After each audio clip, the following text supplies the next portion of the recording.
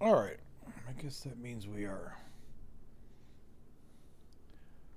live.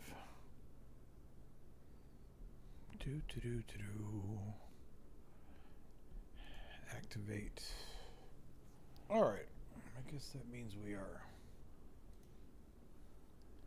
got this here. Okay. You're good to go.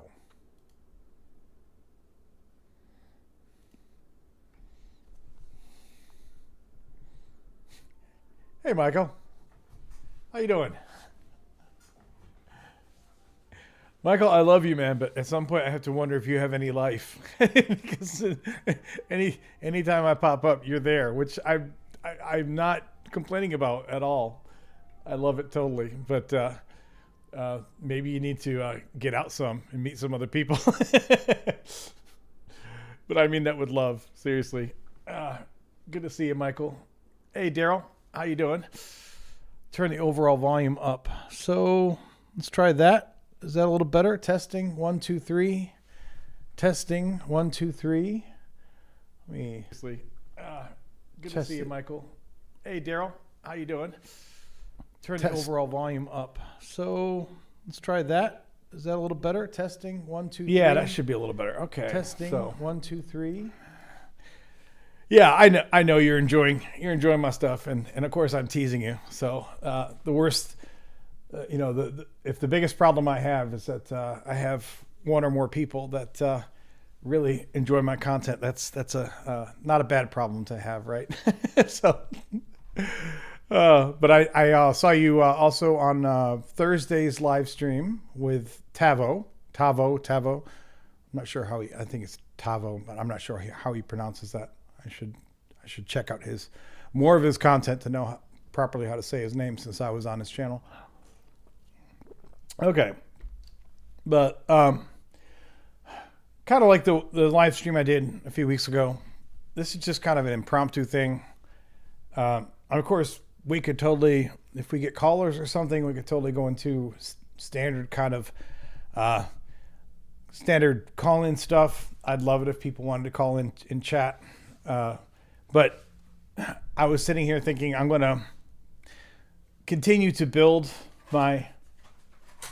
Mail just arrived. I'm going to continue to build my how Christian are you quiz. So I figured I would just do this live, and it may not be the most talkative or engaging live stream, although if enough people give me comments or call in or whatever, maybe we'll do a lot of talking as well. But yeah, Tavo's a really, really cool dude. I enjoyed the conversation with him. He does seem very nice. It's kind of funny. I need to ask him the next time I talk to him, because he, not that I care necessarily how one categorizes themselves. You have the right to put yourself into any religious bucket that you like. And that's a very personal decision, but he's definitely not your, on some level, I've seen him identified as a quote unquote apologist. I think I've even seen, like, on his Amazon page for his book, he self-identifies as an apologist. And yet he definitely does not seem to fall into what I would ever call the standard bucket of apologists. Because generally speaking, when I hear or say the word apologist, it is not a complimentary term in my mind in any way, shape, or form. Because apologist generally assumes the broader title of presuppositional apologist. And if you're presuppositional in your apologetics, that means that by definition, you are starting from an answer and then working backward to try to prove it, which, even though that doesn't just apply to religion, it can apply to anything, although usually we apply the term apologetics to religion. And usually when you go down that road, you are, let's be frank, you are undermining your own intellectual integrity. You are kind of showing your hand that you don't care what the facts are. You're just going to do anything that you can to defend this idea. And Tavo definitely doesn't seem to be that kind of dude. He seems pretty open-minded, seems pretty easy to talk to. I think there was a lot of common ground between him and I, even though he does seem to be now more religious-minded than I've been in quite some time, but that's okay. I don't ever want to have the type of channel where the only people I talk to on the channel are just people who hate religion, and we just sit around all day and bag on religion, because I think that gets pretty boring. Grumpy, I says, I tried your quiz, but 64 questions was a bit much while at work. After 32, I was worried that I was going to get chided for messing with my phone. That's fair. I didn't come up with the 64 number, even though it might seem, 64 is a common number, like, powers of 2. You might think that I tried to get to 64 questions. The fact is, I sat down with Genesis, going through my notes, and just wrote one question after another until I got through Genesis, and I ended up with 64. 64 alone is a big number, and that's just Genesis. And now I've been going through Exodus. And I do think that what I will probably add to the Christian question, the Christian quiz, is an ability to sort it by book or by topic, So you could say, just quiz me on Exodus, right? Or just quiz me on Genesis. Or you could even I might even add a feature to just say, randomly give me 10 questions, right? So you can sit there and pull up random 10 questions from however many questions I get in there overall. But for right now, I've just been chunking them in there. I got all of Genesis in, that was 64 questions.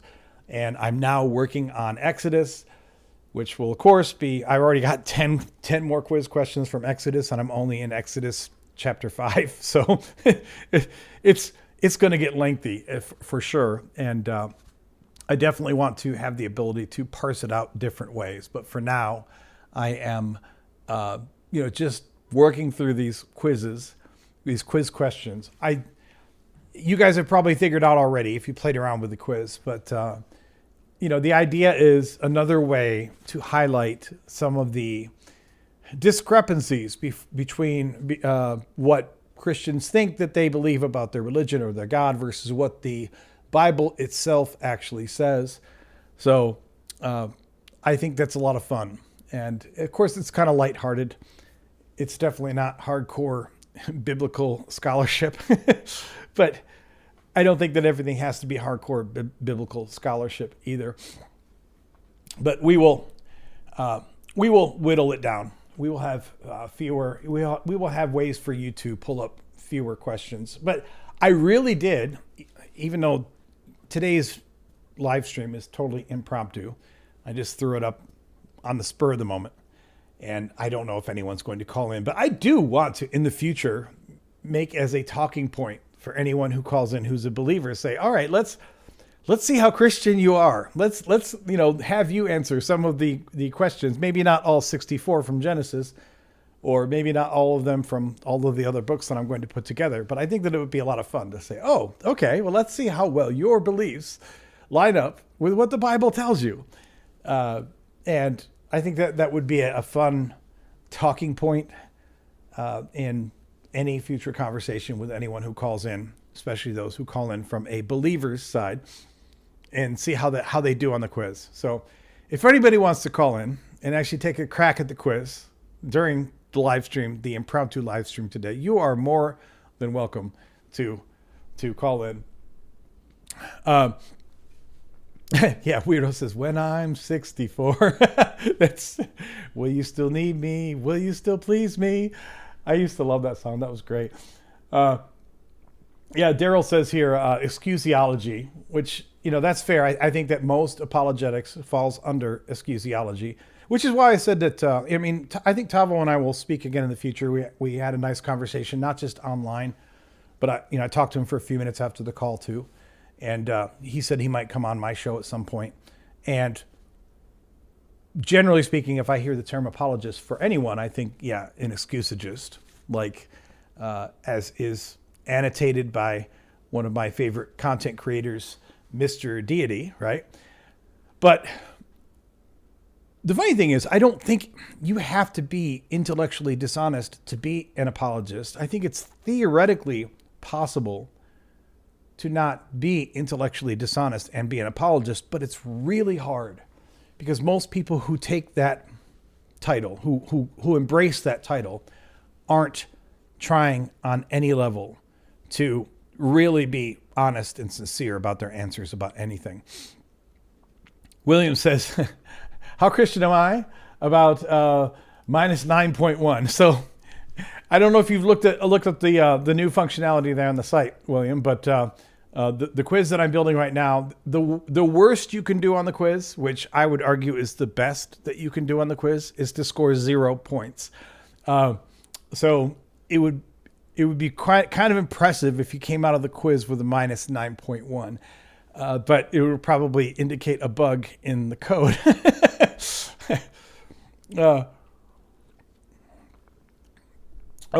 Grumpy says, I wasn't always able to tell which one you thought was going to be most versus least Christian of the responses. I got some 4s aiming for 0s and vice versa. That's fair. And I need to play with the logic on that a little bit. Obviously, it's not an entirely scientific quiz. But generally speaking, what I tried to do on most of the questions is to say whatever is what the Bible tells you is the number 4, the most points, right? And then the excusagist Christian answers kind of come sort of in rough order after that. And usually the 0 is the least Bible specific. Now, that being said, there are times when you can argue about this, right? Because, for example, like the first question I wrote in there about Genesis, I said, when God is talking to us, he's using the term us, who is he talking to? And I put in there as if he's talking to the divine council, I put that as a 0 because most Christians, to be fair, it doesn't say in the Bible that he's talking to the divine council there. And most Christians have never heard of the divine council, or they will not admit that he might be talking to this thing called the divine council. In fact, most Christians would consider the divine council to be a form of blasphemy or heresy, even implying that there might be other gods out there that the Bible acknowledges. So that's why I made it the 0 point answer, the most atheist answer, if you will. But the flip side of this is if you're just someone who really wants to study the Bible and the context of the Bible, you could argue that's the number 4 answer, the 4 point answer, because the historical consensus, as far as I know, is that when God says us in Genesis, which a couple of occasions he says us, it's kind of the biblical scholarly consensus among non-apologists that he's talking to the divine council. But you can argue in that case, what's the most Christian thing to say? Given the way that I know Christians, I would say that acknowledging that he's talking to the divine council is a very non-Christian thing to say. But I guess it just depends on how literal or realistic this particular Christian is. Yeah, so where's this here? Grumpy says, okay, so I was cursed because I know what the Bible actually says, skewing my results. Yeah. So I will be frank with you. I think that if you go through the quiz, the 64 questions that are posted there now from Genesis, even if you are the most hardcore atheist in the world, it's hard to get a 0 on it. Because there are some areas where you're like, okay, am I supposed to answer this in the most God-denying way, or am I supposed to answer it as this is really what's in the Bible, whether you like it or not kind of way? So, again, it's not exactly a scientific quiz. Yeah, Zmorph says, I didn't even hear about the divine council in the context of the Bible until this year. And most, I don't know what background you're coming from, Zmorph, but most people who come from any sort of Christian background, of course, have, I was a Christian for 40 years. I never heard of the divine council. I didn't know that there was such a thing as the divine council. And to be fair, it's not in the book.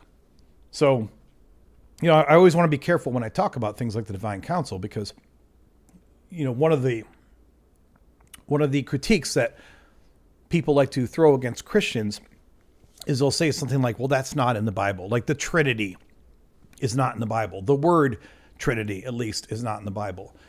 And that's not a good basis for claiming that the Trinity is not in the Bible. I mean, I personally do not think that the Trinity exists in the Bible.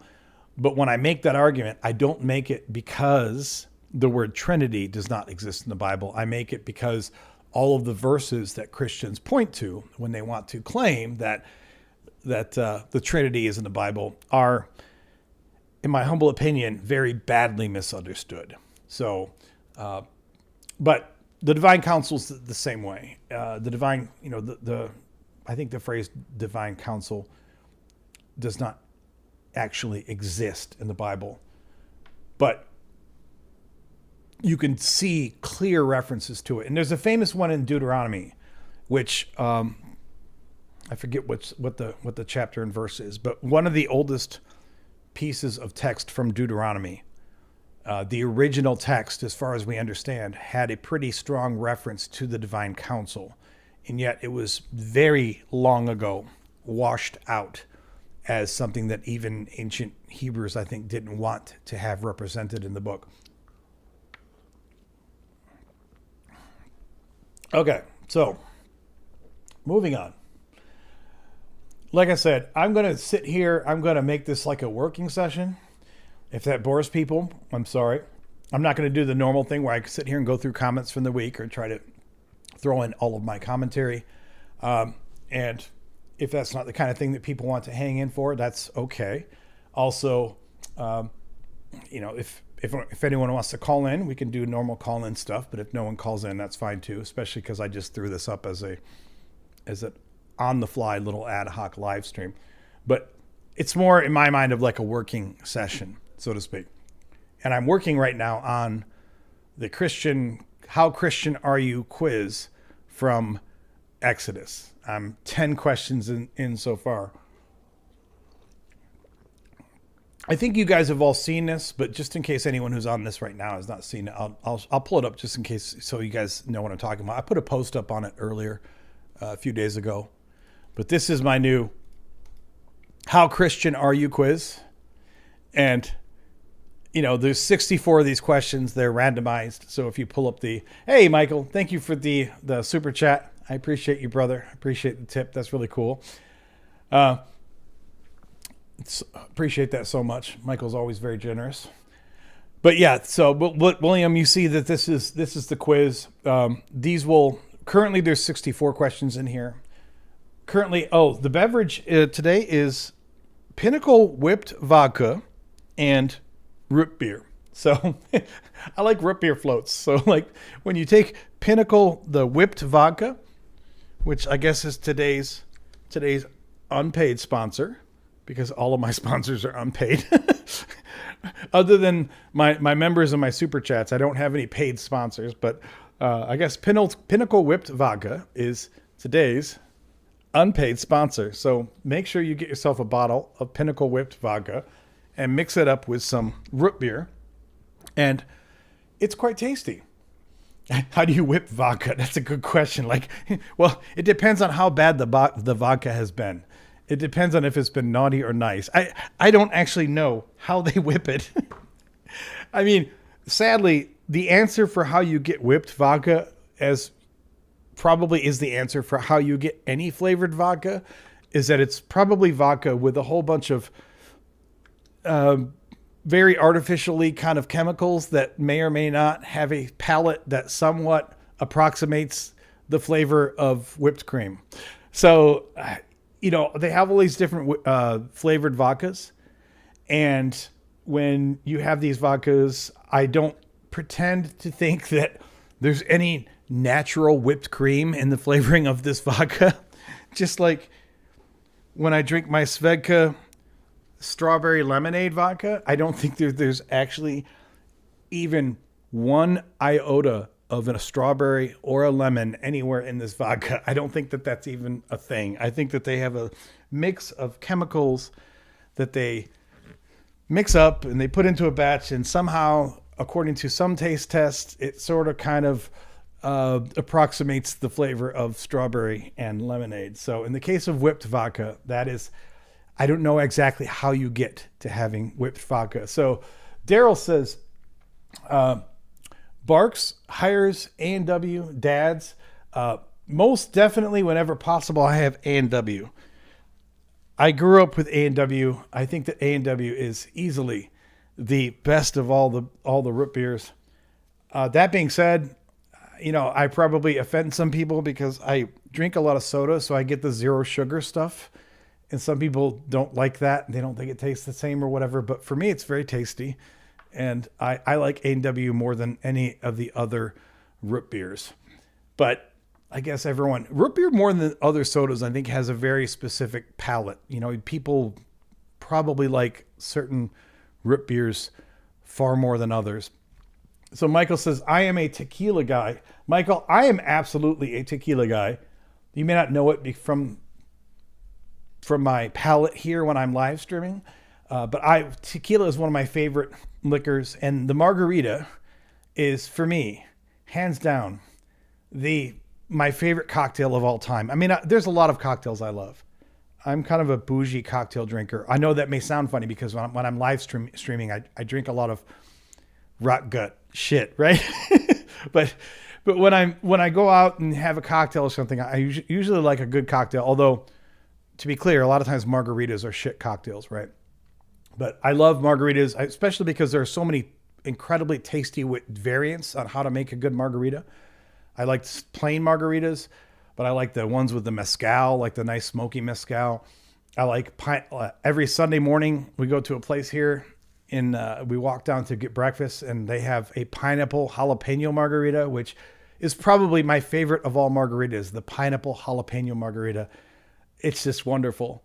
But I don't make a lot of margaritas at the house. They're easy to make, but usually when I'm at the house, even the minimal effort it takes to make a margarita is usually more effort than I'm putting in to actually make my drinks at home. Usually with my drinks at home, I'm just like, give me some soda and vodka, or give me, some fruit juice and some other liquor to, just to mix up, and boom, I'm drinking and I'm good. But when I go out, I love margaritas. I love, there's a craft cocktail place, which is half a mile from my house. I walk to all the time. They have something called, I always go there and drink a pisco sour, which is, I guess I was going to say it's very different from a margarita, but in terms of taste profile, it really isn't. Most people have not heard of a pisco sour. Most people have not heard of pisco, but pisco is a Peruvian liquor. It's very tasty. And when you have a pisco sour, it's nice and frothy because they mix it with egg white, and they put it in the shaker and the egg white gets all frothy and it's yummy. I love sour flavor profiles, but I love gins. There's a great jazz bar in the quarter that I go to, and I always get a gimlet when I'm there because they make very nice gimlets. So that's very enjoyable and very tasty. But I can also drink really lowbrow shit too. It just depends on the mood that I'm in.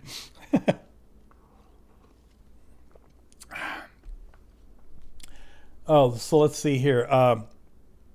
Weirdo Rock Hayeks says, I remember a friend making pineapple jalapeno flavored vodka. And when we took out the pineapple and jalapeno, a bunch of us tried the pineapple, figuring it would be less spicy. Boy, were we wrong. That's hilarious. So, a little side note on that. I say I don't usually make margaritas at the house, but a couple of years ago, I go through phases where I'll eat or drink like the same thing all the time for months. And a couple of summers ago, I went through a phase where like every day I was mixing up a batch of frozen margaritas. And I had it down to a science. I had my blender and I had all my ingredients, and they were usually always pineapple jalapeno margaritas. And I adore hot, spicy food. When I go to the Thai restaurant, which is a few blocks from my house, and they always ask you, what level of hot do you want it? And it's like 0 to 5. And 5 is, they call it Thai hot. And I always get my stuff Thai hot. I don't care what it is, like every single time, make it Thai hot every single time. And at first they thought that was really weird because they don't have any other customers that do that. But now they know me and they know that every time I walk in, I'm going to get my food Thai hot. But when I was making these pineapple jalapeno frozen margaritas at the house, I would, of course, get fresh jalapenos at the grocery store, and I cut them up. And if you enjoy hot, spicy food, the jalapeno is like the Fisher-Price My First Pepper starter kit. Jalapeno's got a little spice to it, but you don't really think of a jalapeno as being hot. Not if you like spicy food. If you like spicy food, a jalapeno is almost just like a palate cleanser. It's really not spicy at all. It just has a little bit of bite to it. And I did not realize until I started making these pineapple jalapeno margaritas that a jalapeno can actually be damn spicy. But the reason that most people don't get the spice that's in jalapenos is because a lot of the capsaicin is in the seeds. And when you put jalapenos into your dishes, usually you cut them up and you scrape out all the seeds, because normally we don't want the seeds in the food that we're eating, right? It's not a good feel. It's not a good mouth feel to be chewing on seeds. But because I was putting this all in the blender, I would take these fresh jalapenos, I would chop off the top of them, right? Just so you don't have the stem. And I would take the whole jalapeno and chunk it into the blender. And I would put like 3 or 4 of these in a whole blender. So, like I had a lot of jalapeno in there. And I put probably 2 of them. I think I put 2 in per batch. So 2 whole big jalapenos, the whole thing, not the flesh of it, but the flesh and all of the seeds, because by the time you blended them, it truly pulverized the seeds.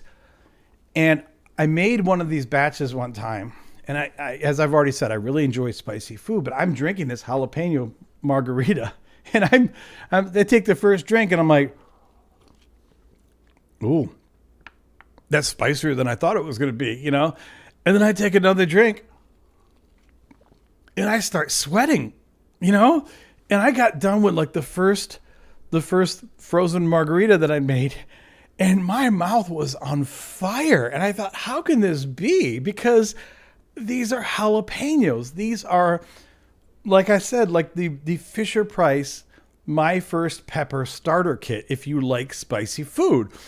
But I realized after doing this a couple times and being shocked at how hot my drinks were, that the difference was that I was taking the entire jalapeno with the seeds and I was putting it in the blender, and it was all getting totally pulverized. So I was getting the full complement of whatever capsaicin is in a jalapeno. Now, that still doesn't mean that it holds a candle to a ghost pepper, even a habanero is, still far hotter than a jalapeno. But I learned through that process that jalapenos don't necessarily have to be mild. I mean, you might think the jalapeno is mild, but it's probably a lot hotter than you think if you put everything into it, if you put all the seeds and all of that. I'm sure that you guys tuned in today to hear my diatribe about hot drinks and about where capsaicin is in jalapenos. But I like what William says. Let me pull this up. He says, damn, these questions are tricky. And I'll mention this again for anyone who hasn't noticed yet. They may be a little tricky sometimes because if you just tried to answer like the most atheist way you could, it's not always clear what the most atheist answer is, because what I usually try to do on these questions is I tried to make the most accurate biblical answer the one that gets you the most Christian points, which of course a lot of Christians won't get that either, right? But some of these are open for interpretation too. And we won't go through all of these, but I'll just show you some of these on screen here. Let me shrink this a little bit because my call link is going to kind of make that hard to see. So I'll put that above the call link there. No, just go there. And I'll shrink this slightly.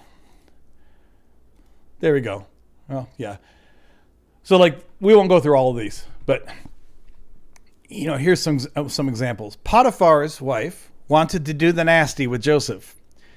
Why would that be a great wickedness and a sin against God? A, because Potiphar's wife was a two-bagger. B, because sleeping with slaves or with those over whom you have great power is a form of statutory assault that is, at a minimum, unethical, regardless of whether the enslaved communicates consent. C, because she was Potiphar's possession. You can't sleep with another man's possession. D, because slaves can never sleep with their owners. Or E, because Hebrews cannot sleep with Gentiles.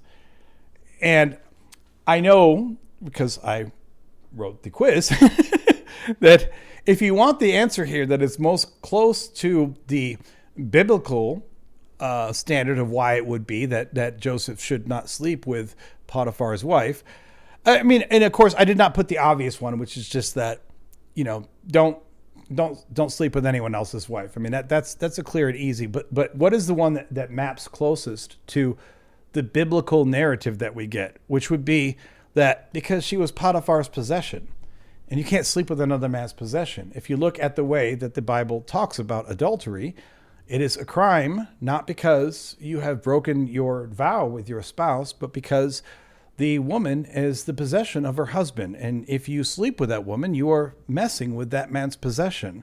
And that is a very bad thing. I'll do a few more of these, and then we'll add, because the point wasn't to do all the whole quiz on screen here, but I'll give you a few more examples. Whose fault is it that Adam and Eve ate the forbidden fruit? A, it's Satan's fault, because if you're going to stick Satan into a story that never even mentions him, I hope you're at least doing it to leverage his mythologically evil nature as a plot device. B, it's Yahweh's fault. He created the universe. He created the serpent. He created the tree of the knowledge of good and evil. Adam and Eve obviously had no knowledge of good and evil because they hadn't yet eaten from the tree. Yahweh knew how all of this would play out from the beginning, and yet he did it anyway. C, it's humanity's fault because we are sinful creatures by nature. D, it's Eve's fault, obviously, because you can never trust a woman. And E, it's Adam's fault because he should have known how to keep his woman in line. And of course, I would tell you that the correct answer here is B. It's Yahweh's fault. He created the whole damn game. He rigged the whole thing. He knows exactly what's happening. He is, at least by modern Neoplatonic ideals, he is omnipotent and omniscient. But the most accurate answer, according to modern Christian theology, is that it's humanity's fault because we are all sinful creatures by nature. Because, ladies and gentlemen, it's never Yahweh's fault.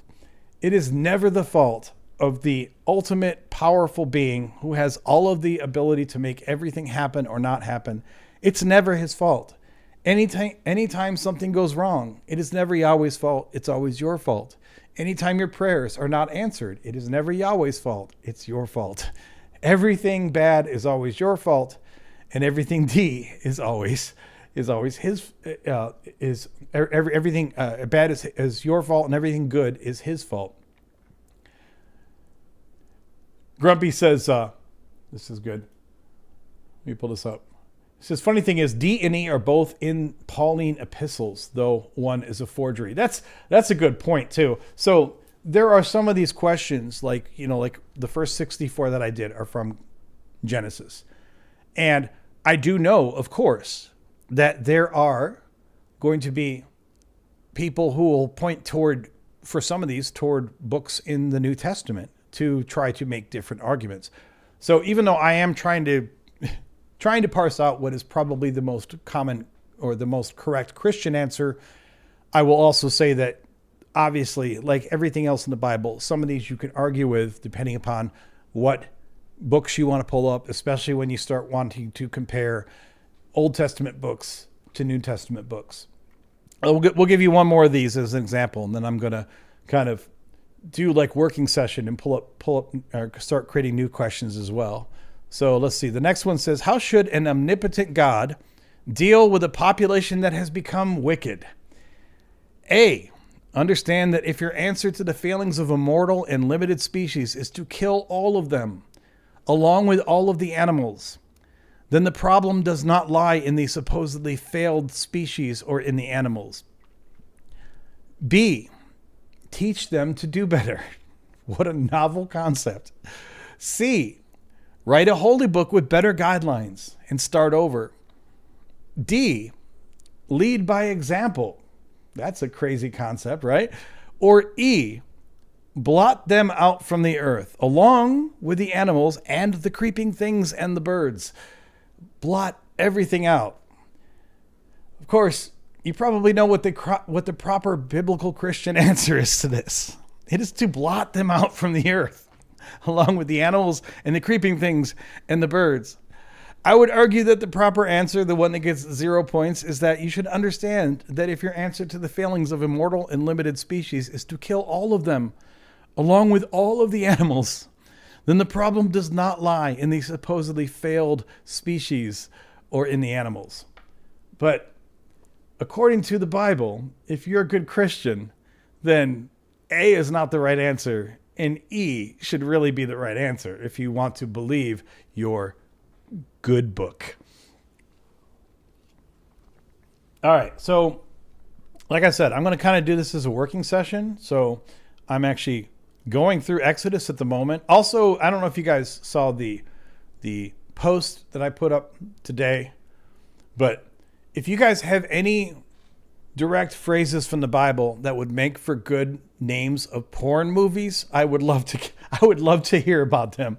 I'd like to do a whole silly little fun video about just phrases that we can pull directly from the Bible that would be awesome titles for adult entertainment. And of course, I thought about that when I saw Aaron's miraculous rod. So if you guys have other examples, I don't know if we can pull enough examples to make a fun and lighthearted video out of it, but I would love to hear any suggestions that you have according to those ideas, because I think that could be a lot of fun to do in a very lighthearted and irreverent way. So, okay. Where was I at? So, like, to give you an example of this too, like, what are the new questions I've come up with?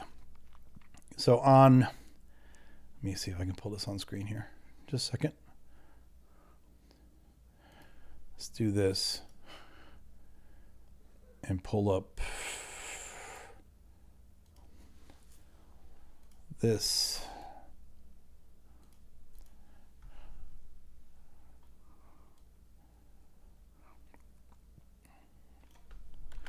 So once again, I won't go through all these on screen, but these are some of the things that I have been pulling out of Exodus. So for example, like the last one I pulled out of Exodus is, let me make that a little bigger so you guys can see it on screen. What is Yahweh's plan for the first communication to Pharaoh? And this is referenced in Exodus 5:1. A, lie to Pharaoh with the false claim that they only want to go to the wilderness for a 3-day festival. B, boldly tell Pharaoh that he is to release the Israelites permanently. C, tell Pharaoh to send them to the wilderness and then await further orders. D, demand that Pharaoh say Yahweh's name. Or E, Yahweh's entire plan is glorify me. I would argue that this is basically Yahweh's entire plan through the whole book of Exodus. But according to the text, this is what they actually did.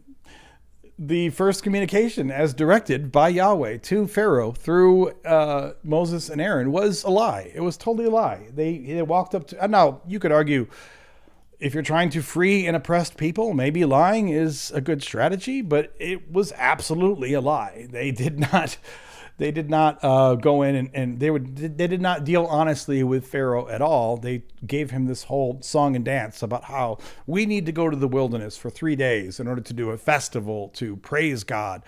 When in fact, the plan from the very beginning was always unequivocally to just leave without ever coming back. Again, you can argue whether or not that's a bad thing or not, because I mean, they were slaves and they were oppressed. So maybe they should have, maybe they were doing the right thing by lying, but Yahweh's direct plan was for them to lie. All right, so this is what I'm going to do. Let me see. I'm looking for my next question as I go through this. Oh, so this is one thing I love these. When Aaron starts doing the miracles, and Pharaoh's magicians do the same thing. Now, in this case, you can argue that maybe Aaron's thing was a little more impressive because Aaron throws down his staff and it becomes a snake, and then the magicians throw down their staff and they become snakes, and then after that, Aaron's snake eats up their snake. But it's not a good look when your omnipotent creator God gives you these miracles to perform, and then the magicians of the Pharaoh's court can do the exact same miracles. I don't know if you really want to brag about this in your holy text. It doesn't look good at all. So this question I was going to put in was, let's see.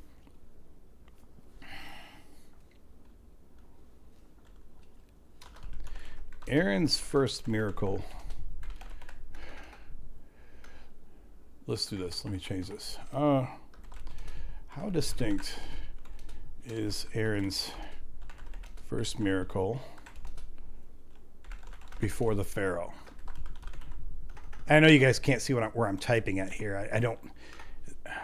Maybe I can put. Let me change this. I can put it actually on screen, so that you can actually see as I'm typing as well. I just have to mess with it for a minute here. Let me get this.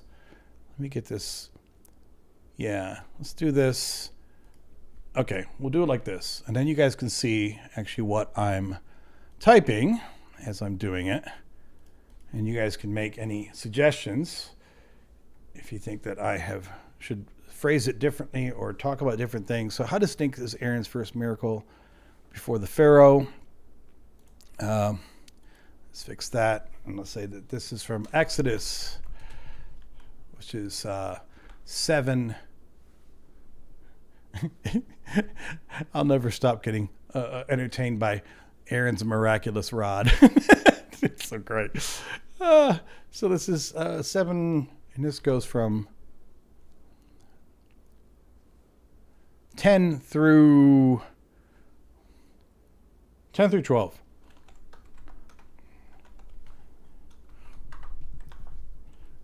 And then we'll say,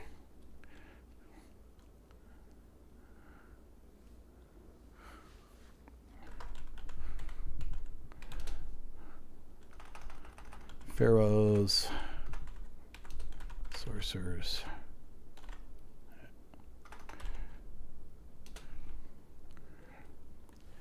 I can't spell today. Let's do that. There we go.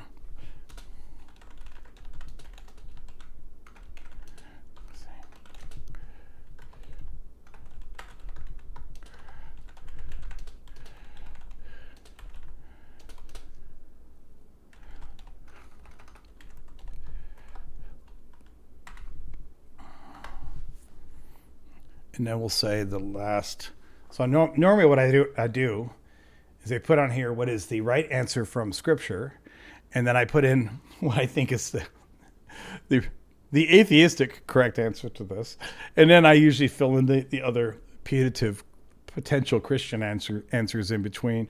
So if we said, so Pharaoh's sorcerers performed the exact same miracle, which is turning a staff into a snake, which is true that they did. Yes, it is true that Aaron's snake swallowed up their snake. I find it hard to actually put that as part of the miracle. One snake ate another snake. I mean, does that mean that your miracle was better? It's the same damn miracle. And if you want me to have if you want me to be impressed at all about your God, because you turned a staff into a snake, I'm sorry, you need to do better than that. Also, I learned years ago that apparently this was like a fairly common trick of the day. I think there was something where they would kind of hypnotize the snakes to be rigid. If I'm wrong on that, give me some grace here, because I don't study at all what were the ancient magic tricks of the time. But I could have sworn I saw where making a staff into a snake and vice versa I think that was not actually a very unique trick at the time, because they would take a snake essentially and get it to stiffen as though it were a rod, and then they would get it to loosen, and they would say that now it's a rod, now it's a snake. I'm going to highlight this really quick too, because I like this comment from Grumpy. He says, Christians all believe that their guy can do magic, but most don't think others can do actual magic. A few fringe think demons can. And we have a caller in. Tavo, I'm going to get to you in just a second, brother. But let me address Grumpy's thing here real quick, because there is one thing that I have to give the scriptures credit for, which is to me kind of interesting. Because I don't think that it paints the scriptures in the best light. Now, of course, someone who's a believer would say that's evidence for the scriptures being true. But what is interesting is that how many times in the scriptures they give credit to non-believers for being able to do supposedly supernatural things. So in the Bible itself, in the Old Testament, the domain of the supernatural is absolutely not constrained to just being Yahweh alone. Now, again, you could paint that either way. You could say, well, that speaks to the veracity of the scriptures, because they're not just giving you a one-sided, skewed view on things. But the flip side is like, you want me to be impressed with what God does here in front of Pharaoh, but even in your own story, it's clear that the other sorcerers, the non-Israelite sorcerers, could do the same thing, which is really weird. But let me get to this caller here, because we have a friend of the channel here. Tavo, are you with me? Hey, Adam, how's it going? Good to see you. Good. Thank you for calling in. So for anyone who's listening at the moment who wasn't aware, I did... Tavo, you've called in once before. We had a nice, quick conversation. But Thursday, I was on your show, on your live stream, on your channel for a few hours. And I thought it was a really cool, honest, open conversation about a lot of things. So welcome to the channel, Tavo. I'm glad to see you here. Yeah, I'm glad to see you too. And I'd be remiss if I didn't start with a huge thanks. That was like a really popular video. I've gotten really wonderful feedback on it. And I think both sides of the fence, judging by the comments that I see on your channel in general, both sides can agree that we have a problem with the fact that we live in echo chambers. We have people who are theists who don't talk to atheists. We have people who are Christians who don't talk to unless you're like a debate me bro, you generally put up walls and then you create your echo chambers. And I think that our conversation was great, because like you had a lot of really persuasive points and you were articulate. And I think that led to a lot of people coming out of that conversation saying, I really got his frame of mind and I really was enriched by that. And we shouldn't be afraid of conversing, and we shouldn't think of a conversation that always has to have a winner and a loser. So it was a great conversation. I got really great feedback on it. And I would encourage, if you're watching in your audience right now, go check out that conversation, because I think it was a really great one. And thank you also, Adam. It was great. It was great to chat with you. Oh, thank you. I enjoyed the conversation greatly. I do, if you don't mind me kind of steering this, because I don't know how soon you tuned in, but I did kind of talk a little bit when I first, because I just started this live stream as an impromptu thing today. It's not my normal slot, but I had mentioned, being on your live stream earlier this week, and I was kind of curious, and I want to preface this by saying that, labels can be problematic, right? Like, why do we always have to label us? But like, I was looking, like, for example, on your Amazon page for your book, there is a label there of apologist, and if you take that label, that's fine. But how would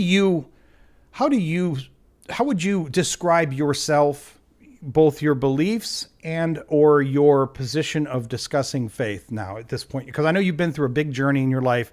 You've been through a lot of different phases, but it's not that we have to focus on the labels, but I am just curious, like, how do you see yourself?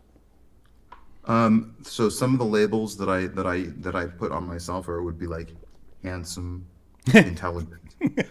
But in terms of my theology,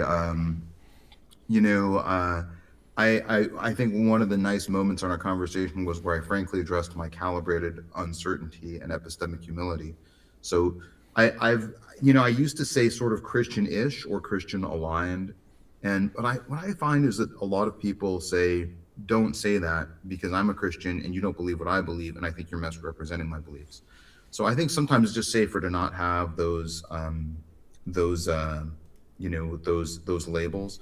But I would say that if I had to tersely sort of give somebody an explanation, I would say number one, I think there's a God. I'm about 50 to 55% sure. I think that the universe has a purpose. I'm maybe 60, 65% sure that the universe is purposeful. I think there's some chance that the universe is purposeful, but there's nothing like a God in it. I think there's at least some wiggle room there. And I'm about 85 or 90% sure that if there is a religion that's true, that it's Christianity. I think Christianity strongly has, and I would even say as a scholar and as a journal editor, I think that Christianity has the strongest evidence based out of any theology, based on academic historiographical evidence and based on the evidence that gets used for academic historical questions. Now, no historian would say that, probably no historian would validate that.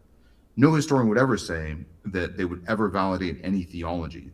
But what I think we can do with at least some degree of objectivity is take the tools from academic history and apply them to theologies in a way that's comparative, that creates like sort of a rank ordering.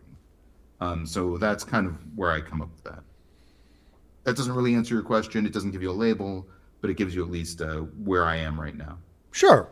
And I know anytime you start asking people for labels, it's like you're kind of saying, hey, let me put you in a box. And from the conversations we've had and from looking at your channel, I think that you are somewhat defiant of that box in a good way. So, I'm not asking it because I'm trying to shove you in a box, but, I was interested because I saw at least on the Amazon page, the title of apologist. And I'll be frank with you, I'm not asking you to defend anything, but the term apologist, especially since I've started this channel, has become a sticking point with me because generally speaking, whether someone embraces the title of apologist or whether it is put on them, of course, it's more important if they embrace it themselves. But generally speaking, when people take on that mantle of apologist, what it tends to translate to is someone who is already decided on the answers and they're working backward from it just to try to defend and prove the conclusion that they've already come to. So how do you feel about that term apologist? Do you own it? Do you not? Do you have qualifications or is it not important to you? No, I think you're hitting on something that's really great. To me, if I can predict what your viewpoint is going to be on any question before you've said anything, then I think there's a problem, right? If you're on the Christian side or the atheist side, like I like atheists who say there's evidence here, I can't totally discount it, but I disagree with it. And I like Christians who say like, yeah, some things I believe in, some things I don't, like in other words, I hate to offer this as a litmus test, but like it was on the news recently that they discovered all this new evidence of Noah's Ark being a real thing, and we found Noah's Ark. And there was a divide. There were Christians who were like, we've already been down this road. I've seen the evidence. This is nothing new. And why are we even talking about this? And then there were other Christians who were like, well, because this is a pro-Christian narrative, I'm just going to run with it. And so that's kind of an example. It's not a perfect litmus test, but there's a bunch of, I think, so I've had conversations with atheists where they'll say, I want to debate you on this. And I say, here's just one example. The Shroud of Turin, right? I think there's arguments to be made on either side. I'm personally agnostic about it, right? So, I think you have to have some degree of like, I'm not just going to say which stance is more aligned with my pre-existing viewpoint, and then I'm going to justify it from there. I think what you have to say is, what does the evidence say? Let me work my way through this. And is this something that should make me change my certainty? And let me tell you this, if we found, let me give you an example. So you have to have some anti-criteria, right? You have to have something that would change your mind, right? So there should be evidence that you would encounter. So I was talking with somebody who's Muslim the other day, and they were like, what if, what about this splitting the moon? There's good evidence for that. And I said, you know what? I agree. I think there's a chance that the splitting of the moon happened. You know, it's maybe it was a lunar eclipse, maybe it was an atmospheric event, maybe it was just some weird cloud. Like there's a bunch of explanations, and I think you could say that, but the Quran doesn't say that Muhammad split the moon. It said during the reign of Muhammad, the moon was shown to be split. So my point was, if there was like a lunar eclipse that was unexpected or some other unexpected atmospheric event, and I said, aha, this means Donald Trump is the person who should be president right now, right? You'd be like, well, that doesn't make any sense. That's just a thing that happened and you can't associate. So here's my point. This person was like, what evidence would convince you? And I said, if there was written testimony from around that time or near to it that said Muhammad did this thing, predicting that the moon would be split, and then lo and behold, it was split. Like, I think there could be evidence that would be found, and that would persuade me on that topic, honestly. So there has to be anti-criteria. You have to be able to say, yes, my belief system can be disproven. And if it is disproven, and you have to be willing to accept that evidence. If somebody called me tomorrow and said, I have evidence that you're wrong and it's pretty good evidence, I would hear them out. And depending on the strength of the evidence, I would actually change my mind. So I think you have to have at least that degree of intellectual honesty. Okay, so I would like you to give me your honest assessment of my position on something, and you can tell me that I'm entrenched. You can tell me that I'm stubborn. You can tell me whatever you want. I won't be hurt by it. But one of the big things that we talk about when we talk about Christianity, of course, is the resurrection, right? And as you know, like we talked about on your show last week, I said I'm not a mythicist. I concede, I believe that Jesus was a person, that he walked the earth in the ancient Levant 2,000 years ago. He pissed off a lot of the powers that be. He got himself crucified, executed, etc.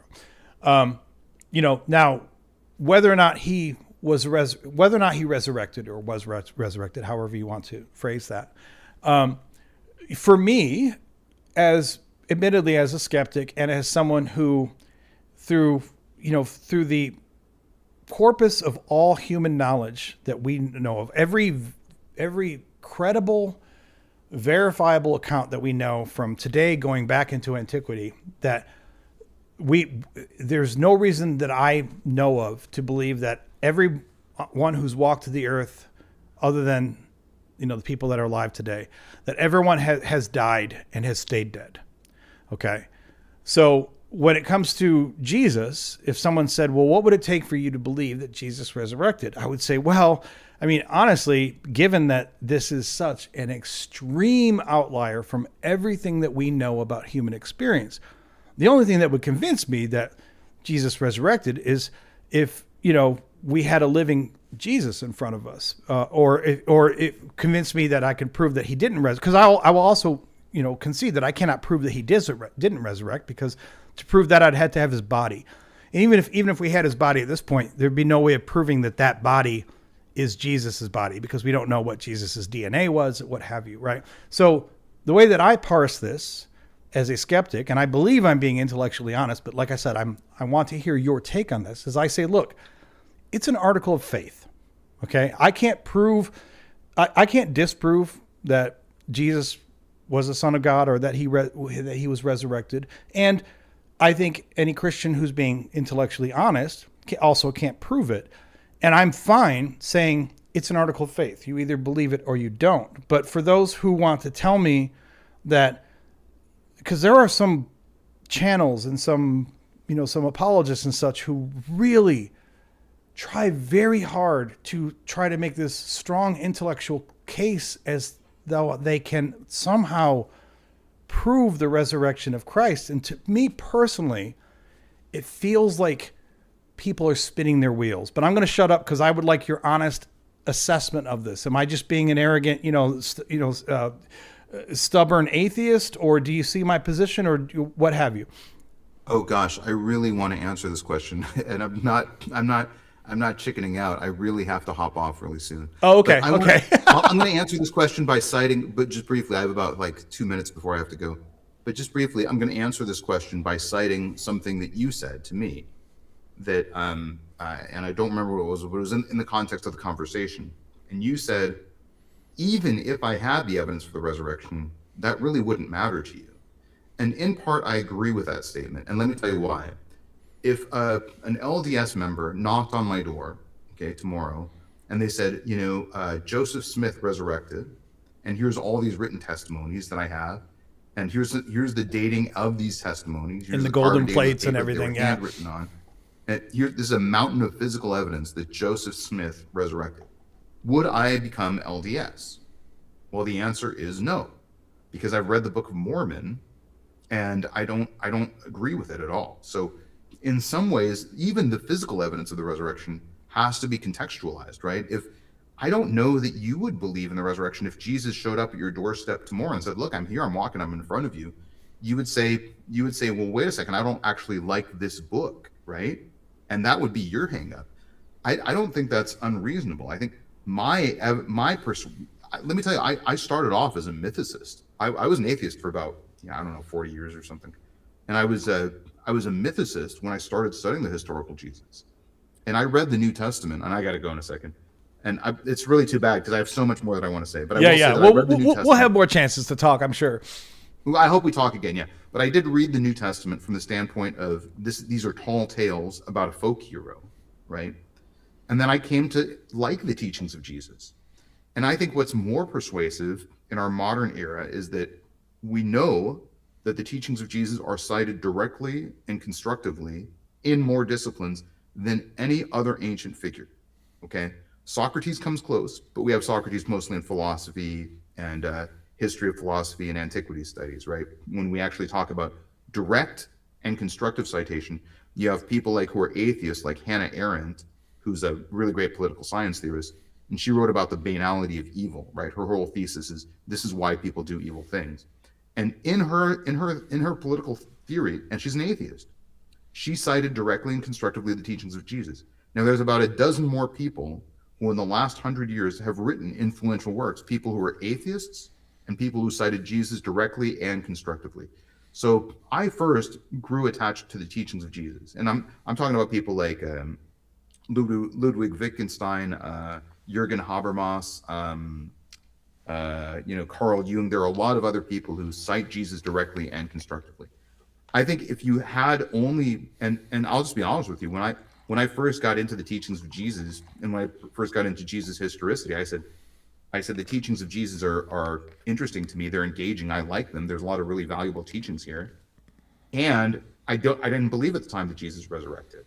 And I still am sort of neutral about the physical bodily resurrection. But here's the point that I'm coming to, is that the resurrection is, out of all the miracle claims of antiquity, it's probably the strongest one in terms of attestation for it.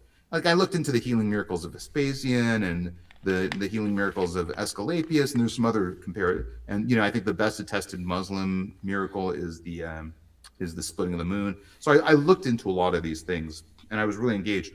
But I find it very interesting that we have this ancient figure who gives us teachings that are really resonant, I think at least useful, intellectually nourishing, and at the same time, so he's at least an outlier in that regard, right?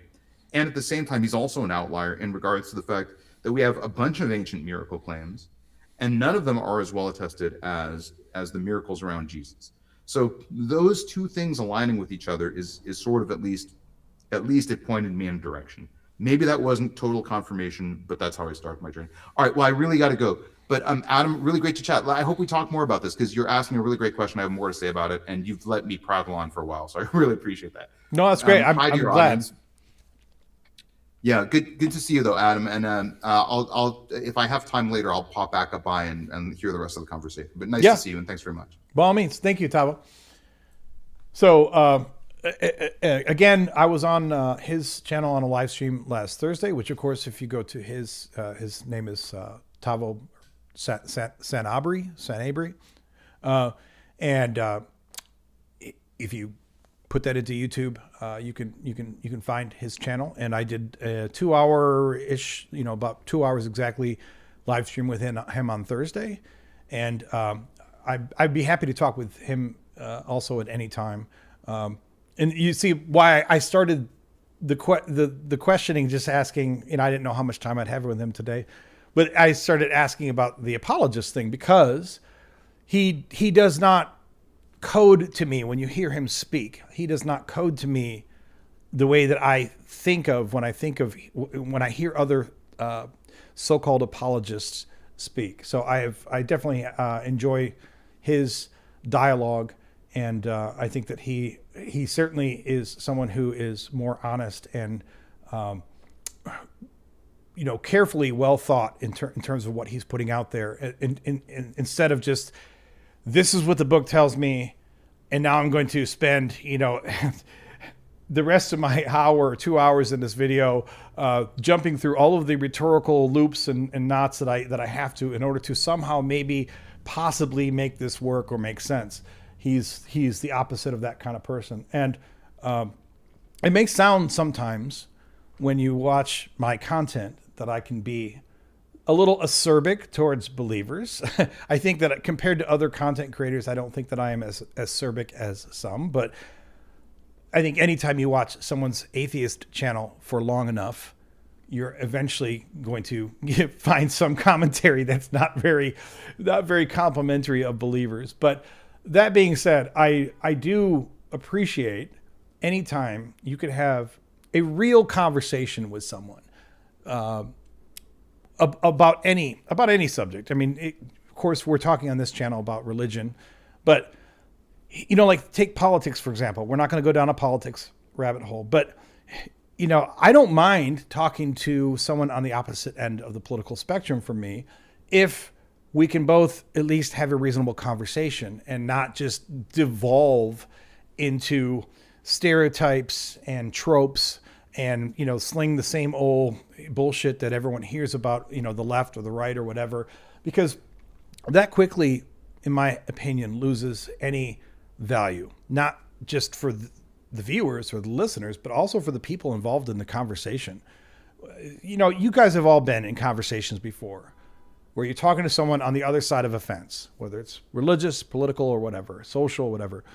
And sometimes it's pretty clear, almost immediately, that there's nothing you can say that's going to change their mind. And there's nothing they can say that's going to change your mind. And at that point, I'd say, then why even have another word in the conversation? And he brought up a really good point. He said, if there's nothing that will change your mind, you have to think about what piece of evidence or what argument would change your mind. And that's why I know he didn't have enough time to really get into it, but that's why I kind of threw the resurrection thing at him, which is probably an unfair thing. I didn't know how long he'd be able to talk, but even if he had 3 hours to talk, I mean, that's such a deep subject, right? But I threw that at him just to say, look, I will admit, I don't know what argument you can give me that would actually make me think that Jesus was resurrected. Does that make me recalcitrant? Am I stubborn? Am I entrenched? I don't know. I mean, Christians would say that I am, but I think it's reasonable to have a rather staunch view about the impossibility of the resurrection, given the fact that we don't have credible evidence that any person in the entirety of human history is ever resurrected. Now, we have other legends. There are all sorts of people from different cultures at different times who are said to have been resurrected. But in terms of actual evidence for anyone being resurrected, we don't have a shred of credible evidence that there's ever been a single human being who has ever walked this earth, who has died and then come back. So because of that, for me personally, the bar to believe that Jesus resurrected is so high. And, if you're low bar Bill, you'd say it should be the opposite, right? If you're low bar Bill, you should be looking for any excuse to believe that Jesus resurrected. The bar should be purposely set so low. But of course, I as any reasonable skeptic would be, I'm exactly the opposite. I'm like, no, I can't take and put the bar for the resurrection that low, especially when, if any other religious figure was claimed to have been resurrected, we would, and if you weren't part of that religious tradition, you would put the bar beyond high. You would put it so high that no one else could pass it. But because, and I'm speaking generally to a Western audience, because we are raised in a Christian tradition, we are generally immersed in a Christian society, we are more likely to at least consider the idea of a resurrection without this incredibly high bar of evidence.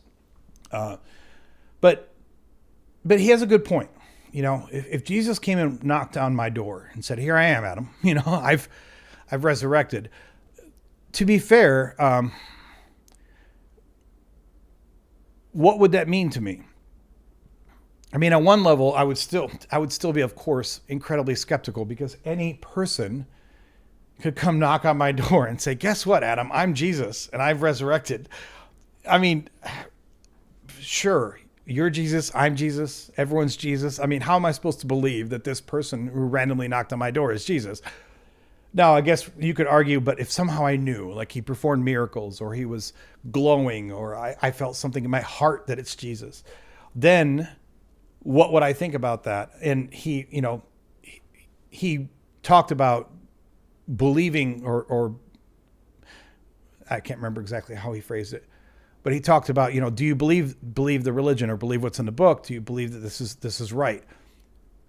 And that to me is an important distinction. On his, I'll give you guys a thought experiment I've not talked about on my channel before, but I talked about it on his channel on Thursday, because Tavo talks a lot about, he has this CTF, this comparative theological framework, and I have respect for what he's done. He's given a lot of intellectual thought and research into comparing the attestations. I see we have a caller here, Zach. Let me get to you in just a second. Let me finish this thought, and we'll pull you up. But he's given a lot of thought into this, and I have respect for the information that he has put together.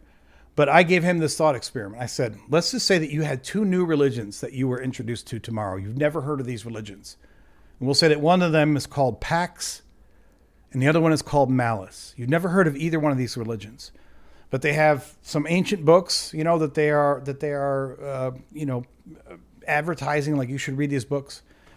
And you read the books, and Pax has wonderful messaging. It's beautiful. It's wise. You know, you think this is a great book. You know, I'd really like to talk about this.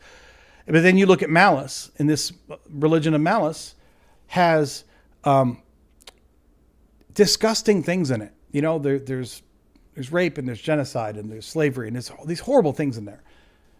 And then you look at the attestations for these two religions that you've just heard of. Pax, that has beautiful messaging and seems wise and knowledgeable, it's been attested by one person maybe in ancient history. Malice, which has disgusting messaging, has been attested by hundreds of people, even from people much closer to when the events were supposed to have happened. So then the question that comes out of that thought experiment is, if the religion that has been more greatly attested has a disgusting message, does that make you want to follow it? And what about the religion that has a wonderful message, but it seems to be very lightly attested? Do you want to follow that? I mean, of course, it's a thought experiment. I'm not trying to give you the answer. I think you probably know what my answer would be on that. But so I got a couple of callers lined up here. I have Anka there, but I also had Zach who called in first. So I'm going to pull him up first, but hang with me. Anka, and we'll get to a couple people here. But Zach, can you hear me? Are you with us? Zach, are you there?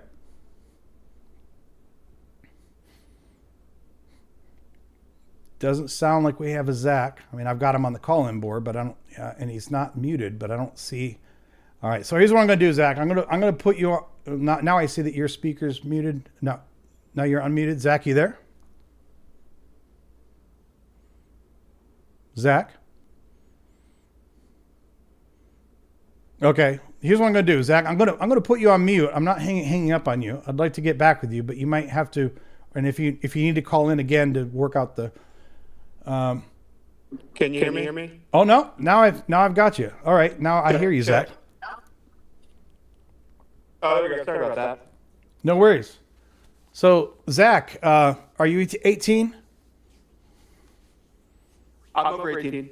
Are you a believer? Yes. And what made you want to call in today? Did you want to take me up on my prompt, or did you want to talk about something else in particular? Well, I guess maybe the prompts, but also I just want to say that it may be a false dilemma there, kind of pitting like whether something is attested versus unattested. I think the Christian would always use, whether they maybe are aware of it or not, they would use the rubric that their beliefs are good, and that's what makes it true, is because it's good. Well, unfortunately, I agree with you. When I say I agree with you, I mean too many times I hear Christians will tell you by default that their beliefs are good, and then when you interrogate their beliefs, even if you sometimes uncover some disgusting aspects of their beliefs, they will then just fall into a foxhole and keep telling you that, but they're good, they're good, they're good, they're good because they come from God, or they're good because they're Christian, and I don't expect anyone either on this show or in real life to suddenly just drop all of their beliefs because you asked them a tough question. But too many times, I think, and I don't know if this is what you're trying to get to, but too many times I have seen, like if you watch any similar kind of shows on YouTube, there are too many times when believers, even when some bad incongruities are brought up in their beliefs, then they, rather than looking at it from an intellectually honest position, they just retreat into a foxhole.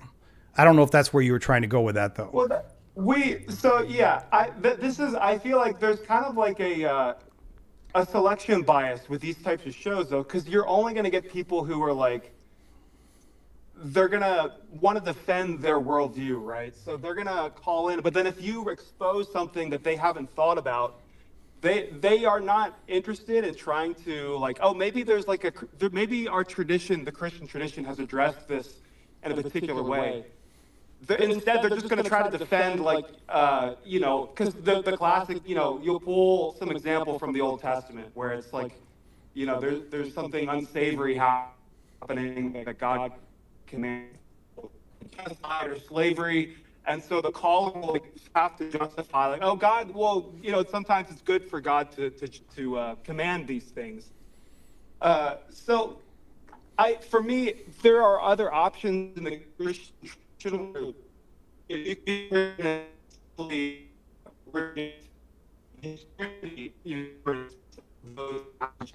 or as the church fathers did, you just say that. I'm sorry, can you repeat that again? You were breaking up there. Can you repeat what you were just saying? Can you repeat what you were just saying? You were breaking up there for a moment. So I'm just saying. Okay, sorry about that.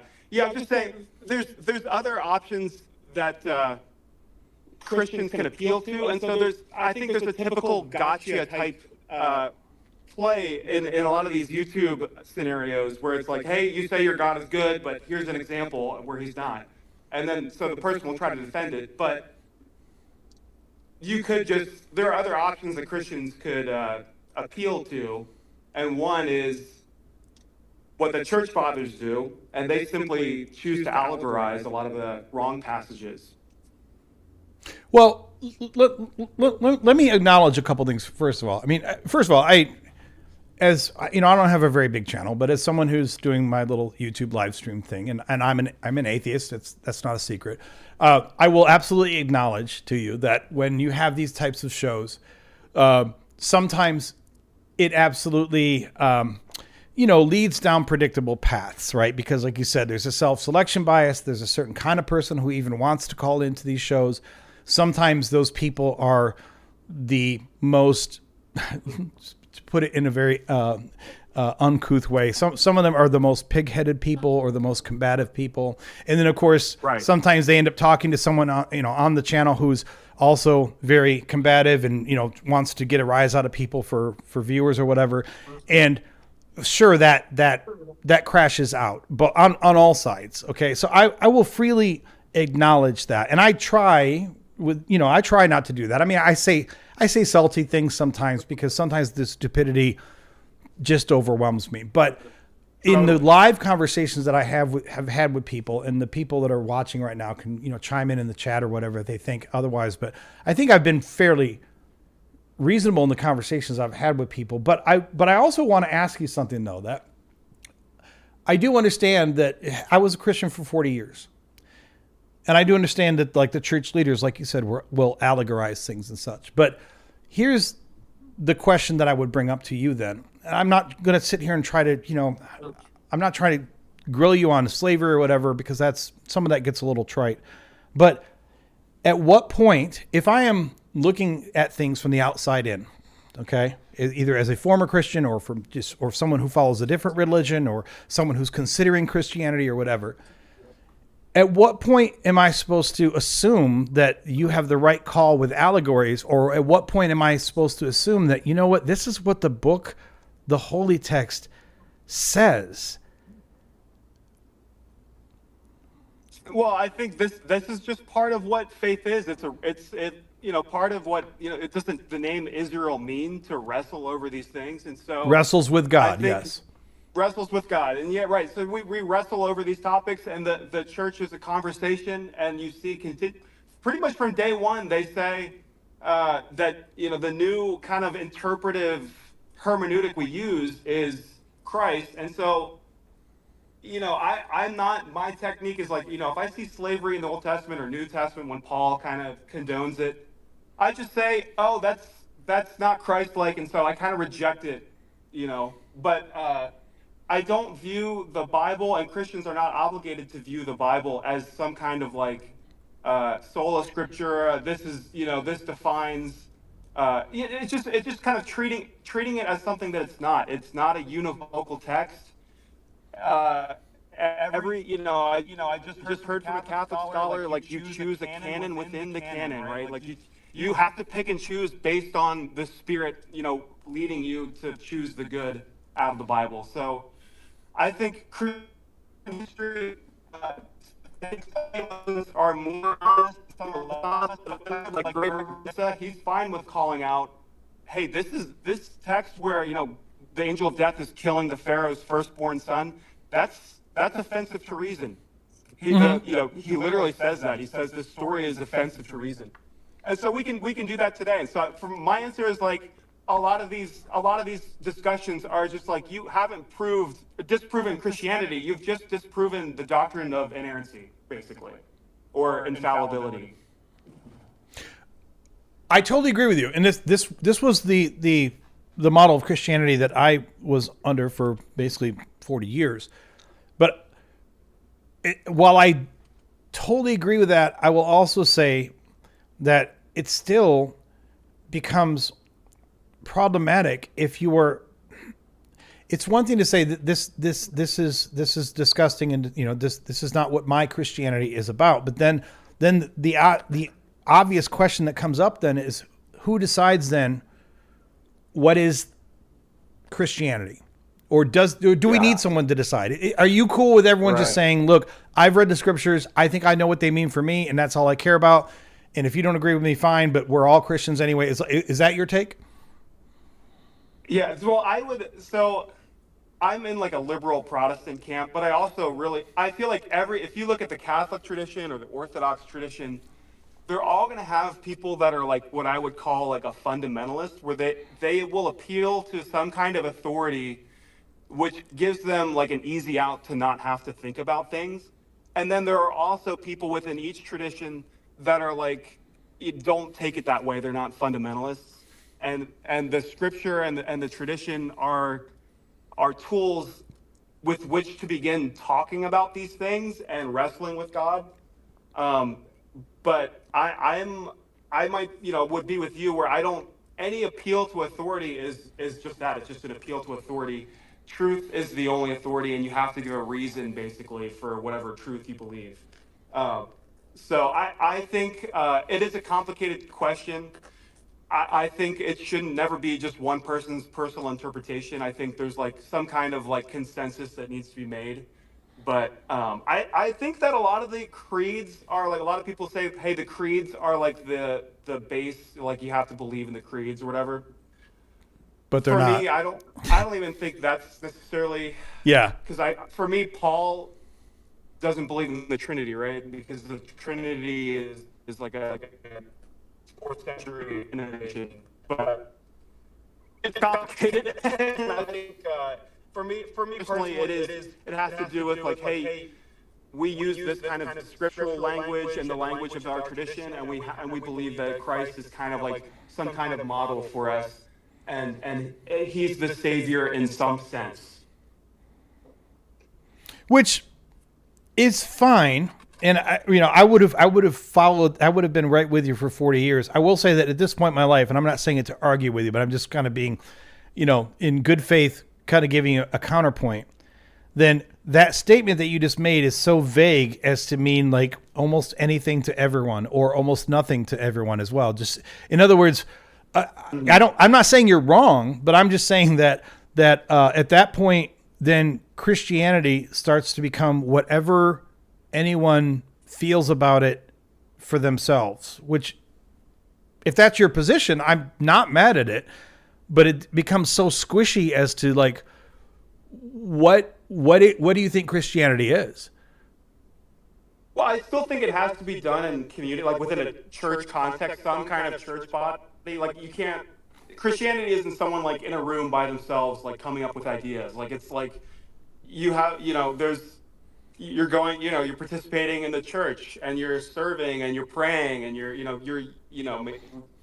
reading the interpretive tradition of like, there's like a bunch of, sacramental life that Christianity prescribes. And I feel like I don't like to draw hard lines in the sand anywhere necessarily, but it's like this is, says like, I'm a Democrat, or like, I believe in the Constitution, or like, if you have any kind of worldview, there'll be some fuzzy gray area where like, if someone starts to drift outside of this zone, they're in a different worldview and you'd give them a new label. So I don't know where to like say like, hey, if one more step and this person would no longer be a Christian, but I'd say, kind of that loose description I defined of like, hey, here's this like, theological language, you're participating in church and sacramental living and all that stuff. And that's kind of what a Christian is. But Christianity is such a wide tent, right? Like you have so many different beliefs that fall under Christianity. Really, I think it should be really broad. I think it's one of the strengths of it. But so to be clear, like in terms of like how Christians choose to do their baptisms or not, or how they choose to do communion or not. I mean, even as someone who used to be a Christian, I couldn't care less. Like whatever you feel is the right tradition for you and your denomination and your church, do it. I don't care. But where it becomes much more pointed to me is that ultimately, over time, these Christian or so-called Christian positions end up metastasizing outside the church, meaning that they get into a lot of issues that aren't just how we choose to pray or how we choose to worship. There comes, issues of, hey, should 2 men or 2 women be able to marry or adopt a child? There comes issues of, hey, should we have to teach this fairy tale of creationism alongside evolution as though they somehow have equal intellectual merit? Right. And I could sit here and go off for 20 minutes, but I'm not trying to give you a litany of every issue. But my point is, these are things that, whether, they start from religious thought, but then whether you're religious or not, they infect the public sphere. And at that point, this is where I find it to be problematic. While I respect someone like yourself, who sounds like you're pretty liberal and open-minded and reasonable in your faith, there are still many people, and I don't know where you're at, but I'm in the United States. I'm speaking from the perspective of an American. There are many people in this country who are using this banner of Christianity as a cudgel to strike down and oppose what are, in many cases, basic human rights. Yeah. No, I totally agree that it is a problem. I guess I would say, to me, that requires like, okay, we got to do better at theology. It's not a disproof necessarily of God or religion necessarily. It's just, but for me, like when I look at like Pope Leo or whatever, speaking out against, in a way that I like, about, against AI. And I feel like he has critiqued, the political administration, uh, in a lot of ways. And so for me, like, oh, well, there's like a good version of things here. And I have a pastor that I know he's gay. He's openly gay, like in the United Methodist Church. And I've, had a lot of theological questions for him, and he's helped me wrestle through things. But for me, it's just, I totally agree with your point, but I'd also say, like, it's true, but that just means that we have to do better, like, theology. But okay, so let me ask you this, because again, you sound like a pretty reasonable dude. You sound like someone who, when I was a Christian and even now as an atheist, I think you guys, we could get along, we could have a beer, whatever, unlike, some Christians that are far more obstinate and fundamentalist. But here's where I might challenge you a little bit. And I'm not trying to steer you somewhere, but I would honestly like to get your viewpoint on this. So if you accept the mantle or the title of Christianity, and I know that that's a big, broad, super vague title, okay? But you do consider yourself to be a Christian, right? Yeah. Okay, so you accept that for whatever that means in all of its vagueness. And of course, I understand that you can't possibly be responsible for the thoughts and opinions and behaviors of everyone else in the world or the country or even on your block who identifies as Christian. But what I will ask you is this: if you accept that mantle of Christianity and there is someone in your sphere, and we can define sphere however you want. It could be your neighborhood, it could be your country, like however big or broad you want to call that. But someone else in your sphere who also is under the mantle of Christianity, hurting people, spreading hate, advocating for blatantly harmful policies, advocating for bigotry and, harm to people. At what point do you think or do you think there's ever any point as a Christian that you have any responsibility? I'm not saying that you have to personally go out and counteract every asshole Christian. Okay. That's not what I'm saying. But at what point do you feel you ever have any responsibility as a Christian to not just say, well, there's other Christians who have crappy views and there's nothing I can do about it, but to actually take a stand and do anything against those other people? Yeah, totally. And I feel like I grew up kind of like in I would say like a fundamentalist. And I do have to leave here in just a few minutes. But, sure. And we'll get to the next caller after that. I have someone else on the line, so that's good. But I've appreciated the conversation so far. Yeah, likewise. But yeah, I do feel, I feel like in the same way that, like, if you would say, like, I'm also an American, and there's, it's such like a mixed bag. It's such like, a history of like lots of ups and downs. I feel like there's some of the worst of human history as part of American history, and there's also some amazing history here too. And I do feel responsibility in the sphere of, like, as an American, when I vote, and, like, if I'm trying to be a good neighbor where I live. And I think the same is true as a Christian, where I feel like there are so many highs and so many lows. And yeah, I totally, absolutely feel obligated. And for me, I will also say that it took me a while to come around to this, but like the religion, it was important at one time for me that this is like, I could prove that it's true, and it is like. You're cutting out there. It got really weird. That like makes You still there?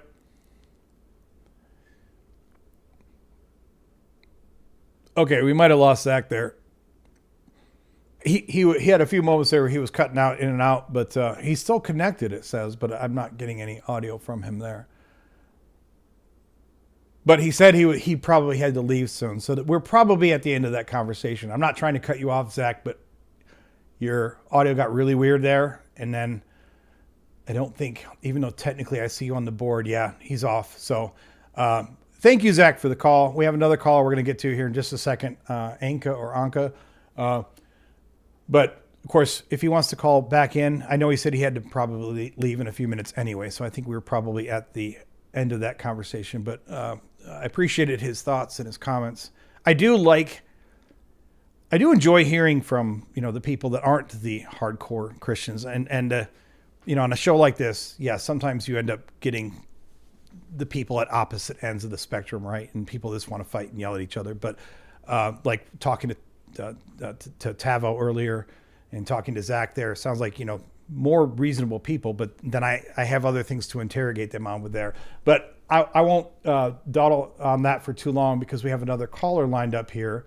So Anka or Anka, I see you're muted right now, but if you want to join us. Yeah, I'm here. Okay, cool. Hello. So are you 18? Yeah, but you don't need to ask it on YouTube. Are you streaming on TikTok as well? I am not streaming on TikTok right now.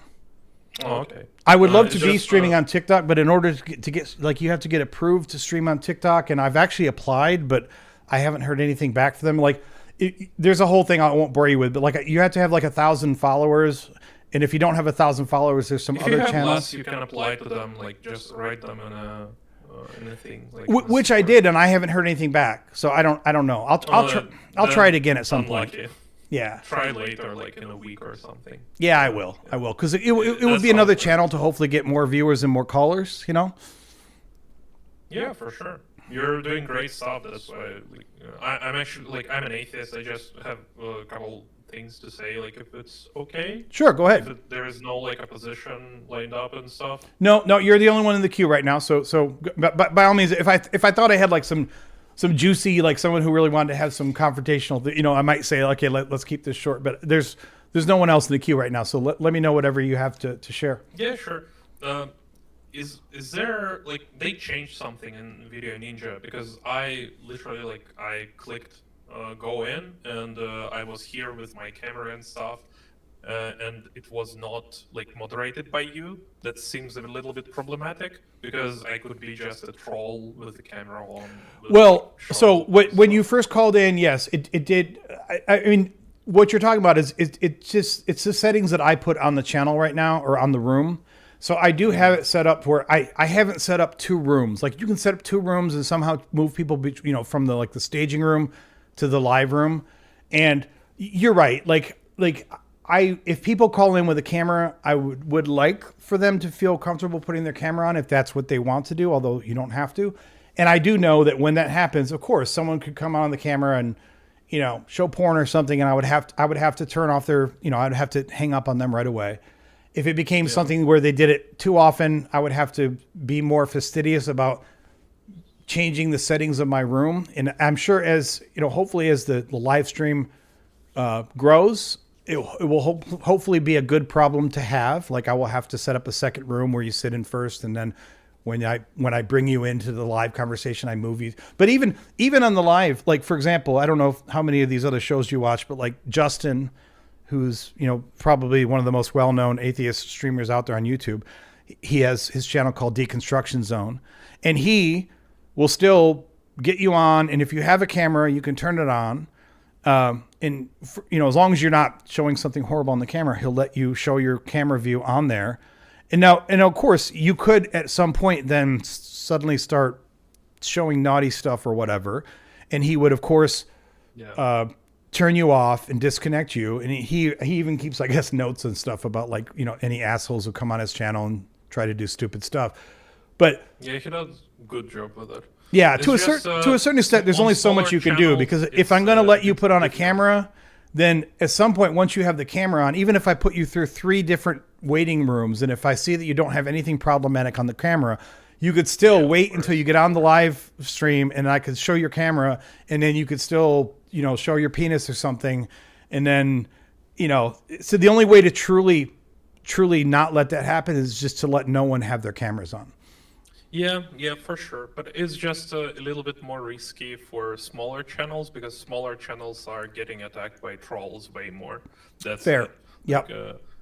The smaller the channel, that's way easier it's for some random Christian show their Christian love and try to ban the channel with some nudity or whatever. True. So True. That's the only one thing why I'm saying. And also on your on your Christian quiz, you probably did it with like some sort of AI model, yeah, like coding No. for it.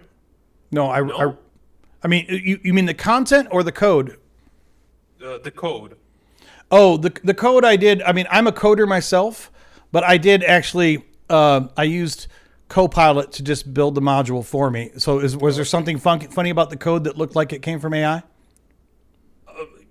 In general, yeah, a little bit. Like it's just overall it looks a little bit AI, but like the style of how it looks. But it just shows the verse where you can find the answer as well. So like it's, it probably should like. No, I did list that it on at the end purpose. when you check the answer.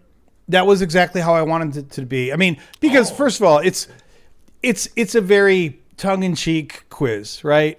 And I'll sit here and pull it up on screen as we're talking about it. So it's a tongue-in-cheek quiz, and I understand that.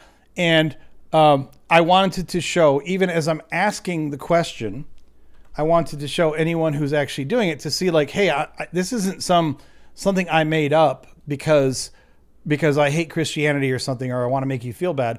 No, I wanted to say like I don't know if you can see what I have on the screen here, but Yeah, I can. what does it mean to say that your offspring shall be like the dust of the earth? Now, of course, if you wanted to look up Genesis 28:14 before you answered it and find the answer, fine. I mean, you're not getting graded on this. This isn't going to get you into college or not. So if you look up the answers before you answer the questions, okay. Like that actually doesn't even undermine my point, because to be frank, and this is, I'm not hiding this.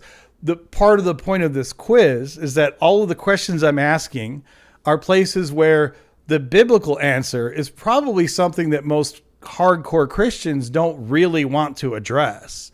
So if they were to pull up this question in front of them and then look up the verse first, I still think that it would make my point just as well, Yeah, but it's still kind of it's better in terms of like game, like in game design to show the verse after you choose the. Oh yeah, I mean, Because yeah. then it's even like you can check the context and you can even pull the verse and like where it's from after you click the answer. It's just a better game design, and it's even more like surprising to reveal. That's a good how point. it's I might actually change it to just have it show you the verse after you've chosen an answer, because either way, I still want to show you the verse. Period. Because Yeah, for sure. That's a good one. Yeah, but I have like I found a channel. I'm from Russia, and I'm also doing like this stuff, like this kind of debates online. It's a little bit more risky here because we have some laws that protect the feelings of the believers. Really? You can Tell me Google about it. that. Yeah, it's a real law, and people was jailed for it. So. Really? Happens sometimes. Yeah. That's something that Trump kind of tries to copy a little bit right now, but he does it like really unwise, not smart enough to do it, because like our government unfortunately did it way better. So it's actually like kind of works. That makes sense. I mean, as much as I hate Trump, and although I don't try to make this a political channel, if someone doesn't like me saying I hate Trump, then fuck them. I don't care.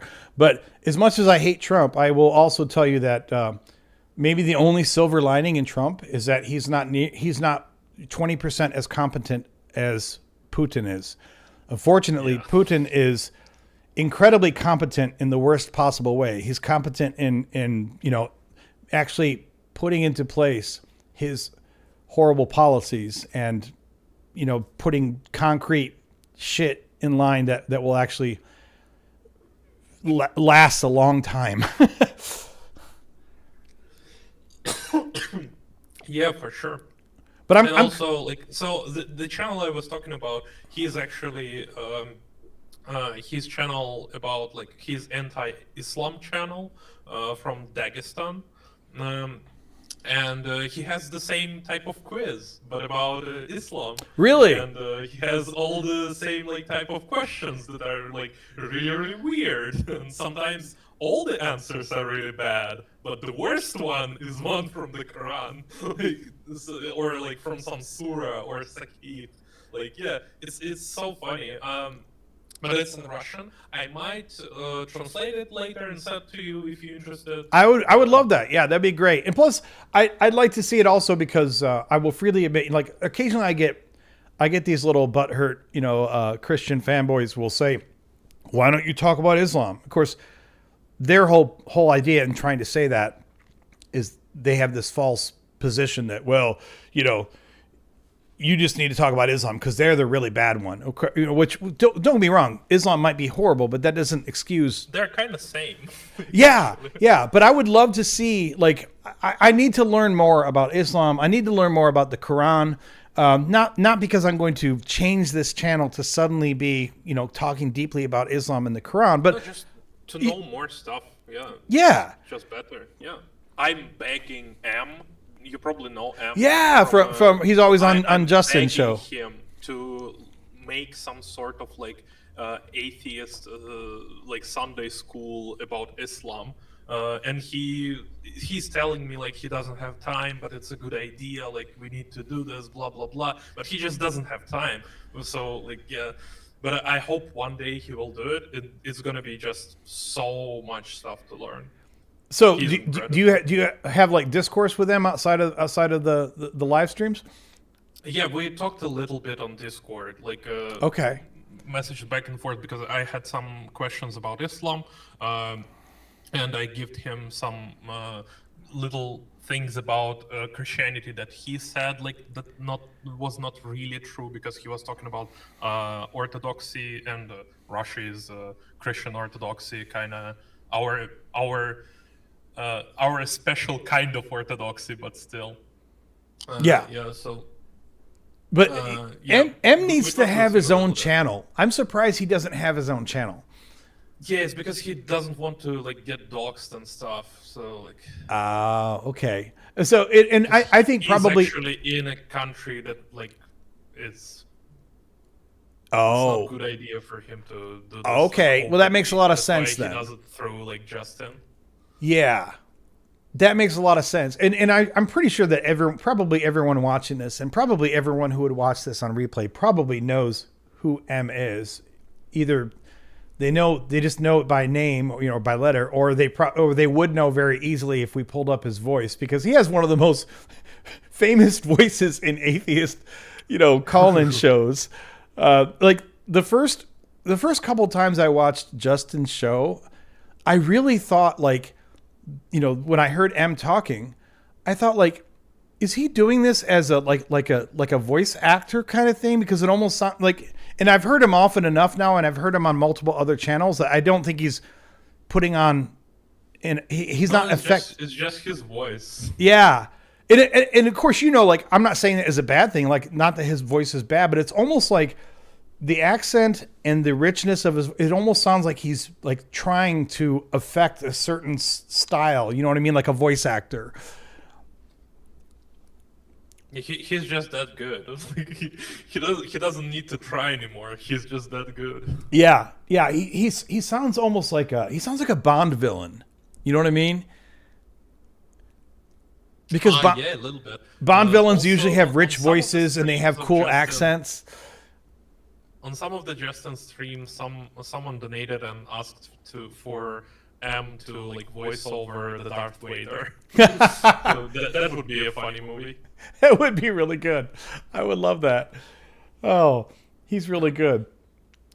But I'm really curious. So like so you say I don't, maybe if you don't want to go into this in detail, that's fine. But you mentioned about the laws or rules in Russia. So on one hand, and I'm very ignorant on this, so if I'm saying something that sounds stupid, please correct me. But on one hand, I feel like in Russia, what happened was, of course, the old Soviet regime fell, and it got replaced by what is essentially an oligarchy. And I feel like on one hand, some of the things are very, very similar to the way that they were in Soviet Russia, in terms of the corruption and the way things work through the system. But on the other hand, I think that they're very, very different. So I'm very interested to hear say that they have these laws about like hurting someone's feelings, because I don't think that that's something that ever would have existed in the Soviet. It's not about someone's feelings. It's specifically about feelings of the believers, and it's vague enough to kind of be used to like protect, quote unquote, all believers, but it's actually mostly enforced only to protect Christianity or sometimes Islam. That's it. So that's like really non-specific. And it's even funnier because they, for example, they banned recently, like half a year ago probably, the Satanic Temple. So you can't be a member of Satanic Temple in Russia anymore. So we don't protect feelings of disbelievers. Like Jehovah's Witnesses are banned. Oh, That's wow. probably the only one I kind of like agree. Yeah. Like kind of agree. Yeah. Because they're the worst ones, kind of. But at the same time, like we don't protect their feelings. We don't protect feelings of these groups. Different like smaller sects of Christianity that are not specifically like we only have, I think, one Mormon church in Russia. I didn't even know you had and that's one, it. honestly.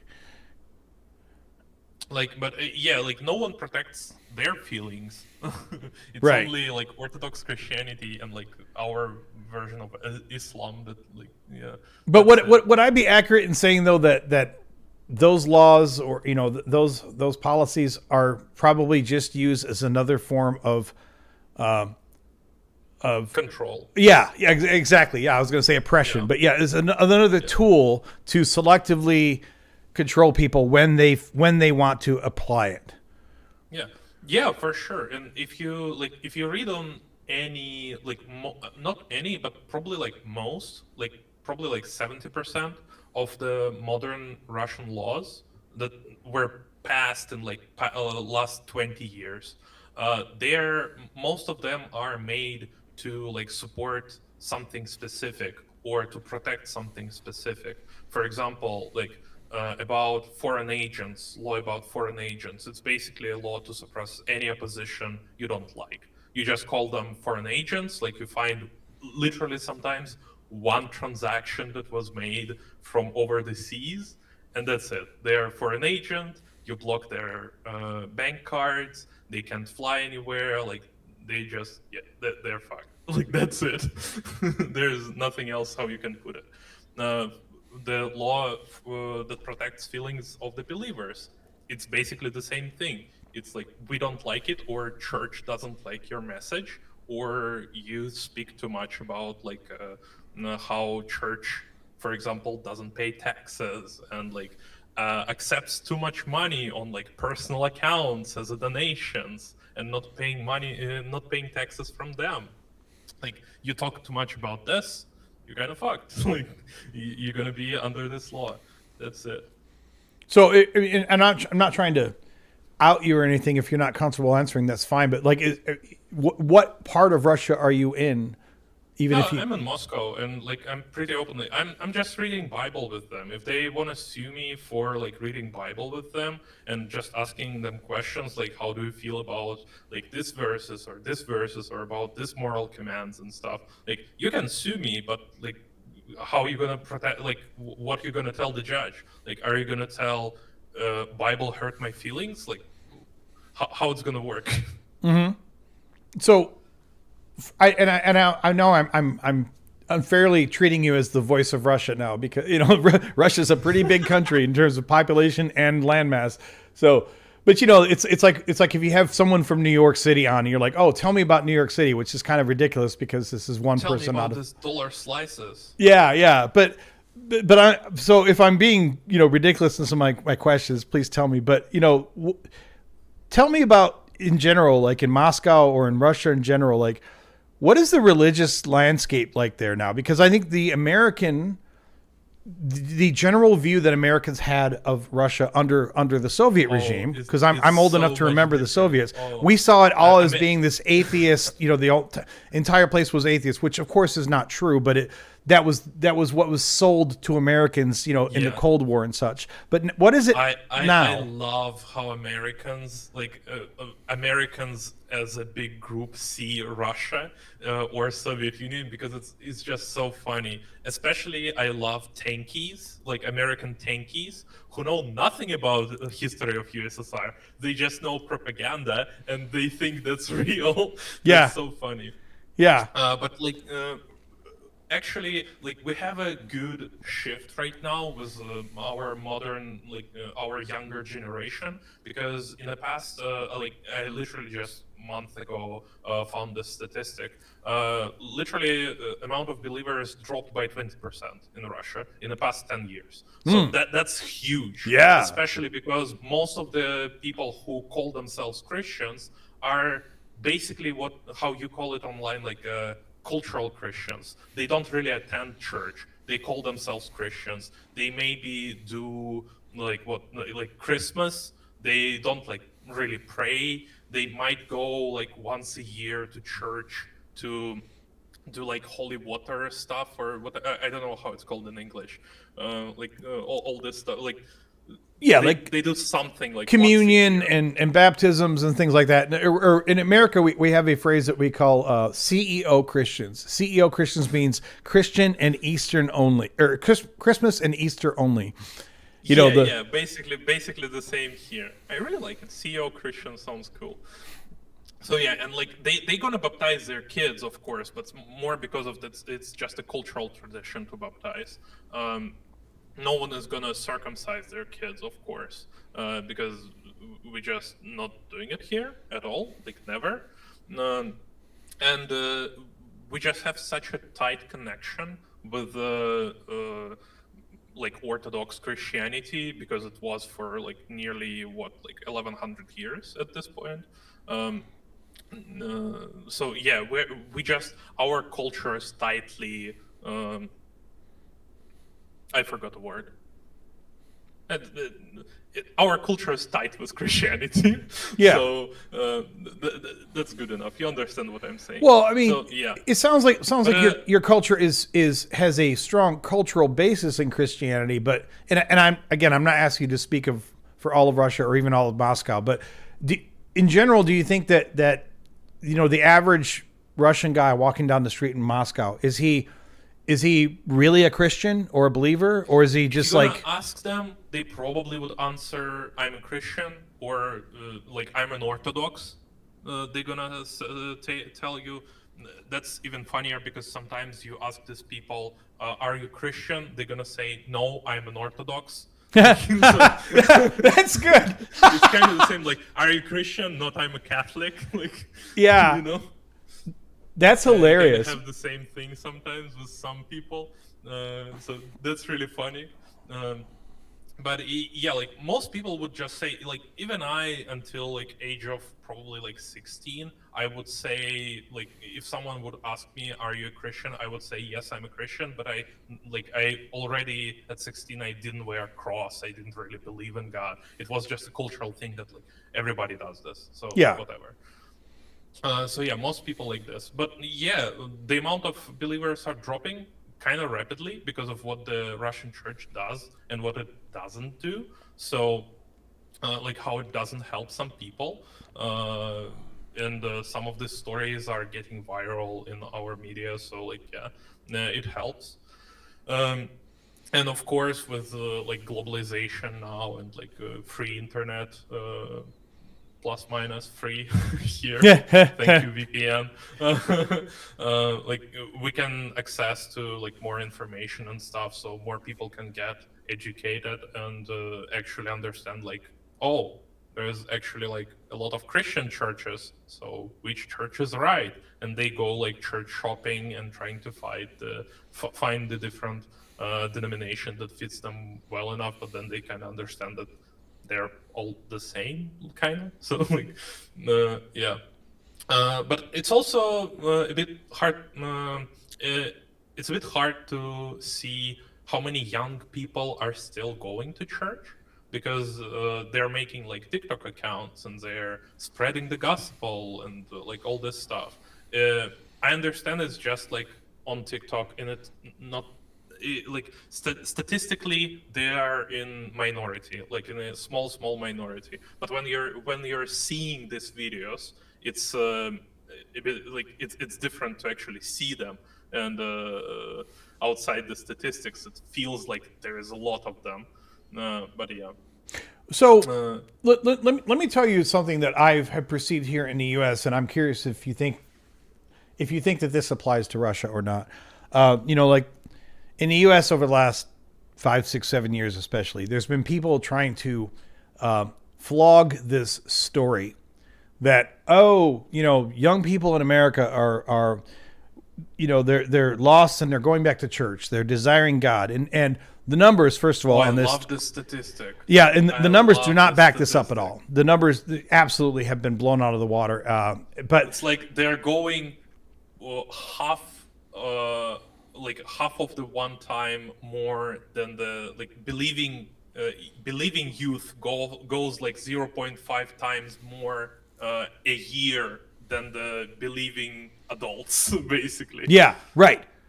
And I don't have numbers to back this up, but here's what I think is happening very strongly in this country. The general trend across the country is that religion is not getting more popular in the country, but for the young people who are into religion, they're becoming more devout or polarized.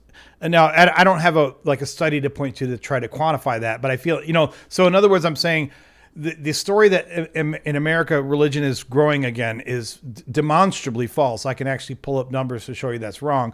But the part that I can't prove to you is I think that the reason people feel that way is because amongst those people, especially young people who are religious, I think that they're more adamant and more vocal than perhaps young people were 20 years ago. They do more radical stuff. Yeah. Sure. Yeah.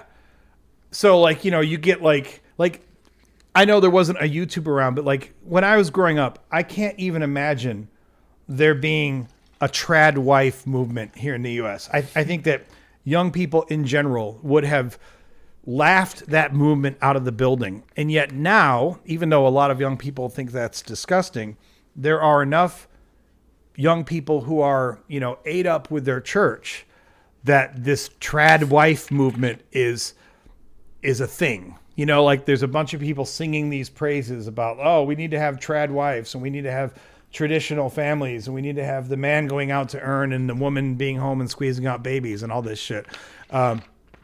But again, I don't have numbers to back that up. But do you think that's, if we assume that my observation is correct, just for the sake of argument, do you think that applies at all to Russia? We don't even need to assume. It's kind of statistics shows that that's how it is. Less people go to church, but just church becomes more vocal and they try to make this appearance. It's the same with Islam. In Islam, a lot of people right now are deconverting from Islam. They are not usually they are less likely to go to atheism, but they are more likely to go to Christianity or to deism in general. That's Islam specific thing, because in their culture it's kind of, if you are unbeliever, it's worse to be unbeliever than to be a believer in another religion. Oh, it's the same here. Still believe in God. Yeah, it's the same here, I think.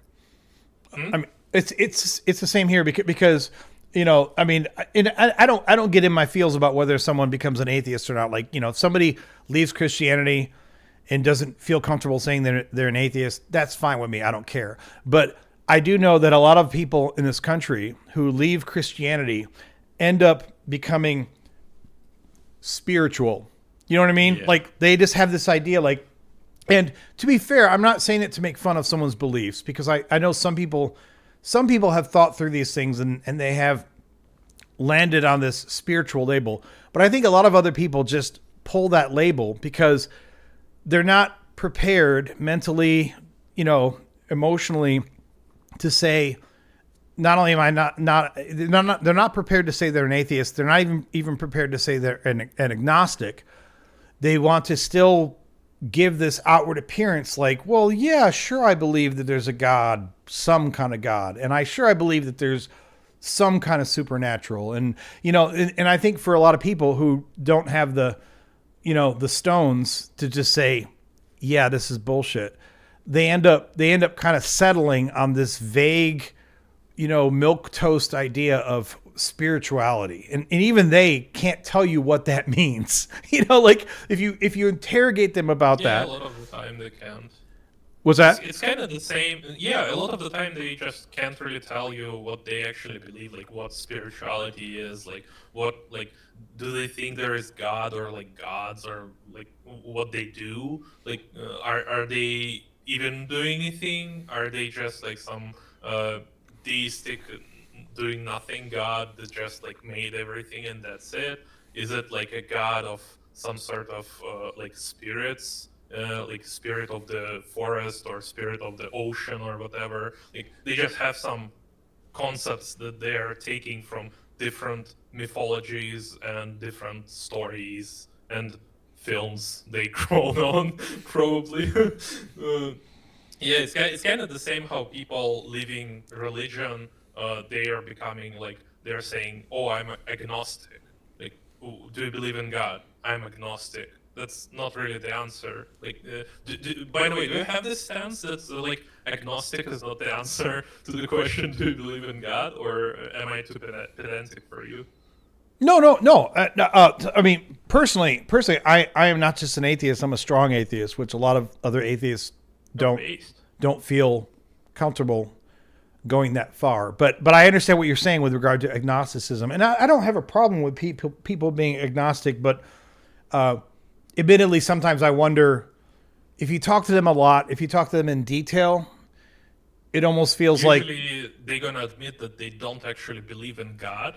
But they just don't know if God exists or not. So they're agnostic atheists. Right. Yeah. Or they actually want to believe that there is a God. So they're kind of agnostic deist. But yeah. Yeah, absolutely. And I don't, I'll probably maybe even insult some of my viewers or what have you. But, there's nothing wrong with saying you're agnostic. I mean, you can pick whatever labels work for you. And there is a very logical basis that a lot of agnostics come to take that label. But the one part of that label that I reject is this. I have actually had even commenters on my videos say that the most intellectually honest position to take is to be agnostic. Because, on one hand, I will tell you that, these God propositions, any one you want to pick, I don't care, they're all unfalsifiable, right? So you could argue from one intellectual position, you can say, well, if it's unfalsifiable, then the intellectually honest position to take is to say, then I don't know, because you can't falsify it. So therefore, I can't definitively say that it doesn't exist. And that's okay. Yeah, that's true. But at the same time, but the problem with that thinking, in my humble opinion, is this: you don't believe in it. Well, right? Well, that's true. That's one good point. It's actually not just agnostic; it's agnostic atheist. Right. That's true. But I would also take it a step further though, and say that I'm a big believer in like Russell's teapot. So you can give me any number of different propositions that I cannot falsify, and yet if the proposition is fantastic enough, if it's outside of the bounds of what we would consider to be normal propositions, I have no problem telling you that it's false. Even if I can't falsify it, you could tell me that there's a magical pink unicorn that is, orbiting Pluto right now, and I can't prove you wrong, but I still feel incredibly confident telling you, not only do I not believe in it, but I feel perfectly intellectually honest telling you, no, there's not. There's not a pink unicorn orbiting Pluto. And I don't care. You could tell me, well, you can't prove me wrong. I don't care. I still feel very comfortable telling you, no, there's not a magical pink unicorn orbiting Pluto. And so, my point is just that the fact that I can't falsify it doesn't mean that I have to say that I'm agnostic about it in order to be intellectually honest. I agree with you. I think it's still like I think both of these positions are intellectually honest. It's just you're a little bit stronger. Is like it's not even that one position is more intellectually honest than the other. Right. It's just they're both kind of valid. So it doesn't really matter what position you're gonna choose, because at the end of the day, if it's not falsifiable or you can't prove it, you literally can't prove it. It doesn't matter if you're saying like I know it's not real or I doesn't know. I just don't think it's there. Like I'm not sure. Like they're both the same at the end of the day. Right. The only position that's worse is I believe it's there, because then you're taking the burden to actually prove that it's there. Oh, and to make it more tangible as far as real world examples, in terms of faith and religion, I would say that if someone tells me that, I don't know if the resurrection happened because it's an unfalsifiable claim, I'd say, okay, that's intellectually honest for you to tell me that. But I also feel, to your point, that I'm intellectually honest in telling you, no, it didn't. Not because I can prove to you that it didn't, because no one can prove the resurrection happened or didn't happen. I mean, the only way we could prove it didn't happen is if I could show you the body of Christ. But then in order to do that, I'd have to be able to prove that this body that I have was Jesus, right? So, that leads into a whole slew of circumstances that at this point in history is never going to be solved. So I don't mind someone from an agnostic perspective saying, hey, I just don't know if he was, resurrected. That's fine. That's intellectually honest. But to your point, I'm also being intellectually honest in saying, no, he didn't. Because we have an incredibly long history of billions and billions of people. And other than the people that are walking the earth right now, everyone else, as far as we know in terms of credible reports, has died and has not come back. Billions and billions and billions of people. I think the estimate, I Googled this one day, the rough estimate for the total number of people that have ever lived is like 100 billion people. And out of 100 billion, we have we have a bunch of legends for a bunch of people that, that weren't Jesus even, people claiming that so-and-so resurrected, because of course there's always going to be people claiming that shit. But we don't have a shred of evidence anywhere that Jesus or anyone else has ever resurrected. So I feel perfectly good and I feel perfectly within my intellectual rights to say, no, he didn't. I'm not going to argue with a Christian about it because there's no point in it. But I feel very confident telling you that no, he didn't. He didn't resurrect. He died like every other person who's been crucified. We kind of have some like clinical deaths, but it's not like real deaths. Like brain is not dead. Oh, sure. We have people that have been clinically dead, and there are cases like from New England, for example, in the 17 and 1800s, where people were buried because they used to bury people. Not everyone, but they used to bury some people with the bell, right? Because they were rightfully afraid of, because there were a few stories of people who actually got buried and then weren't dead. But we also know that it's not because the people came back from the dead. It's because they were wrongly identified as being dead and they were buried. Because before we thought that heart stops that we die. Actually now we know it's when brain stops, we die. And there's some fascinating, I just read on this recently, where there's some fascinating hints that possibly consciousness even continues for maybe an hour or something, even after we thought that, all of the activity had gone. That's very tentative. I mean, I'm not going to say that's been proven, but I was just reading something about that recently. Like the consciousness might go a good bit longer than we thought. Because we thought if you hook someone up to a brain scan, and once it stops showing you the activity, that means that the person is brain dead. But that's not necessarily true either. Anyway, that's really interesting, actually. Wait, do you have a Discord channel or whatever? I do not have a Discord. I've never This is going to sound really stupid. I guess I'm going to sound like an old man. I don't know what the point is of me trying to set up a Discord. You know what I mean? What's the benefit of that to me?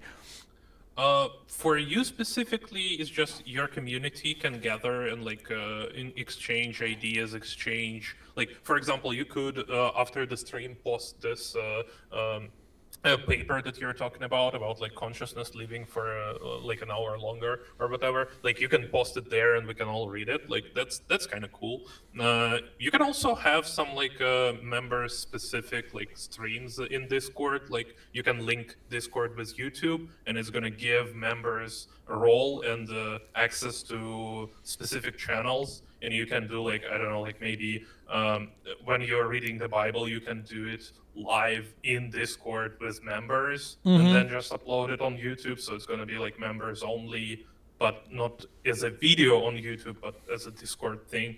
So like there is a lot of stuff that you can do. And also you can like invite other people to not have them connect to Video Ninja, but to set it up more kind of more gracefully through Discord call. So like that might be also kind of good.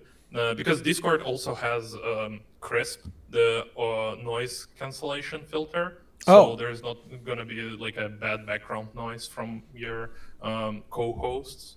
So yeah. Got it. So there's a lot of pros, of course. So yeah. I mean, I might set up a Discord. I mean, I just haven't done it so far. I mean, I just passed 1 year on the channel, which I say not to congratulate myself, but it's like, even though that's a lot of time to work on a channel, it's like still you have all these questions like, do I set up a Discord? Do I stream on, or, you know, for a while I didn't even know if I was going to do streaming. I didn't start streaming until like a few months ago. You know, do I create a presence on TikTok? Do I create a podcast on Spotify? You know, all of those are you weigh against like, how much more time does this take me? You know, plus, you know, I'm not bitching about my time, but I have a full-time job. So this is just a hobby. Like, you do it and then you think about it later. That's how it works. Yeah. So, I mean, imagine if you make TikTok and it literally like blows up, like hundreds of thousands of views, like big traffic to your YouTube channel, like huge money from TikTok, like TikTok actually pays you, not like other people. Well, so, I do want to get on TikTok because, you know, and I say this, it's going to sound like I'm jealous or envious or whatever, which if I am, that's okay. But like, for example, if you look at, I'm pulling him up right now just to see. Joel Reads Bible, and I love his channel. So none of what I'm about to say is a dig on Joel at all, because he does great stuff. He does a Bible reading series. I love his song. Yeah, he's great. He does a Bible reading series, which, you know, like I do my own version of it. Like we don't compete with each other, I don't think, but you know, his is awesome. And of course he live streams. He has 17,000 subscribers. Okay. I have just under 15,000. So in other words, we're not that far apart in terms of subscribers, but when you go on his live streams, he's got, you know, 100 to 300 people watching. Now, maybe that's probably largely because he's been live streaming, I think, for quite a while. And I only just started live streaming a few months ago, but I have wondered whether it's, you know, for Justin, I don't think about it much because he's been doing this for so long. Like he's kind of like the, you know, the OG, right? But whether it's Justin, whether it's Joel Reads Bible, you know, some of these others, I'm like, how do they get 200 or 300 people watching their streams and calling in all the time? You know, they always have people calling in too. So is that like you have to be on TikTok? Does that bring a bunch more people, or is it another in channel? TikTok, it's just easier because you just click one button on TikTok and you're in a guest box. You don't even like that's it. It's way easier. And Justin has a like really robust setup to pull guests on TikTok and have them all like also. So people in on both of his streams, like on YouTube and TikTok, can hear them, and people in a guest room on Video Ninja can hear them. Like he has a really robust system that works like really well, and it's hard to do this. But like, yeah, I'm doing it on TikTok mostly because first of all, it's just really hard with VPN to stream on different platforms and stuff. But I'm searching for a way to do it. But it's also kind of easy. Like people are just walking in. You just make a video before the stream, like half an hour before the stream, and it's getting some traffic, some traction. Then you launch the stream, and TikTok algorithm just recommend your video more and your stream more because you just uploaded recently. So like that's basically how it works in terms of like new people. Okay. I mean, I'm trying to. And you said you do it on TikTok. So do you stream on TikTok? Yeah.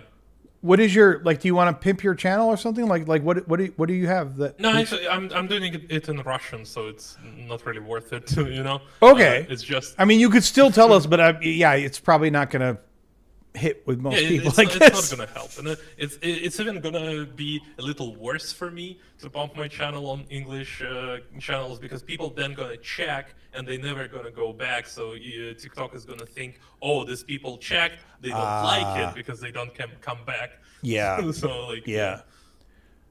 So yeah, I'm figuring all that out now. Like I said, I just created a TikTok profile. I haven't uploaded any videos to it.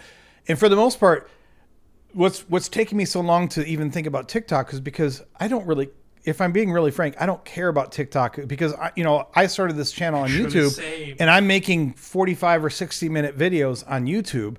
So originally I was like, why do I want to be on TikTok? But when I started the live streaming a few months ago, that's the first time I started thinking like, oh, do I need to be on TikTok? Like. And also, you can make a lot of TikToks from a 40-minute video. True. But, even though you can do that, and I know they have tools to do that, it's still like another process. You know what I mean? Like everything becomes another process. Like I have 2 channels right now in addition to my job, and I'm trying to like not get divorced, like so. So, I mean, I say that jokingly. My wife is very supportive and awesome. But, like the point is, like at a certain point, I'm not bitching about like if you said, hey, here's the deal. If you spend an hour on TikTok every week, this would be your return. Then I would probably say, fine, I'll spend an hour on TikTok every week. But with most things like this, it's like you don't know exactly what the return will be. And then you have to decide, like, I don't know, even if it's only 1 hour a week, am I going to now dedicate an hour a week to doing TikTok? If I don't get any return for it for 6 months, hoping that the return comes later, I don't know. I'm still figuring that shit out. I also sometimes think that like it would be so much easier to have some automatic system to upload like TikToks and stuff and not really care about it, like something on the background. Of course, like you can hire someone to like cut parts from your videos, but then it's just gonna be like, is it worth it to pay like this person some amount of money? Like, is it worth it to invest in it? Like, is it gonna make money at the end, or is it gonna at least like bring more viewers that like you can convert into like money or some like something that you can trade for the money you're gonna pay? Like, yeah, that's hard thing to calculate. Yeah, and I'm hearing everything you're saying, and I like I said, I have applied to TikTok. I guess I have to apply again or something because I'm just showing Joel's channel here because and I love Joel, and I'm not sitting here. It's weird that they didn't accept you. Like, did you link to your YouTube channel? Well, so I mean, I don't know if I literally got no response. So like, it wasn't like I didn't get a rejection. I just didn't get a response. Because like you said, maybe try again, because I literally had like around 50 subscribers on YouTube, and I sent them the link to my YouTube channel and to my website, and I said like I want to do live streams, and I only have like at the time on TikTok I had like 100 subscribers or something, 100 followers, and I said like I want to do lives. This is my website, this is my YouTube channel, like please give me ability to do lives, and they gave it to me. It was maybe like 2 days. So, maybe they didn't answer me because literally on my TikTok account it has nothing on it. I mean, I literally don't have a single. So maybe if I just take a bunch of videos, shorts, and upload them to TikTok, so at least I can show, hey, I have a presence on TikTok, right? Maybe then they will answer, because I did the whole thing. Yeah, maybe. Yeah, because this is maybe boring some of the viewers or whatever, but you know, like the whole way TikTok works is like on YouTube, it's kind of weird because on YouTube, you can't get monetized until you have a certain number of subscribers, but you can start streaming on YouTube with no subscribers. You can just create a YouTube account and just start streaming if that's what you want to do. But Yeah, it's surprising because they literally recently changed it. Before you needed some threshold before you can start streaming. Oh, okay, I didn't know that. But then on TikTok, they tell you that in order to stream, if you just do it like naturally through their system, you know, the way that they want you to do it, you're supposed to have like 1,000 followers or something before they'll let you stream through TikTok. And you know, I'm just sitting there like someone who spent my entire year working on YouTube, and I'm like, I don't want to, you know, sit here and try to build up a TikTok following now. Like, it feels like, really, like I've just spent a year building shit on YouTube. Like now I have to. But TikTok is way faster. Like, it's just way faster. Just get not your best YouTube shirts because it doesn't work the same. They are like really different. Do you have? I haven't seen your shirts and watching your long-term videos. But do you have anything that like rage baity? Oh yeah, I mean, so like I have. Let me pull it up here. Like, I haven't posted new ones lately, but I for a while I was, you know, experimenting with YouTube and their shorts, right? And because you know, you can get AI tools that will basically take your long form videos and turn them into shorts. So like if you look at my shorts tab, not that good. I've got a, well, I mean, they're not great, but they're okay if you go through and you know, kind of curate them. Pick the best. Right. So like I'll take a long form video, I will put it into this AI tool. It will create 20 shorts and maybe 10 of them suck. So I don't pick those ones, right? But the 10 it picks are fine. And these, like this tab on my channel is my shorts. And I have a bunch of them out there. I don't know. There's probably 100 of them up there that are shorts. I'm not saying they're all, That's a lot. they're not all Oscar material, but you know, they're decent, you know, and they're all derived from my original long form videos. How we say in Russia, good enough. Yes, exactly. So yes, I have content that I guess maybe that's my next step then, is to take some of these, upload them to TikTok so I don't have an empty account, and then go back and, like you said, apply again and say, hey, can I start streaming on here? Because for the other viewers that don't know what we're talking about, you know, on YouTube now you can just create an account and start streaming, but on TikTok they want you to have, by default, they want you to have 1,000 followers before they'll let you stream. But they also have this system. They're letting you stream automatically. So What's that? Like, Right, exactly. Matter if you, if you applied or not. It's just automatically on 1,000, or before you can apply manually through support, and they might do this. Yeah, just don't upload all the shirts the same day. That's a good point. Yeah, that's a good point.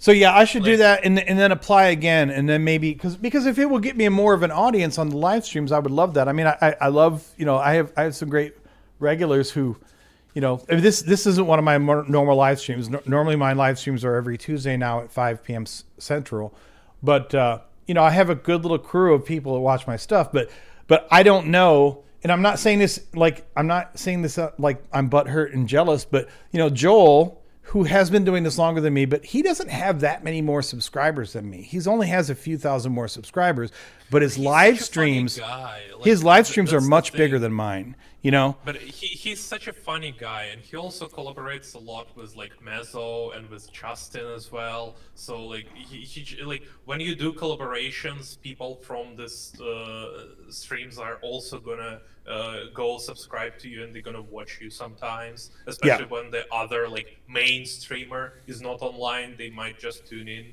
to listen to you. So yeah, it is what it is. Well, I was you know, Justin, you know, had me on his show just as like one of those kind of guest co-hosts or whatever a couple times a few months ago, and I got like 500 subscribers from just being on a show a couple times. It was insane. I was like, wow, this is beautiful. I was so grateful. Yeah, like that's why like you should kind of collaborate more. That's how YouTube game is, like streaming game is. Yeah, yeah.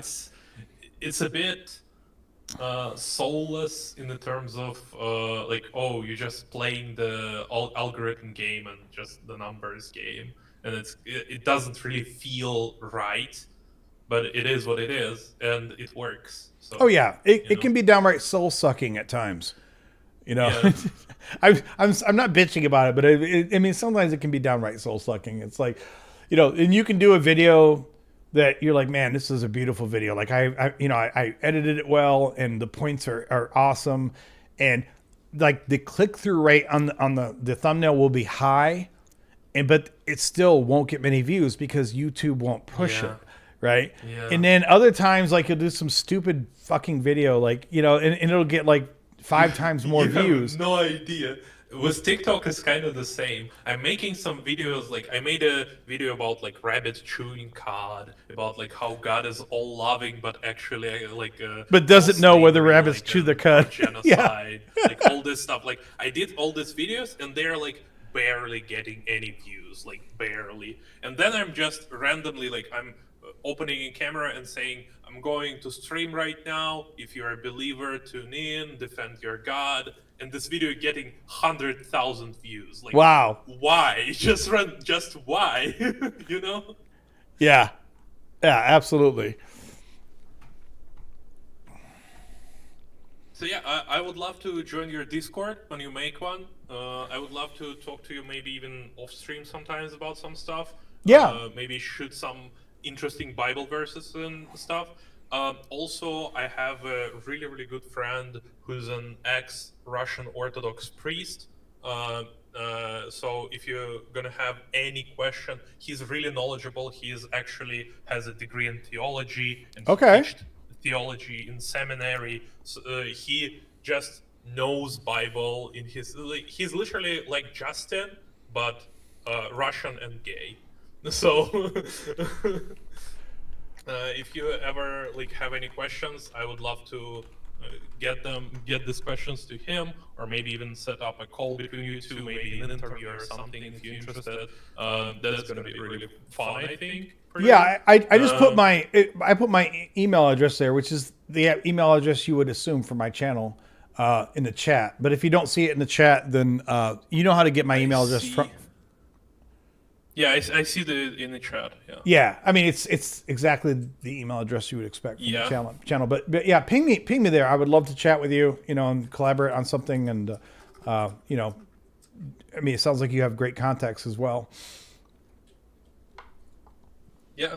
I hope you're gonna get some believers who are not gonna just like talk and chat trash and actually gonna call and defend their God, because you know God always sends their strongest soldiers to these live streams. So I really want to become not atheist today.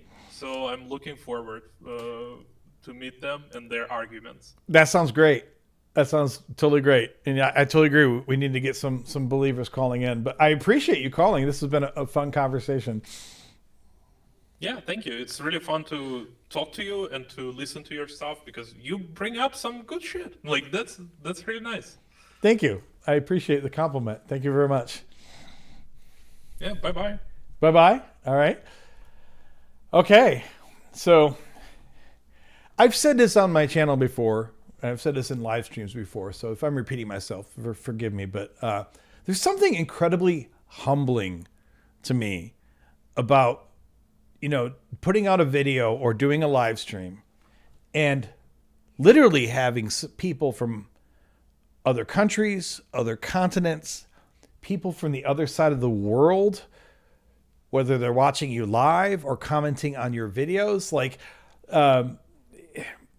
this is, I guess, a little bit of just the old man Adam, you know, like, you know, I'm not exactly a spring chicken anymore. And maybe I just sound like a guy who's out of touch, because maybe for young people, maybe for people of a certain age, this doesn't even faze them anymore. But I remember very clearly a time before the internet. Yes, I'm that old. I remember when people who were trying to, get their voice out there, they would do like a lot of cities had these little kind of underground zines, underground magazines and newspapers that people would put together. And almost all of those were complete money losing ventures. People would get together a few small groups, a small group of people. They would have to pay for the printing of these zines. And you would go into like bookstores and coffee shops, and there would be these really badly photocopied or mimeographed, using old terminology, copies of these zines or local newspapers. And I bring those up because there was a time when if you weren't part of, if you weren't a reporter for a major magazine, if you weren't working for the local TV station, the only way that you could even get any message that you had out to the world was to self-publish, usually by blatantly amateurish means, and would usually be consumed by maybe a couple dozen people, in your own city. And that would be the entire reach of what you had done. So now we live in a time, I sound like an old man saying this, but we live in a time when you can put out a video or do a live stream and you can talk to someone in fucking Russia. Like, that's so cool.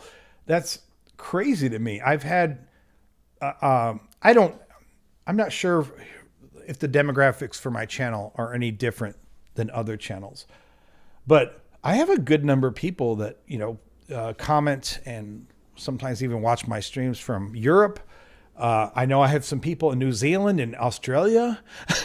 I haven't seen him in a while, but there was a guy who used to comment on my stuff who said he was in Iran, which like really made me feel some kind of way. Cause I was like, ooh, it sucks that I'm in the country that's literally bombing you guys. But this, of course we weren't talking politics, and he was providing really cool commentary on some of my videos. I've had people comment from Thailand, from, I know I've had a few people comment from Africa, but it's just wild to think that you could, even for a small channel, and, the last year, the channel's grown nicely. I didn't think that I would even be at the subscriber count that I am right now, but still in the world of YouTube channels, I am a speck. There's something like 3.5 million channels that have more subscribers than me. And I'm not saying that to bitch about it. I'm just saying this is the reality, right? I'm not a big YouTube channel.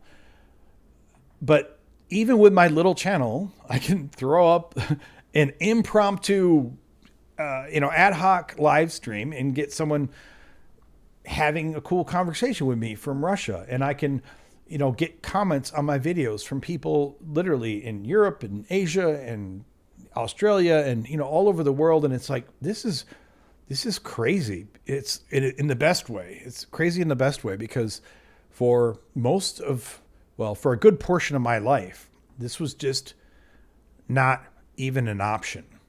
When I was growing up in Michigan, when I was a little kid, you could start your own zine. You could put it in bookstores and stuff. But if you were really lucky, it would catch fire and might be circulated to a few thousand people in that city.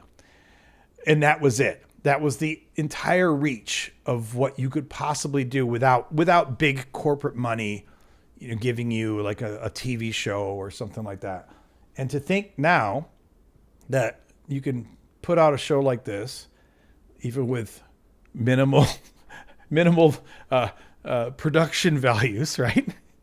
And you can talk to people on the other side of the world. It's really cool. I that never gets old with me, and it feels even kind of humbling to me to think that little old me with my relatively small channel, it's grown well, but it's still a small channel, that I can have that kind of reach.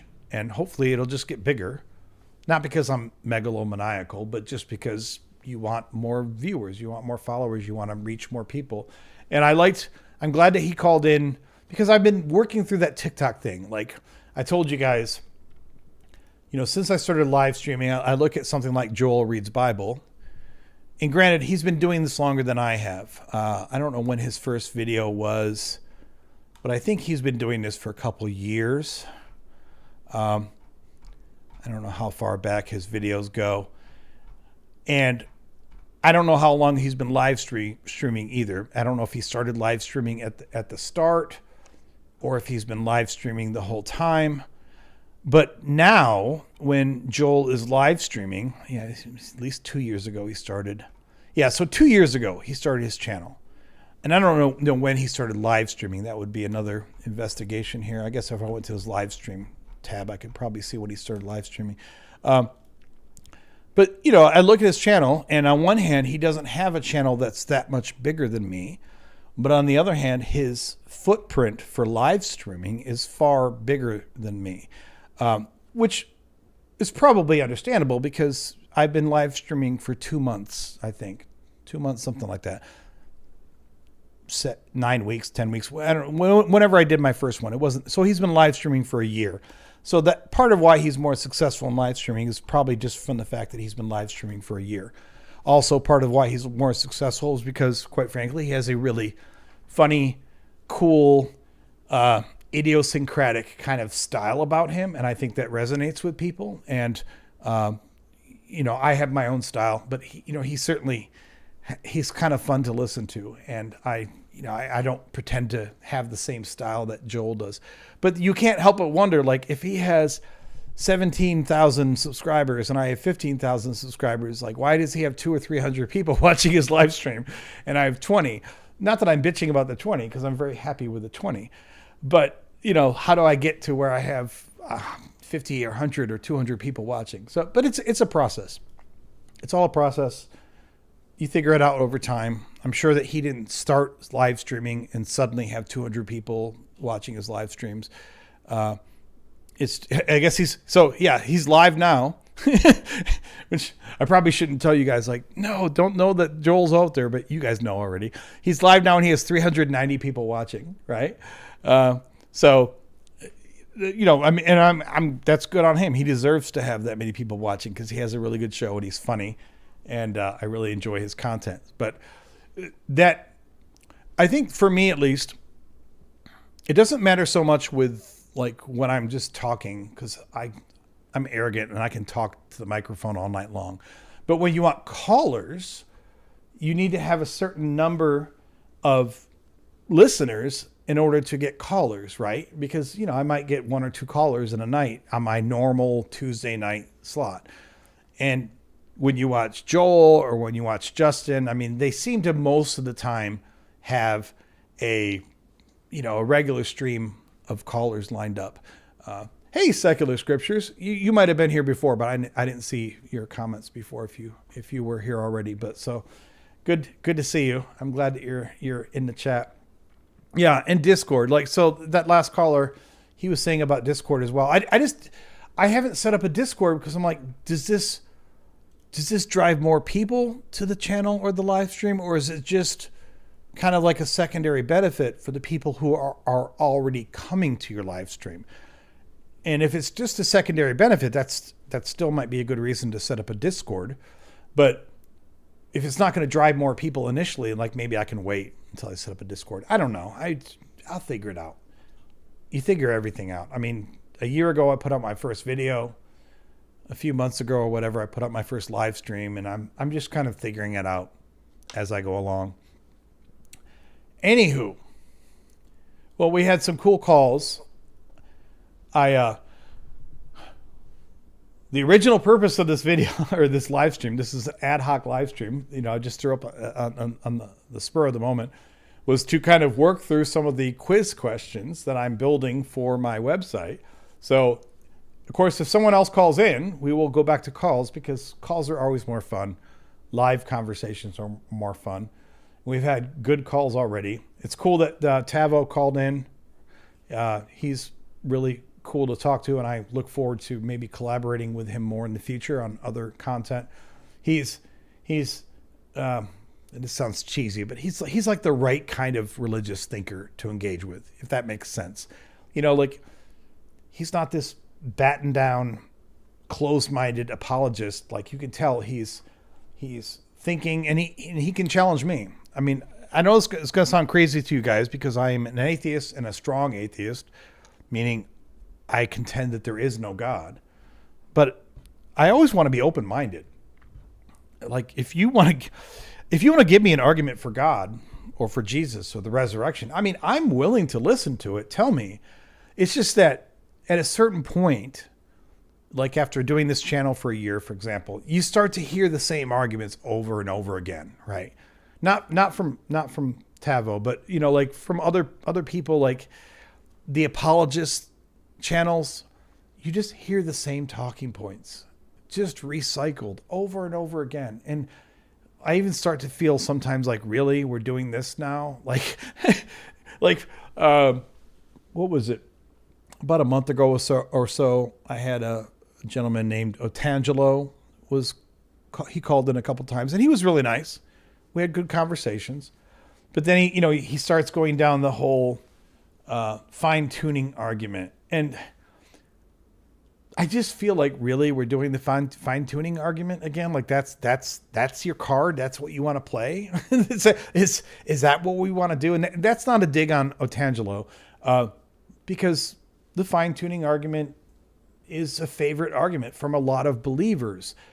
But I just feel like, wow, we've gone through this already. Like not me and Otangelo, but like we being atheists and Christians have gone through this already. You're either going to believe that fine-tuning is this incredible evidence of God, or you're not. And I can walk you through a lot of the arguments that indicate or that illustrate why fine-tuning is not just wrong, but it's not even a good argument. It doesn't even make a lot of sense.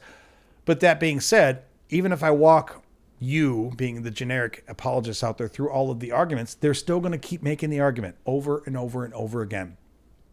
Or if you hear a believer, start saying things like, "Oh, you believe everything came from nothing." Like, whoa, we're doing this again?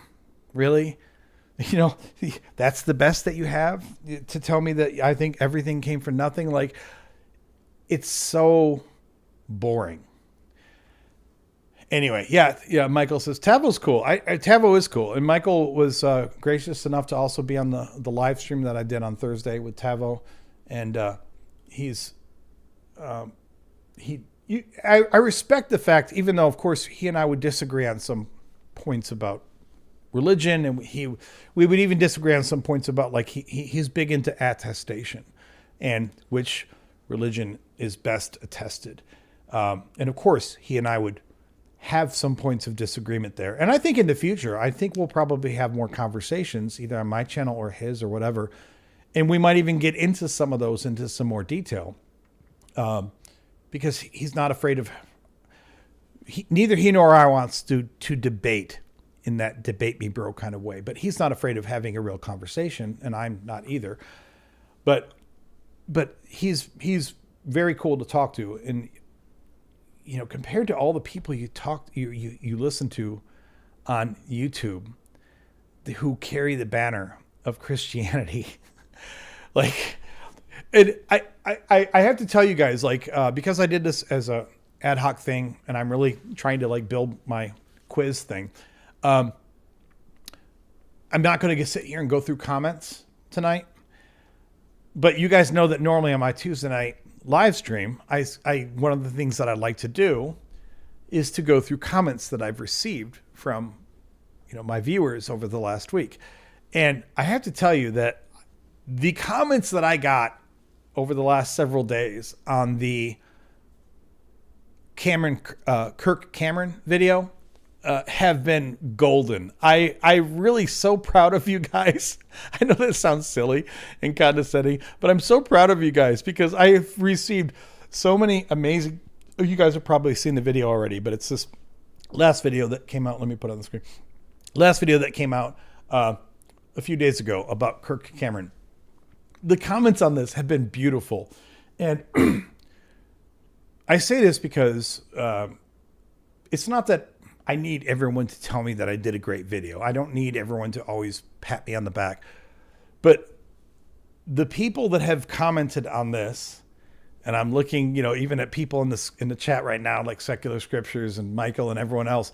Not only did they agree with me, of course, which is surprising, but like they could see the ridiculous hypocrisy of everything that Kirk Cameron was saying throughout this video. And it was really clear from all of the comments I've gotten from people. I mean, normally when I do the Tuesday live stream, I like to highlight the oppositional comments. I like to highlight the people who said I'm an idiot or whatever. And I'll certainly highlight some of those on Tuesday.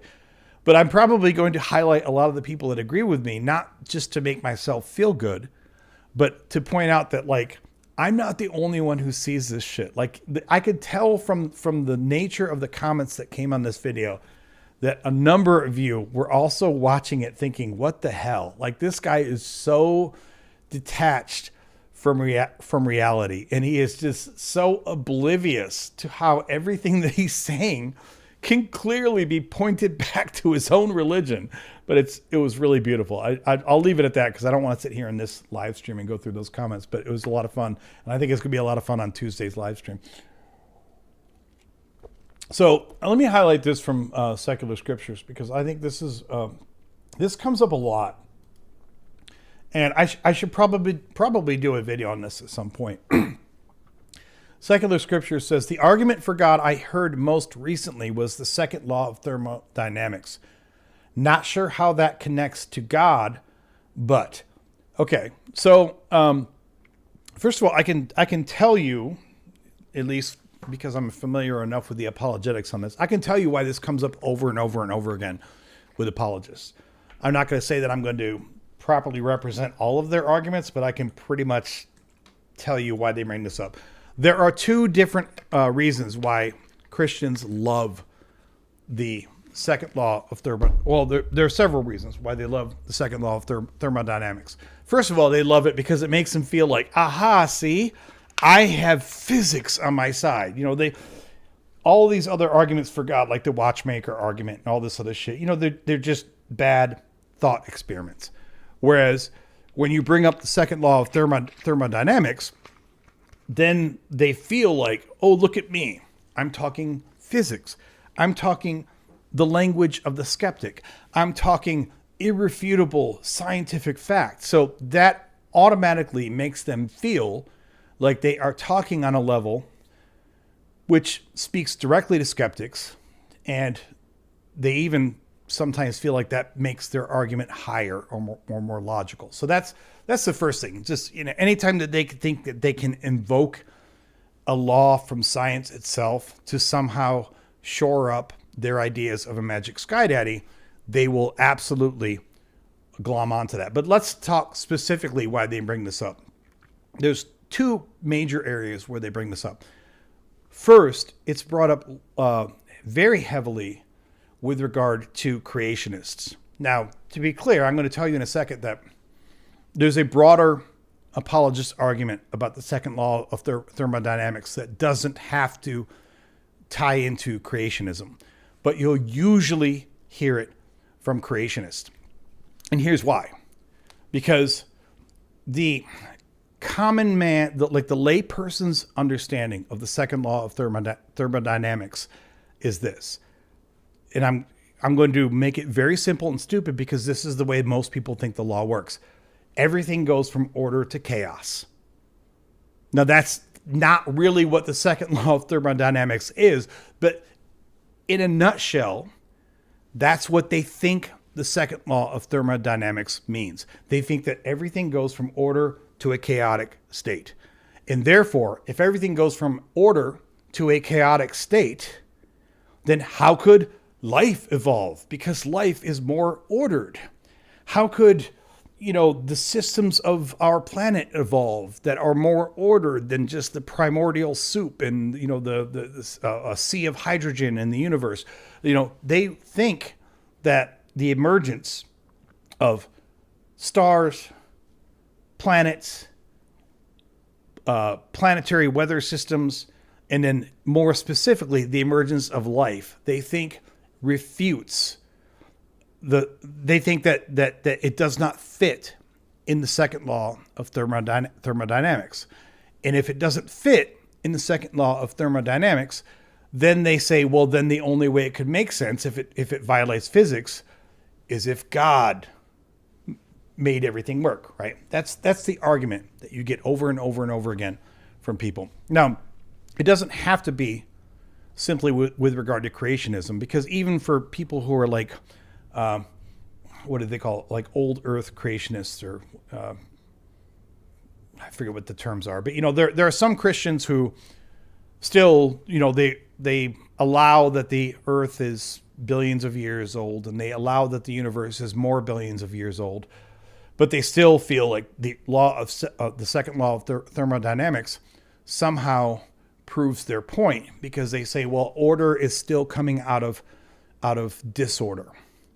And they think that the second law of thermodynamics makes that impossible without a God-man, without a creator going in there and tweaking things. But they are badly misinformed in this. It's kind of embarrassing. First of all, the second law of thermodynamics is really, it's an important law, but it's really only something that, it specifically says it's applied to closed systems. That's the most important thing you have to know about, is that it applies to closed systems. So, for example, the Earth is not a closed system, because the Earth receives a ton of energy every second of every minute of every day for billions of years from the sun. So the Earth as a unit has never been a closed system. There is this constant flow of energy just bathing the planet that comes from our sun. So the Earth cannot be a closed system. So with more energy put into a system, you can absolutely, according to the second law of thermodynamics, you can absolutely get more order out of something where there was chaos before. You can have I hate to say this because it's so stereotypical, but if you have the protoplasmic soup, this prehistory kind of idea of proteins or what have you. Well, in a closed system, it might be theoretically impossible for that to ever spawn more organized, non-chaotic information. But it's not a closed system, because new energy is constantly coming into the system. So on that level, it can't be closed. And that's why the second law of thermodynamics has nothing to do with abiogenesis, has nothing to do with evolution, has nothing to do with, the moving of continents on the Earth. It has nothing to do with Earth whatsoever when we look at Earth as a whole. But then the other thing, like sometimes, some Christians will say, well, yeah, but we're not talking about, some Christians will give you that. They'll be like, okay, we're not creationists. So we're not going to tell you that, or we're not young earth creationists. So we're not going to tell you that the earth is, here for a few thousand years and was created by God. They'll grant you that it's billions of years old. The problem is that even at the level of our entire universe, we have no evidence whatsoever to believe, because you could argue, say, but the universe itself is a closed system, right? So if the universe itself started with chaos, at the Big Bang, how could it become more organized over time? Well, first of all, we don't know if the universe as we know it is a closed system. There could be things outside the Big Bang. There could be things outside of what we consider to be the known universe today. We could actually be receiving tons more energy every second of every day in our universe. We don't know. But more importantly, even if we assumed that what we know as the universe right now is everything that there is, let's say that, beyond the event horizon of our knowledge, there is nothing else out there. This is everything. It doesn't change the fact that the second law of thermodynamics really does not apply on a universe level. Why? Because the universe itself has constructs which essentially create energy. I know that's going to sound like anathema from physics, because physics will, on the surface, say you can't create energy or destroy energy. You can't create energy or destroy mass. You can convert mass to energy and energy to mass, but you can't create or destroy them. But think about this. Gravity essentially creates if it doesn't create energy, it would be wrong to say that energy, I don't know. I think it would be wrong to say that gravity creates energy. But gravity absolutely provides a continuing fountain of energy, if you will. In other words, as long as there is a single, large mass and a smaller mass, there will always be this attraction between them, which of course, if you're in orbit, then that attraction gets negated by the orbit. But that attraction is like someone constantly pulling all the time, constantly, forever, throughout time, until they either crash together or whatever. But that is why the second law of thermodynamics does not apply here. The second law of thermodynamics is a really important law, but it's the kind of thing that you apply to when you have this petri dish of something that you are observing. When you know the inputs, when you know the outputs, and you're saying, okay, we know the energy that's in the system. We know that there is no more energy coming into the system. There's no more energy leaving the system. In that scenario, yes, then as long as no more energy enters the system, you will tend over time to go from order to chaos. That's all the second law of thermodynamics is. And I'm not saying that properly because I don't pretend to be a physicist. And like someone like Justin could explain it in much more intelligent and coherent terms. But I feel very confident in what I've just said, that this is not me just making up an out clause here. This is how the second law of thermodynamics works. I've talked long enough now that my mouth is getting sticky. I'm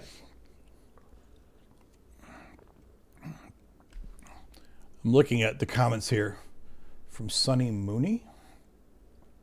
It says, infinite eternal universe. I don't know if that's supposed to be multiplied by thermodynamics, leads to the heat death of the universe, therefore beginning, therefore kalam, checkmate, pigeon argument. I don't know if Sunny's like just outlining the talking points that people move to there. But the second law of thermodynamics actually has nothing to do with the kalam. I know why people try to conflate those two. And again, I'm not trying to insinuate, Sunny, I'm not sure what your viewpoint is on this. If you're adversarial to what I'm saying, by all means call in and we can discuss it. But if I'm just pulling out a comment out of the ether, I'm not sure if you're like arguing against me or not. But like what you're outlining here is a line of thought that apologists will use, but it doesn't work. And again, the second law of thermodynamics really has nothing to do with Kalam at all. But it says checkmate pigeon argument. So I think you're basically mirroring what I'm saying with the checkmate pigeon argument. Yeah. So you guys have heard me say this before. I love, this was one of my favorite quotes. I knew this even before I started doing this channel, but anytime you argue with an idiot or argue with an apologist or argue with someone, just you can't reason with, there's no point in arguing with them because they will, just like a pigeon, it's like playing a pigeon in chess. You can beat them, you can checkmate them all day long. They will still knock over the pieces, shit on the board, and strut around and tell everyone that they've won. So I believe that's what you are referring to there, Sunny Mooney. All right.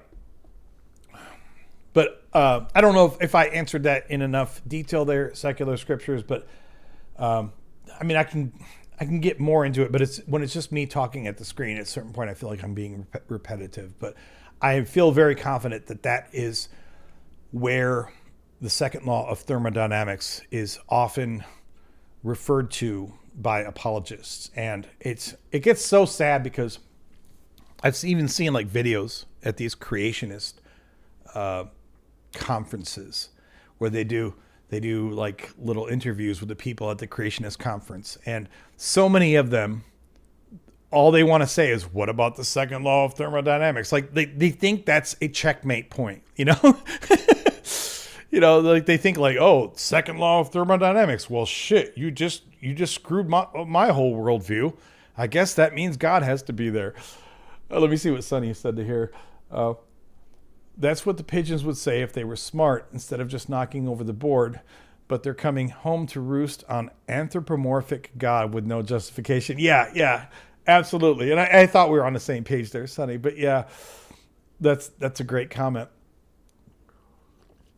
I love that. But they're coming home to roost on anthropomorphic God with no justification. That's great. Yeah, I mean, yeah, I see secular scriptures. I can get into it in more detail, but at a certain point, it's like when I'm just kind of talking at myself, it kind of feels circular a little bit. Oh, absolutely. So this is a perfect comment here. Let me pull this up here. So they say, I just don't see how it connects to God. I mean, I agree with you. Logically, it does not. But again, I know how it connects to God in their mind, because they feel they're working from a basic assumption that the second law of thermodynamics says that without outside influence, you have to go from order to chaos.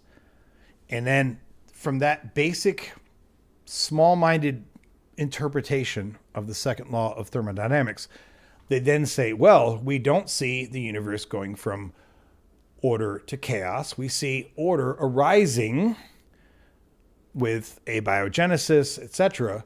But it's very small-minded because then they try to, because ultimately what they're doing there when they say second law of thermodynamics, it's just another fancy way of saying God of the gaps. They're saying that they don't know how you had this, what looks like a relatively chaotic environment, and then order came out of it. And they feel like the second law of thermodynamics somehow backs them up. Therefore, God. And that's where they take it. But I mean, you can see other examples of this in nature. You know, like if you look at a snowflake is incredibly ordered. It's beautiful. It's all these details, you know, a 6-sided crystal that, fractal, usually they're somewhat fractally designed, beautiful, a ton of order. But there's no God making the snowflakes. This is something that arises out of natural circumstances. But yeah, that's how they keep trying to leverage that to make you think that somehow that backs up their God argument. All right. So reminding everyone, if anyone wants to call in, the call in, of course, is there. If they don't call in, I'm going to go back to building my quizzes. So this is the original idea of my impromptu, and I actually haven't gotten through one of these yet. So, which is good, because if you launch an impromptu live stream and you don't even get through one of these because you have calls or other things coming up, that's not a bad thing. But I started writing here, how distinct is Aaron's first miracle before the Pharaoh? The default answer is Pharaoh's sorcerers performed the exact same miracle, turning a staff into a snake.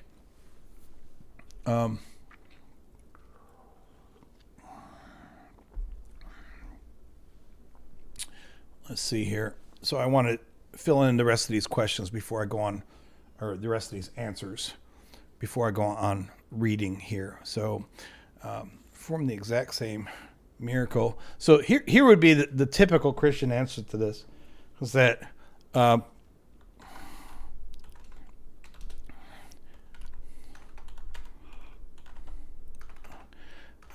Sorcerer.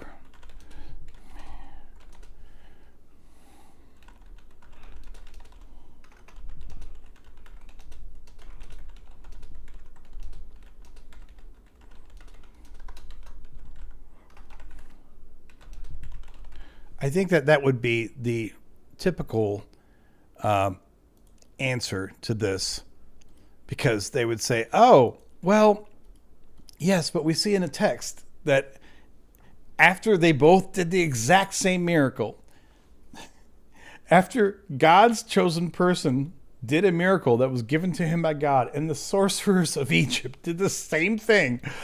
Oh, but Aaron's snake ate theirs. I mean, first of all, that's not even a miracle when one snake eats another. But that would probably be the default Christian answer that, well, I'm sorry, the default answer that most Christians would give on this. I think that would be the major excuse here.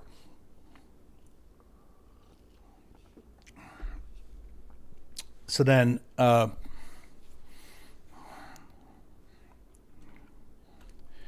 would say that the more snarky reply to this would be that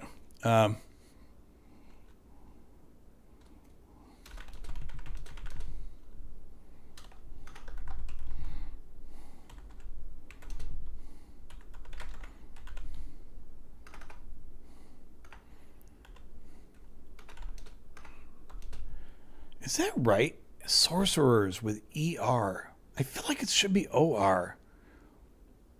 I'm really good at spelling, but every once in a while I look at a word and I'm like, that doesn't feel right. But I guess so. I mean, that's what it's telling me, because it's like if I do it like this, yeah, it tells me that's wrong. But even though I'm really good at spelling, it's like, well, I'll go with that.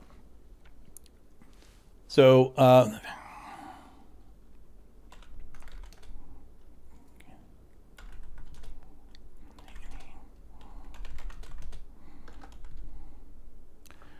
wait, let me put this here.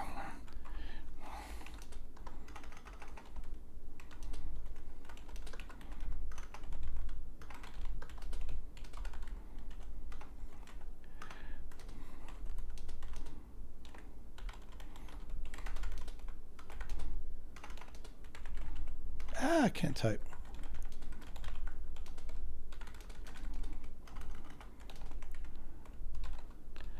All right. So that's one. And then we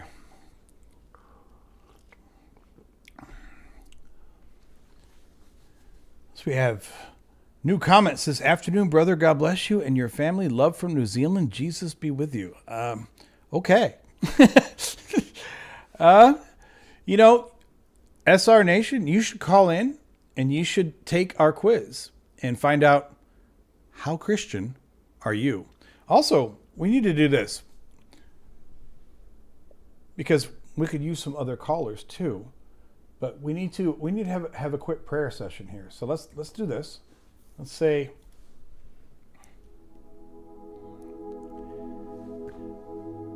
dear Lord, Yahweh, Jesus, Holy Spirit, I keep inviting you to call in. I keep inviting you to comment on any of my videos. I keep asking for any interaction whatsoever from any divinity, any deity. Would you please actually reach out and speak to us on anything that is possibly, maybe on any level, an empirical, demonstrable level. Please call in. Jebus, Yahweh, Holy Spirit, Allah, Vishnu, Buddha, well, someone who can actually prove anything about any religion at all. Please, by all means, call in. Bring your voice. I am listening. I am here wanting to hear the divine message. So the phone lines are open. The link is there. And even if it's not Jebus, even if it's not Yahweh, even if it's not the Holy Spirit, even if it's someone who thinks that they can somehow, on any level, speak on behalf of any of these individuals at all, the lines are open. You can call in and tell me why I am so wayward. You can call in and we can take the quiz and we can find out how Christian you are. Because I don't think you're probably as Christian as you think that you are. But we can find out by taking the quiz. So, thank you, Jebus. Thank you, Yahweh. Thank you, Holy Spirit. The phone lines are open. Please call in. There we go. We've had our prayer for the day. Or maybe we'll have more prayers. I don't know. But probably that's the last one. Sonny says, you're provoking my tendency to solipsism. Okay. So back to our task at hand. We are, haven't actually talked about this in a minute because we've done a lot of other stuff with callers, but the intention here is that we are building out more of the questions from the Christianity quiz, the How Christian Are You quiz. If you guys saw earlier, I had the link posted from Skepticus here, skepticus.info Christian quiz, where I have 64 questions published there right now. But admittedly, these 64 questions are all drawn from Genesis, and we're moving right through the Bible, and we're moving into Exodus now, and we'll keep building these, which is why I decided to do this impromptu live stream as I build these out. But anyone is free to pull me off course, if you will, if anyone would like to. Yes, Kali. I mean, if Kali would like to call in, that would be fine too. I would love for any supernatural deific being to call in. And I will also admit that I don't know how I would know if the deity is calling in, but if you're a deity, you'd think that you would know how to make it clear to me that this is actually a deity calling in. If there is no way for you to distinguish whether or not you are a deity, then I don't think you're much of a deity. So, yeah.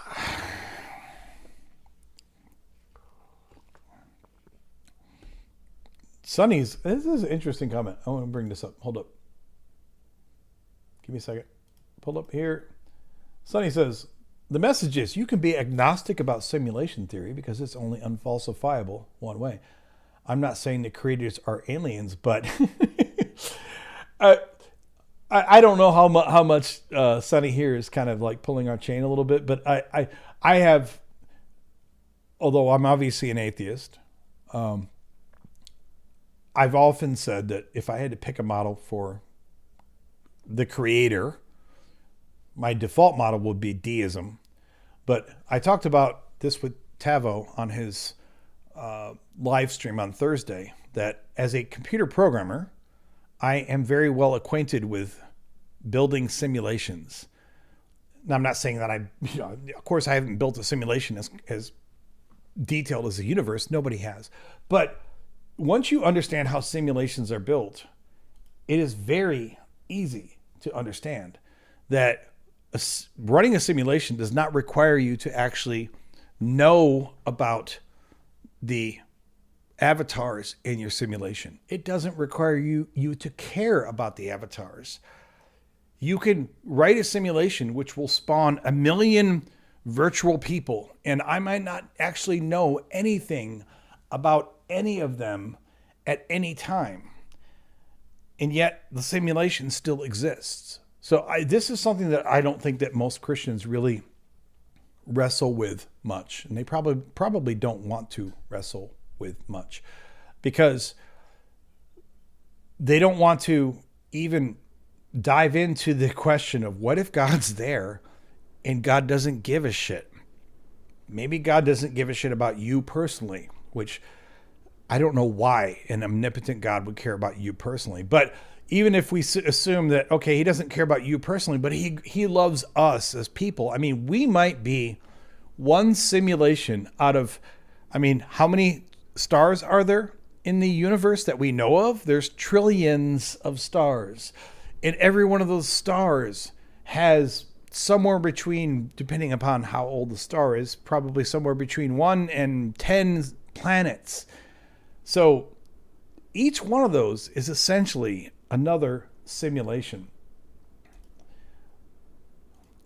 So secular scripture says, darn it, I missed the prayer with a commercial break. But here, we'll do this. We'll do this really quick because Lord, secular scriptures missed the prayer. So I ask you again, Jebus, I ask you again, Yahweh, I ask you again, Holy Spirit, call in. Tell me why we should believe any of this. Make yourself known. You are the undisputed hide-and-seek champion of the universe now for 2,000 years running. You've won the hide-and-seek battle. At this point, can we put down the hide-and-seek? And can you just let us know in any tangible, empirical way that you are here? Amen. Okay. That was just for you, secular scriptures. That was just for you. Oh, I have to admit, I get a lot of fun out of that. I get probably too much fun out of that. Oh, okay. Moving on.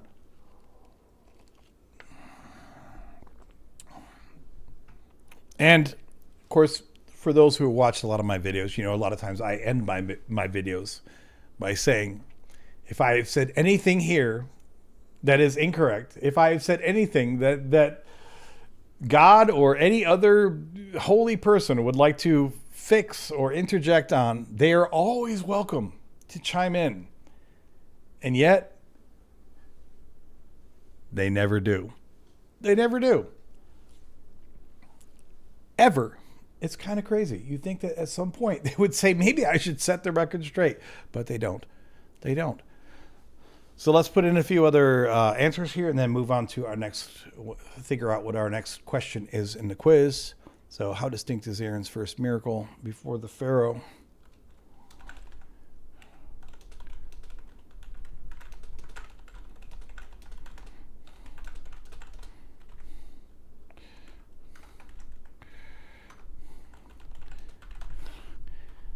And then finally one more.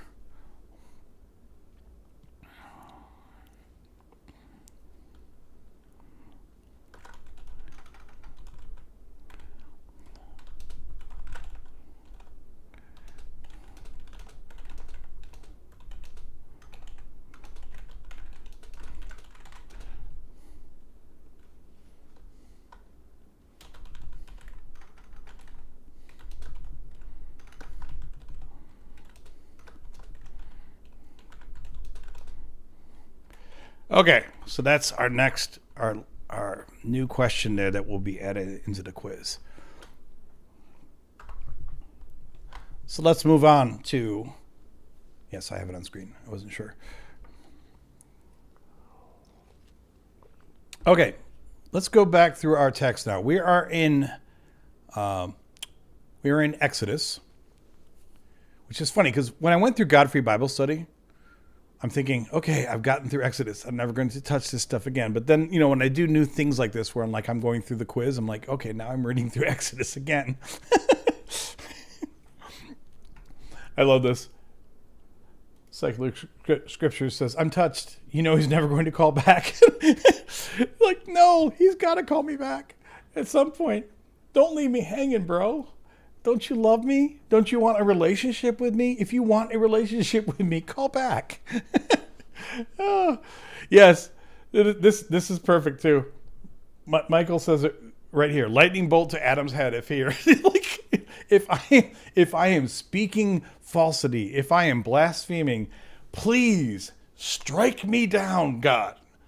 Please bring your mighty lightning bolt and fry my ass right here on a live YouTube live stream, which I granted, there's not a ton of people watching the live stream, but it will be recorded and available for replay. Could you imagine if an atheist had a YouTube live stream and was blaspheming God, and in the middle of the live stream, they got struck by lightning?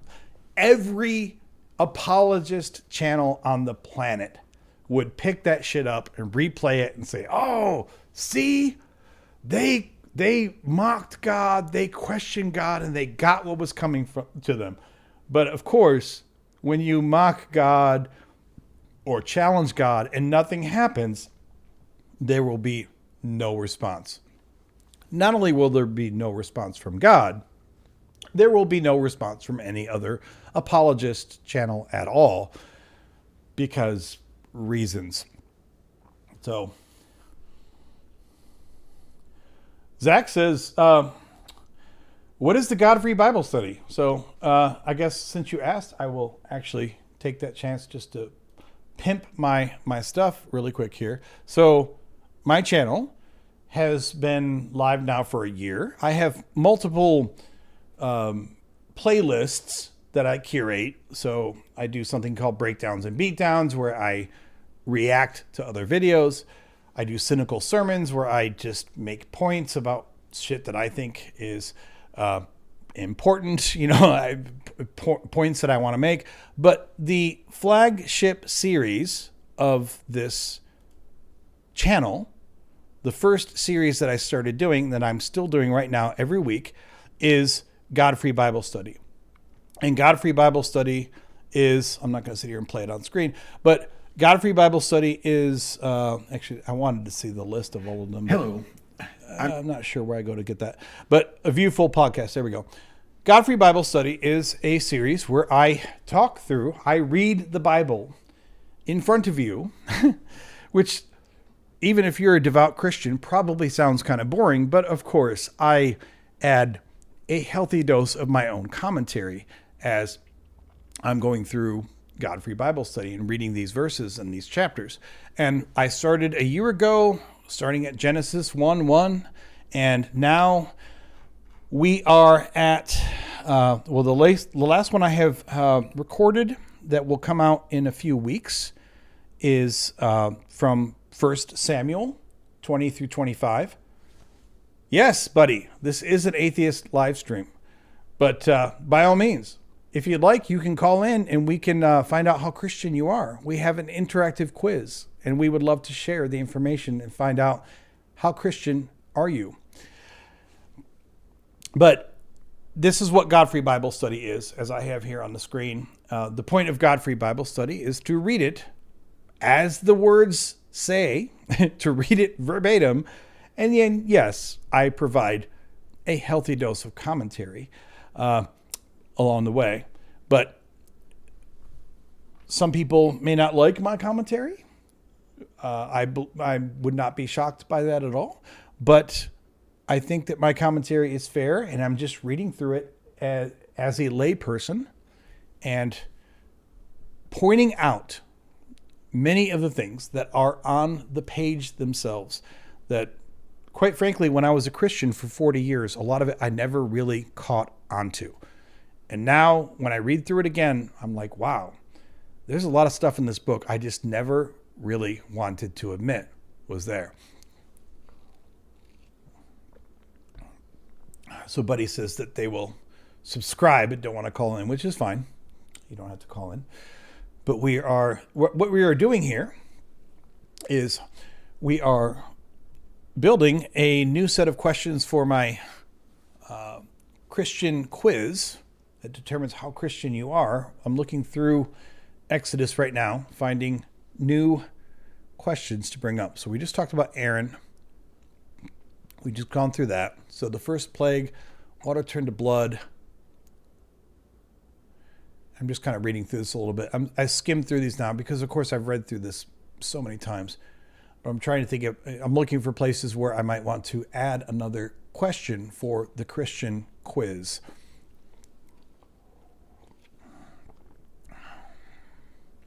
So Pharaoh in the morning, he's going out to the water. I also love this. I'm not going to make a question out of this, but go to Pharaoh in the morning as he is going out to the water.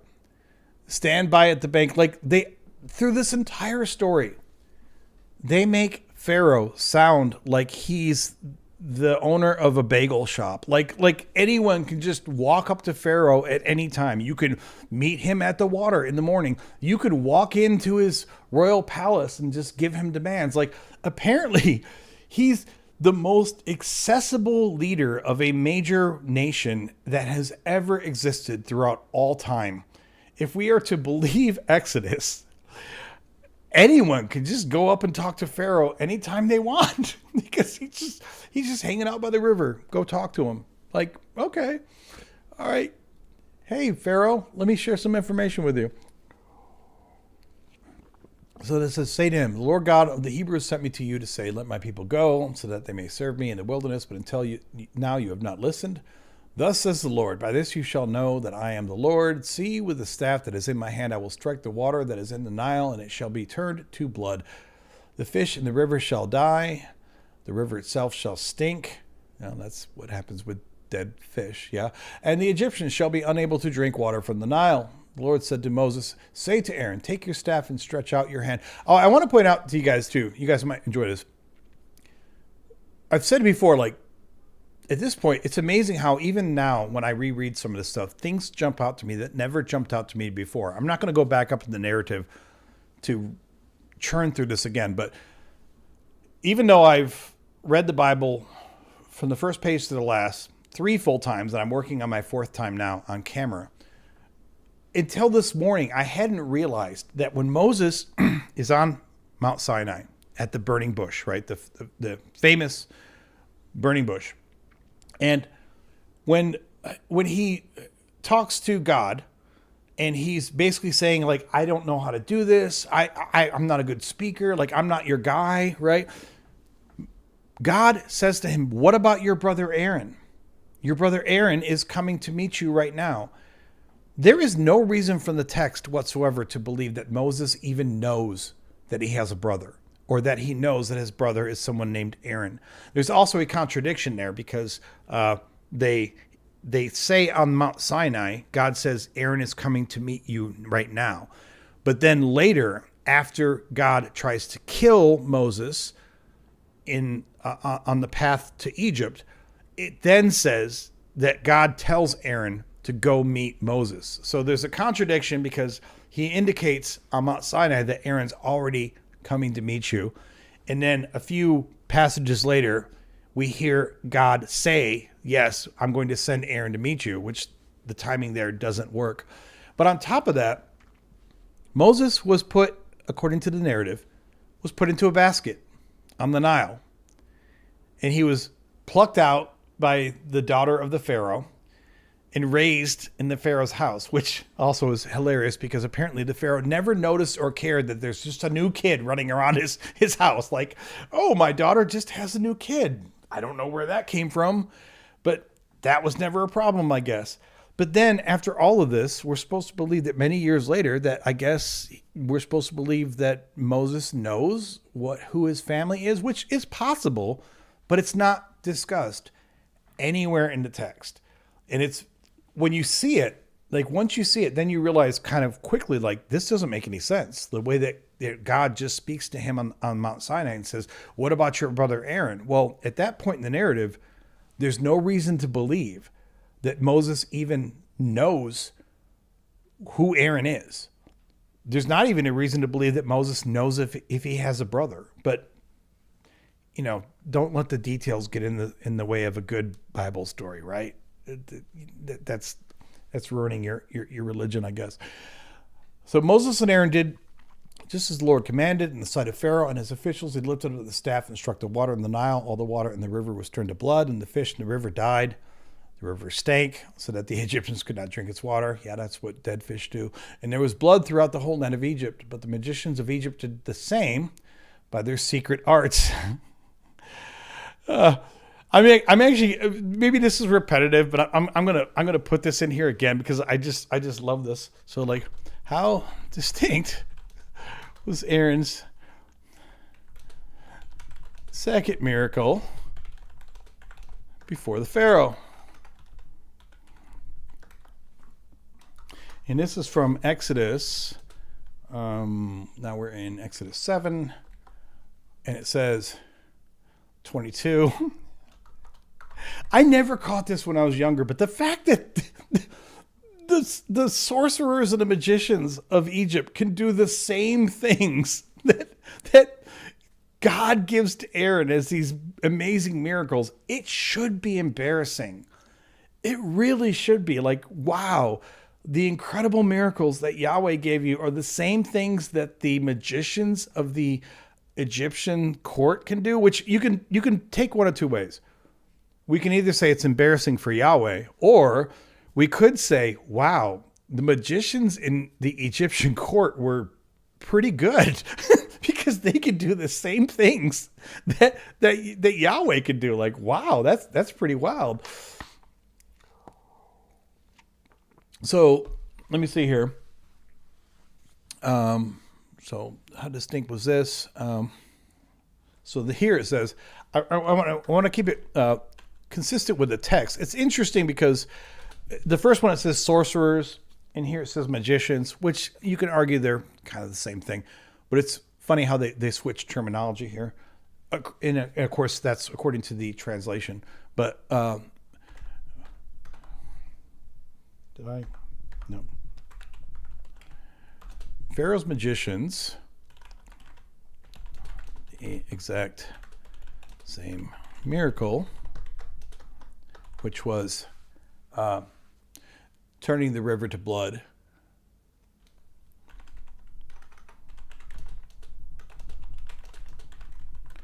It definitely gives you a newfound respect for Egyptian magicians because they apparently knew what they were doing.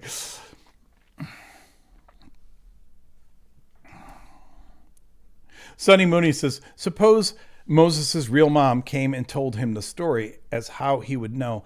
A harmless white lie, a sitcom at least. So, and that's fair. I mean, there are a lot of times when there are contradictions in the text.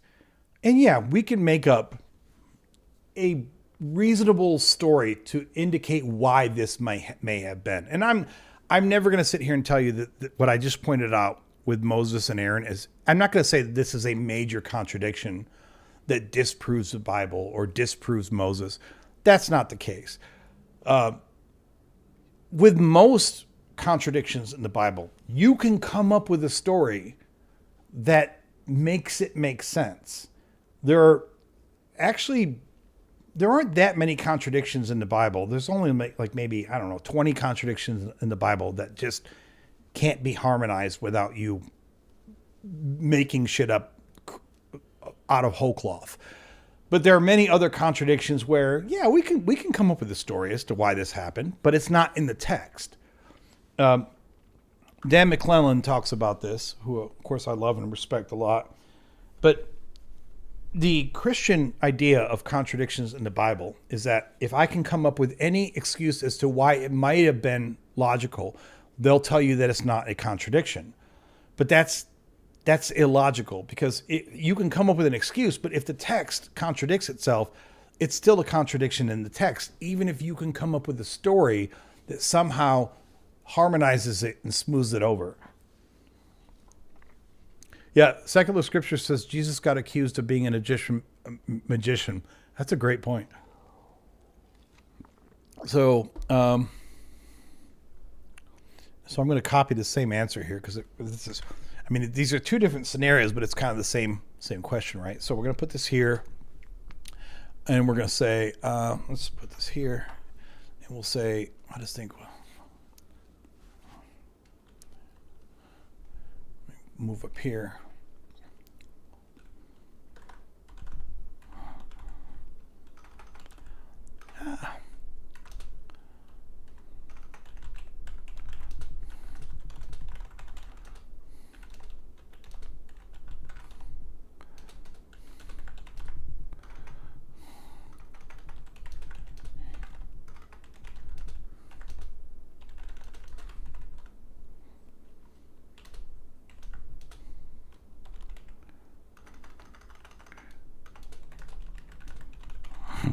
That's a good answer. It wasn't nearly as red. There we go. Here would be the blind apologist answer, because I don't care what the text says. I think they're all distinct. And then we'll add this too. So these are kind of the same question, but I wanted to put it in here twice because once again, we're seeing that these so-called miracles that Yahweh gave to Moses and Aaron aren't really that impressive. You know, like wow, like that's the best you have? Okay.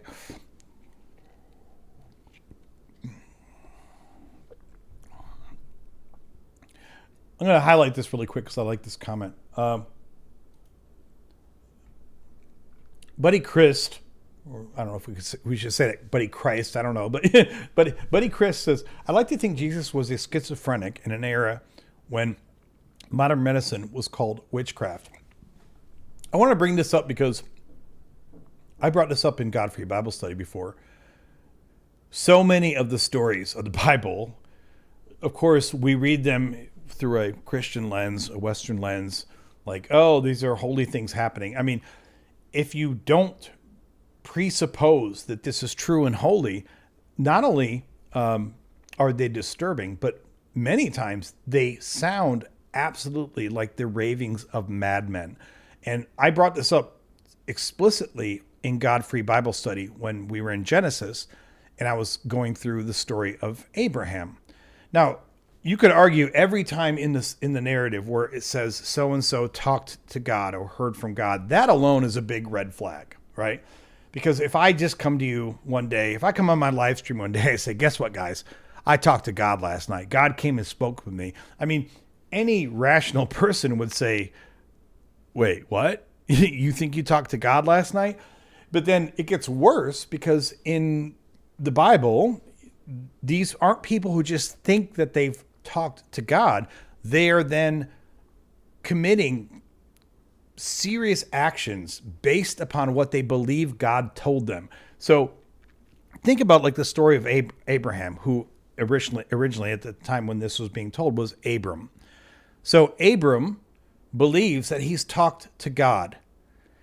And then based on him having talked to God, he comes back to his household and says, all of the men in my household, my kids, my slaves, which is really gross, everyone in my household, all the men will cut off a piece of their dick. I mean, just put that into context for a minute. Imagine that you take off your Christian goggles or your God goggles for a minute, and I just told you a story about some guy who told you that he's adamant that he just talked to God.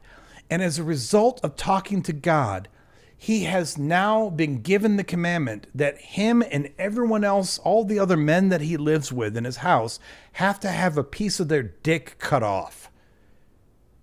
And we uphold this man as being the central figure in 3 religions. I mean, they're called Abrahamic religions. Judaism, Christianity, and Islam are all considered to be, quote unquote, Abrahamic religions. And they are all based on the idea that a man who believed that he talked to God then went back to his household and said, hey, everyone, we're all going to cut off a piece of our dick because that's what God told me to do. And somehow this is holy. This is the father of your religion. I mean, of course, it gets worse because then he says, "Oh, not only did God tell me that we're all going to cut off a piece of our dick, but then a little while later, not much longer later, he says, oh, guess what? God also told me that I have to kill my son." I mean, granted, he didn't tell anyone that.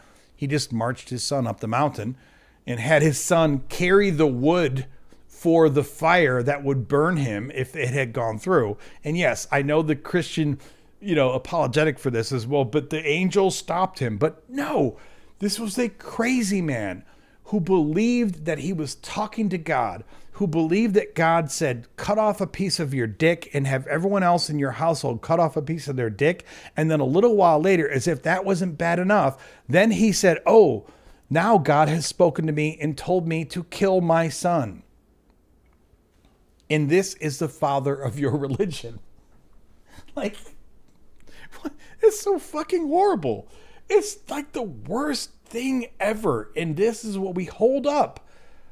I mean, for all of the bad stuff in the Bible, and of course, especially in the Old Testament, there's a ton of disgusting stuff. Most of it's never discussed in modern churches.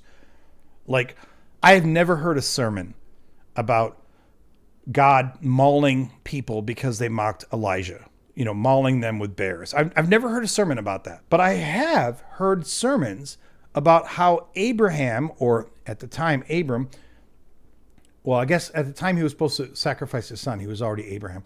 So I have heard sermons about how Abraham being so willing to kill his own son is a good thing. And that's insane. Like, oh my gosh, that is so insane. Okay, moving on. Moving on. Let's look at more of this text here from Exodus. Okay, the Egyptians had to dig along the Nile for water to drink. 7 days passed after the Lord had struck the Nile. Then we get the plague of frogs. Go to Pharaoh and say to him, thus says the Lord, let my people go so that they may serve me.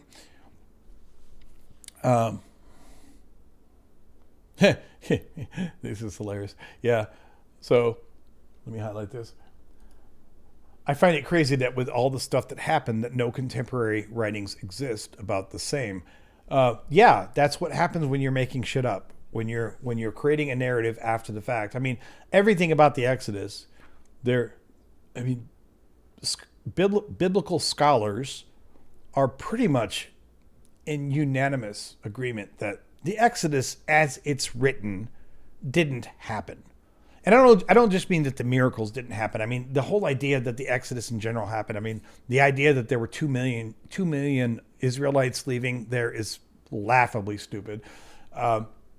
The fact that, all these plagues supposedly happened that killed everyone. I mean, but the Egyptians at this time, when this is supposed to have happened, were, if not the most powerful, were one of the most powerful empires on earth. And we're to believe that no one wrote this down. And you can say, well, it's ancient people, so they didn't do as much writing as we do today. But they did write stuff down. They had scribes. They wrote stuff down. Even back then, they were creating their own historical chronicles. And we're supposed to believe that none of this was recorded anywhere in Egypt. Like, no one thought maybe we should annotate this. Nope, not at all. So, continuing on. Excuse me. So moving on to the frogs, the plague of frogs, which I understand, like any inundation of an animal can be a plague, right? But frogs, really? Like, I understand locusts, because locusts eat everything. Plague of locusts is, especially for ancient peoples, pretty nasty because it eats all your crops. So that's the real scary part about a plague of locusts. And given the cycles that, animals go through, like sometimes they come out in abundance and then they get winnowed down to really small levels and then they boom again. It's very understandable that you could have a plague of locusts. But plague of frogs, I mean, it would be gross because they're all going to come out and they're going to die, I guess, and they're going to stink. But it's a weird plague. It's like, this is what we're doing, a plague of frogs, a plague of amphibians. Okay, sure. Should we have a plague of salamanders? Should we have a plague of lizards? I don't know. It's like, I feel at some point they were reaching, like I feel like they wanted to get to 10, but they had to like sit down and figure out, like, it's hard to even think of 10 different plagues. So the Nile shall swarm with frogs. They shall come up into your palace, into your bedchamber, and your bed, into the houses of your officials and your people, and into your ovens and your kneading bowls. Like, yay, frog legs! Like they're going to come into your ovens. I mean, at some point, you're just going to start eating frogs, right? The frogs shall come up on you and your people and all your officials. And the Lord said to Moses, say to Aaron, stretch out your hand with your staff over the rivers, the canals, and the pools, and make frogs come up on the land of Egypt. So Aaron stretched out his hand over the waters of Egypt, and the frogs came up and covered the land of Egypt. But the magicians did the same by their secret art and brought frogs. Once again, the magicians can do the exact same thing. Oh, this is wonderful. Okay, hold up. So, and yes, I know it's repetitive, although when you take the quiz, they're randomized, so you won't necessarily get them all in a row. But I'm going to put this in again because this is just so damning to me that your God's miracles can be completely replicated. And they get to a point finally where they can't be replicated. But the fact that they can replicate any of them, like maybe you should come up with better miracles. Did you think about that? Maybe you should try harder. It has to be so demeaning to think, on one level, God has spoken to you and he's given you these miracles. And for a while you're thinking, yeah, I've got the staff and I can do the miracles and I'm awesome. And then you come into the Pharaoh's court and they can do all the same shit. And that would have to make you feel pretty silly. Like on one level, you're like, look, I can do all these miracles. And they're like, yeah, we can too, you dumbass. Like, never mind. That's just so, it's so unimpressive for your God. And now, to be fair, I said this earlier in the live stream. You guys may not have been in here. But I said you could make an argument that makes it seem more realistic, because if it was just a narrative to make up stuff to make your God sound good, you would only put the positive things in, right? So I guess you could argue, like, because God gave him these miracles and the other magicians of Egypt could replicate them, maybe it speaks to the veracity of the narrative. But even if it does, that still doesn't speak well to your God and what your God does. It makes your God sound really weak. But the magicians did the same. So this is 8:7, and then it says the magicians. This is the plague of frogs. Here we go.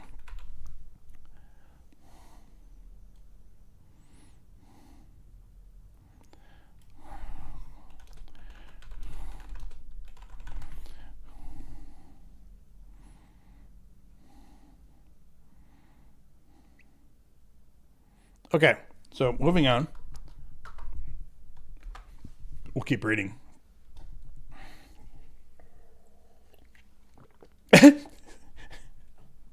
This is hilarious. I just had to bring this up because I've never heard of such a thing. But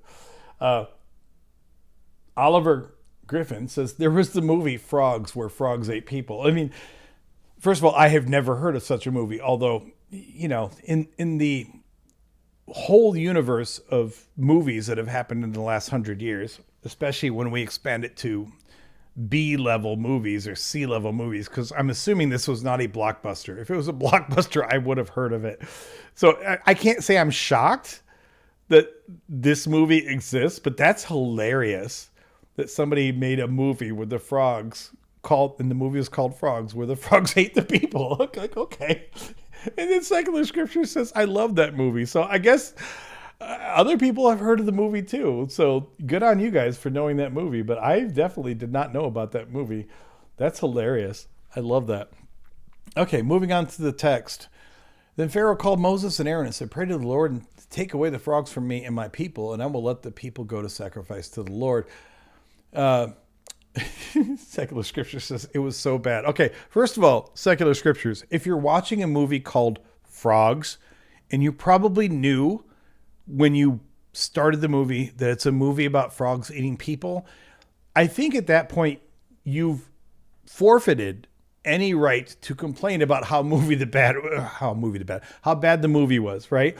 In fact, I'm assuming that at that point, if you're watching it because you want to watch a really bad movie and just wallow in the badness. It's like when you pull up The Room, that famous movie, The Room. I mean, at this point, when The Room first came out, there were probably some people who watched it who actually thought they were trying to watch a real movie, like a good movie. But at this point, if you watch The Room, it's because you want to just wallow in the complete fuckery of this movie. Like, it's a bad movie and you were just wallowing in it totally. All right, moving on. So Moses said to Pharaoh, kindly tell me when I am to pray for you and for your officials and for your people, that the frogs may be removed from you and your houses. Which I'm not going to put it in as a quiz, but this is funny because Moses said to Pharaoh, kindly tell me when I am to pray for you and for your officials and for your people, that the frogs may be removed from you and your houses and be left only in the Nile. And he, being Pharaoh, said, tomorrow. Think about that, people. You are supposedly, if we were to believe the narrative, you are dealing with the messenger of a god, okay? And he has brought a plague of frogs on you, and you're like, damn it, these frogs, I want them gone. And then finally, you say, fine, I'm going to give you what you want. The messenger says, fine, when do you want me to pray to remove the frogs? And you tell them tomorrow? Like, if all it takes is a prayer, why would you tell him do it tomorrow? That's the stupidest thing ever. Like, well, I got a spot on my calendar tomorrow morning at 10. Does that work for you? Can you pray to remove them then? Like, come on, dude. Who came up with this narrative? It's so silly. If we were to believe this and Pharaoh's like, God damn it, get rid of these frogs, of course he's going to say, pray now. Go pray right now and get rid of the frogs. But no, he's like, yeah, tomorrow's fine. If you got if you got room in your calendar tomorrow, just pray at some point for them to go away. It's so silly. But when you read these narratives, like as a kid or when you read them in church, you read past a line like that and it doesn't really click in your head. Because, you just like, oh, Moses said to Pharaoh, kindly tell me when I am to pray for you and for your officials and for your people, that the frogs may be removed from you and your houses and be left only in the Nile. And he said tomorrow. And most of the time when you read something like that, you just keep reading and you go on. Most of the time you don't actually think, wait, that doesn't make any sense. If we're to believe this happened, and we're to believe that the Pharaoh is actually really annoyed with this plague of frogs, and we're to believe that he thinks that Moses can make the frogs go away, he's not going to tell him, yeah, pray tomorrow. Tomorrow you can get rid of them, or the next day, whenever works for you, whatever works in your schedule. Like, no, that's stupid. It's little things like this. I mean, the whole story is silly on its merits, but it's little things like this as I read through. It's like, I never caught this stuff when I was a Christian reading the Bible multiple times. You would just read past it and it's like, it wouldn't click in your head.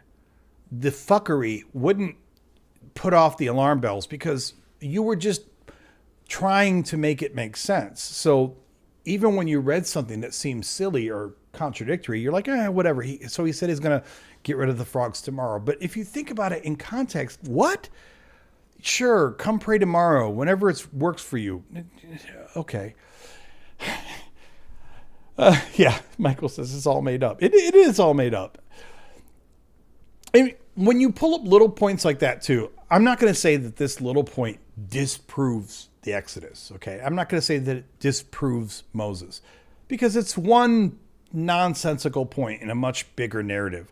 But when you put them all together, it's one nonsensical point after another, after another, after another. And they just snowball to the point where it's like, I'm sorry, there's just no way that this happened.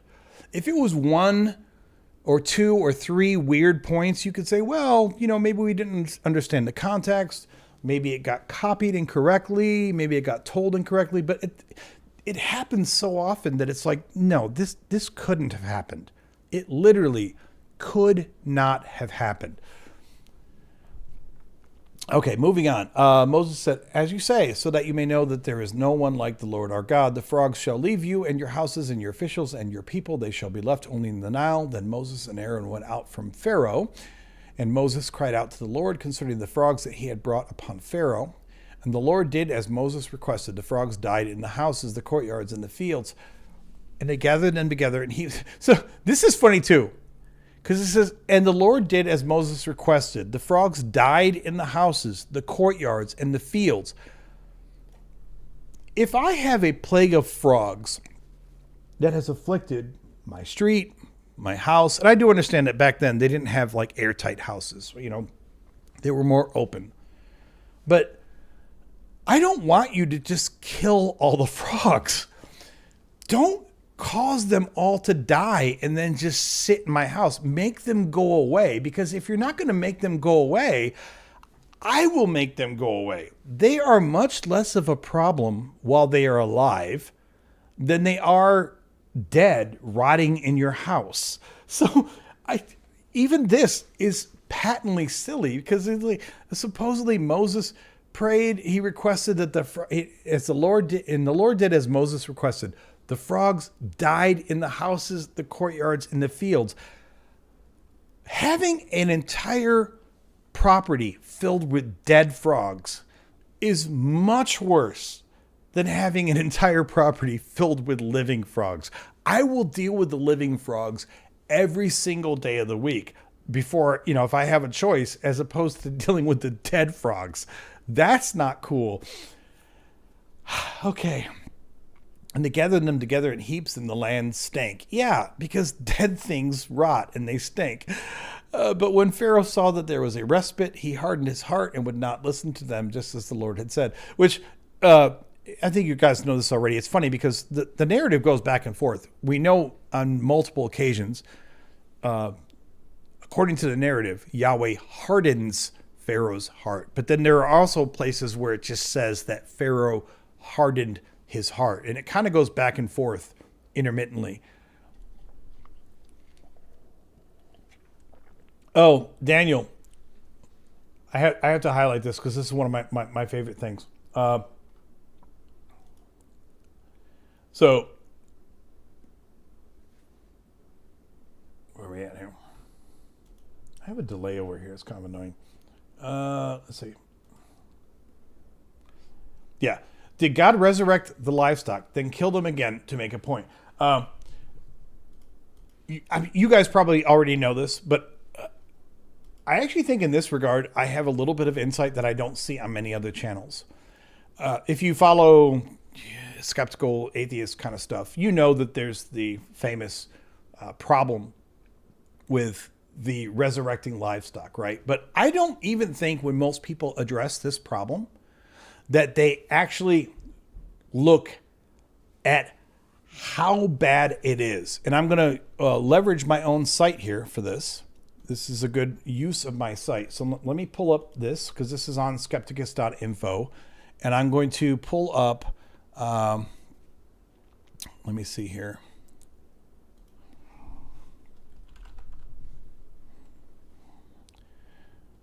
Give me just a second. I got to find it. Was it under docs? No. It was under... Give me just a second. Because I don't think most skeptics don't really point out how crazy this is. Let me see.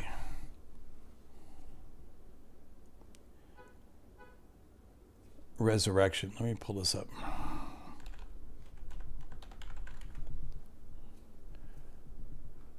And okay, Yahweh's magic resurrection horses. So again, you guys can pull this up too on the site if you ever feel so inclined. So let me just point this out, because I think that most people don't even fully work out how stupid this is. In Exodus 9:16, I don't know if you can really see that. I'll make it a little bigger even.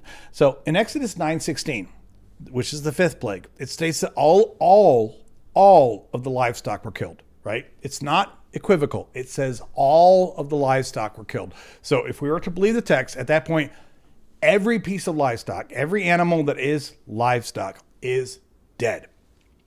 Now, this is what most skeptics understand. You know, they get this really well, because it says in Exodus 9:25, the seventh plague, it states that all livestock in the field were killed. Of course, if they were all killed in the fifth plague, how are there any livestock in the field, right? This is the famous contradiction here. You know, it says, but according to the narrative of the fifth plague, there should not have been a single livestock animal alive. This apparently means that some of the animals killed in the fifth plague were resurrected purely so they could be killed again while they were standing in the field. So that's already one big problem, but it gets worse, because in Exodus 12:29, which is the 10th plague, which remember is the plague of the firstborn, right? It states that the firstborn of all livestock were killed. It's not just the firstborn of the people. It explicitly states in the text that the firstborn of everything is killed, including the livestock. But according to the narrative of the fifth and seventh plagues, there should not have been a single livestock animal alive. This apparently means that some of the animals killed in the fifth plague were resurrected purely so they could be killed again while they were standing in the field. And then, if they were a firstborn animal, then they were resurrected again, and purely so they could be killed in the 10th plague. So at this point, we have at least some of the animals who have been resurrected twice, just so that they could be killed a third time. But it gets worse. In Exodus, and this is the part that I don't see many skeptics even talk about. In Exodus 14:28, as the Egyptians are chasing the Hebrews at the Red Sea, it states that all chariot horses were killed. Ladies and gentlemen, if you have chariots and you have horses that pull your chariots, what are those horses that pull your chariots? They're livestock. They are absolutely part of your livestock. They're not livestock for farming, but they're still livestock. Horses that are kept and trained to pull your chariots are absolutely livestock. So, chariot horses, this means that it's possible that any given chariot horse may have been resurrected as many as 3 times just so they could meet their ultimate fate at the bottom of the Red Sea. Like, I've heard a number of skeptics before, like Justin talks about this on his channel, like, oh, how did the livestock get resurrected from the 5th plague to the 7th plague? But if we follow the narrative, some of them then got killed again in the 10th plague, and then they got killed again in the Red Sea. Like, oh my gosh. The magic resurrection horses. That's what this all comes down to. Anyway, moving on.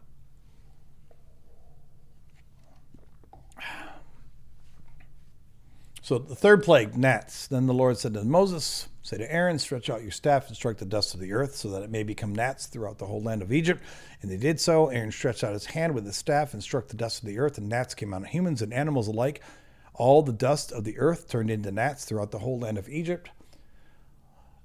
And finally, we get something that the magicians for Egypt cannot recreate. So everyone, I want you to, first of all, I want you to give a round of applause to Yahweh, because Yahweh has finally given us a miracle that the magicians of Egypt could not recreate. They could recreate the staff. They could recreate the river turning to blood. They could recreate the frogs. But finally, the omnipotent creator God of the universe came up with a miracle that the Egyptian magicians or sorcerers could not recreate. So good on you, Yahweh. Good on you. He deserves a round of applause. He finally came up with something that the other magicians could not do. Yeah. Party hat for Yahweh. Good job, Yahweh. It only took you 4 tries to come up with a miracle that the Egyptian magicians could not recreate. So,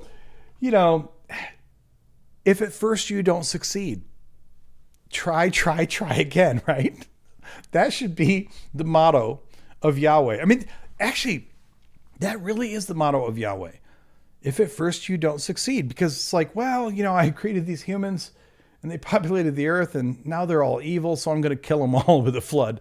Okay, if at first you don't succeed, try again. And then I wanted them to be free, so I gave them all these miracles, but the Egyptian magicians can repeat all the miracles.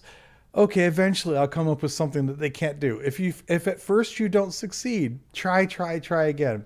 So at least Yahweh is persistent. He fails frequently. His powers seem to be laughably limited, but at least he keeps trying. So good for you. Good for you, Yahweh. That's really good. Yeah, Keith says it only took a few thousand years. Yay. Yay, Yahweh.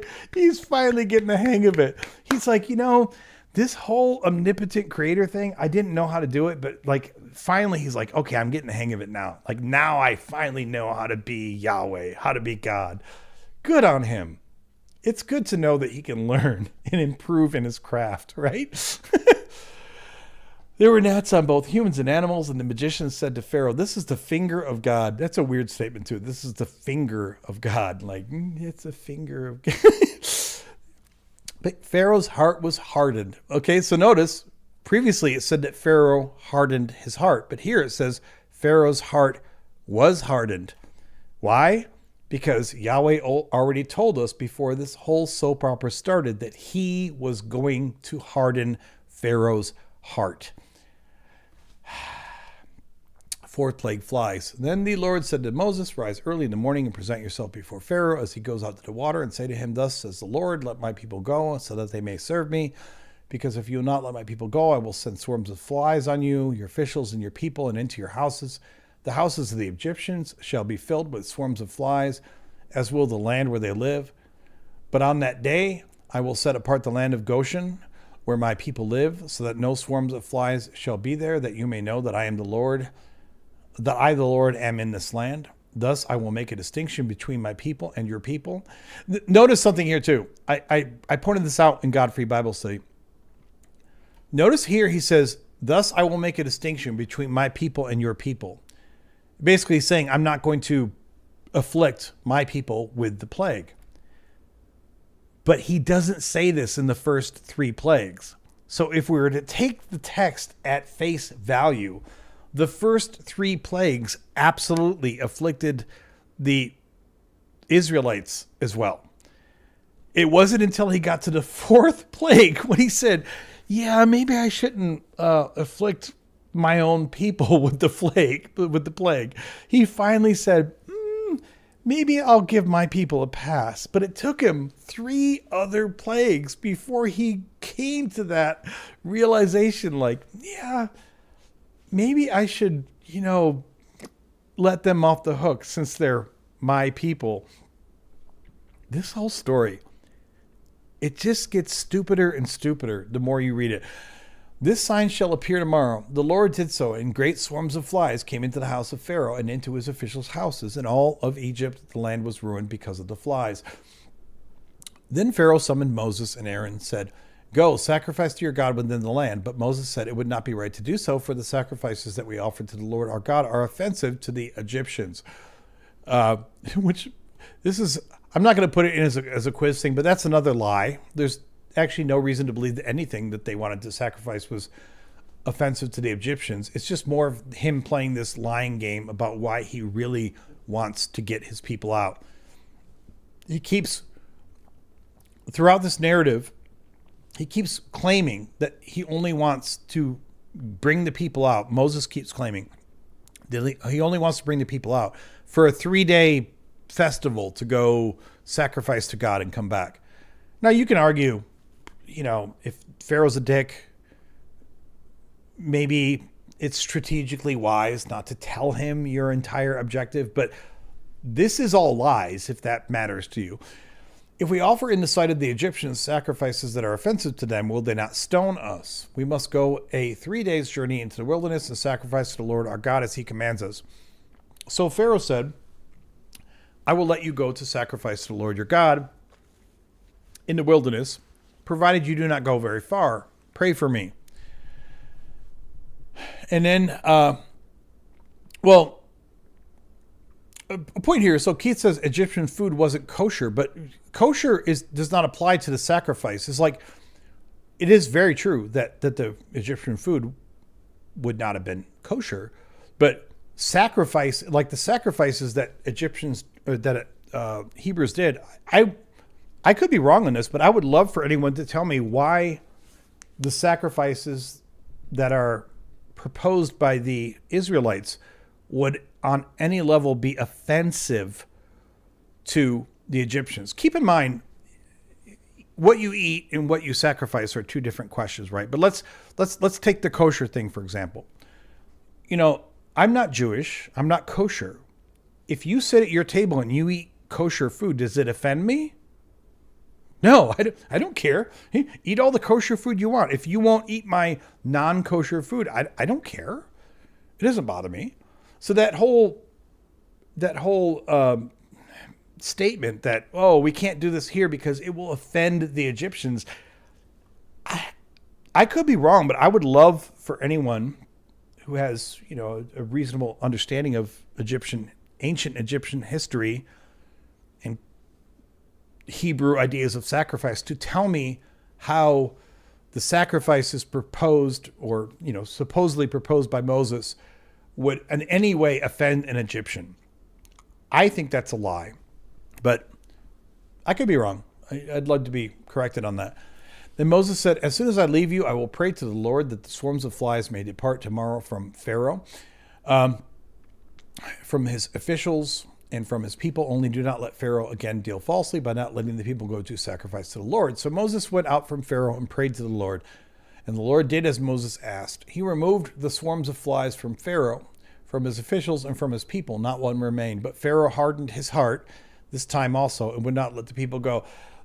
I love how Yahweh, because all of this ultimately comes down to Yahweh, even though Moses and Aaron are doing his bidding, right? But Yahweh apparently doesn't have the first fucking clue of what good practices for negotiating. See, and I bring this up because if we're in a contentious relationship and I want you to give me something, like I want you to let my people go, and I don't trust you, I'm not going to pray to my God to remove the most recent plague and then just trust you're going to follow through. We've already seen that he's not going to follow through. So I'm going to say, look, I'll pray to God to remove the plague from half of your people or a third of your people. But, you know, if you want us to remove it from all of your people, I will pray after we get out of your, you know, control. But that kind of common sense negotiation never happens here, because either it's made up or they're stupid. You can pick which narrative you want.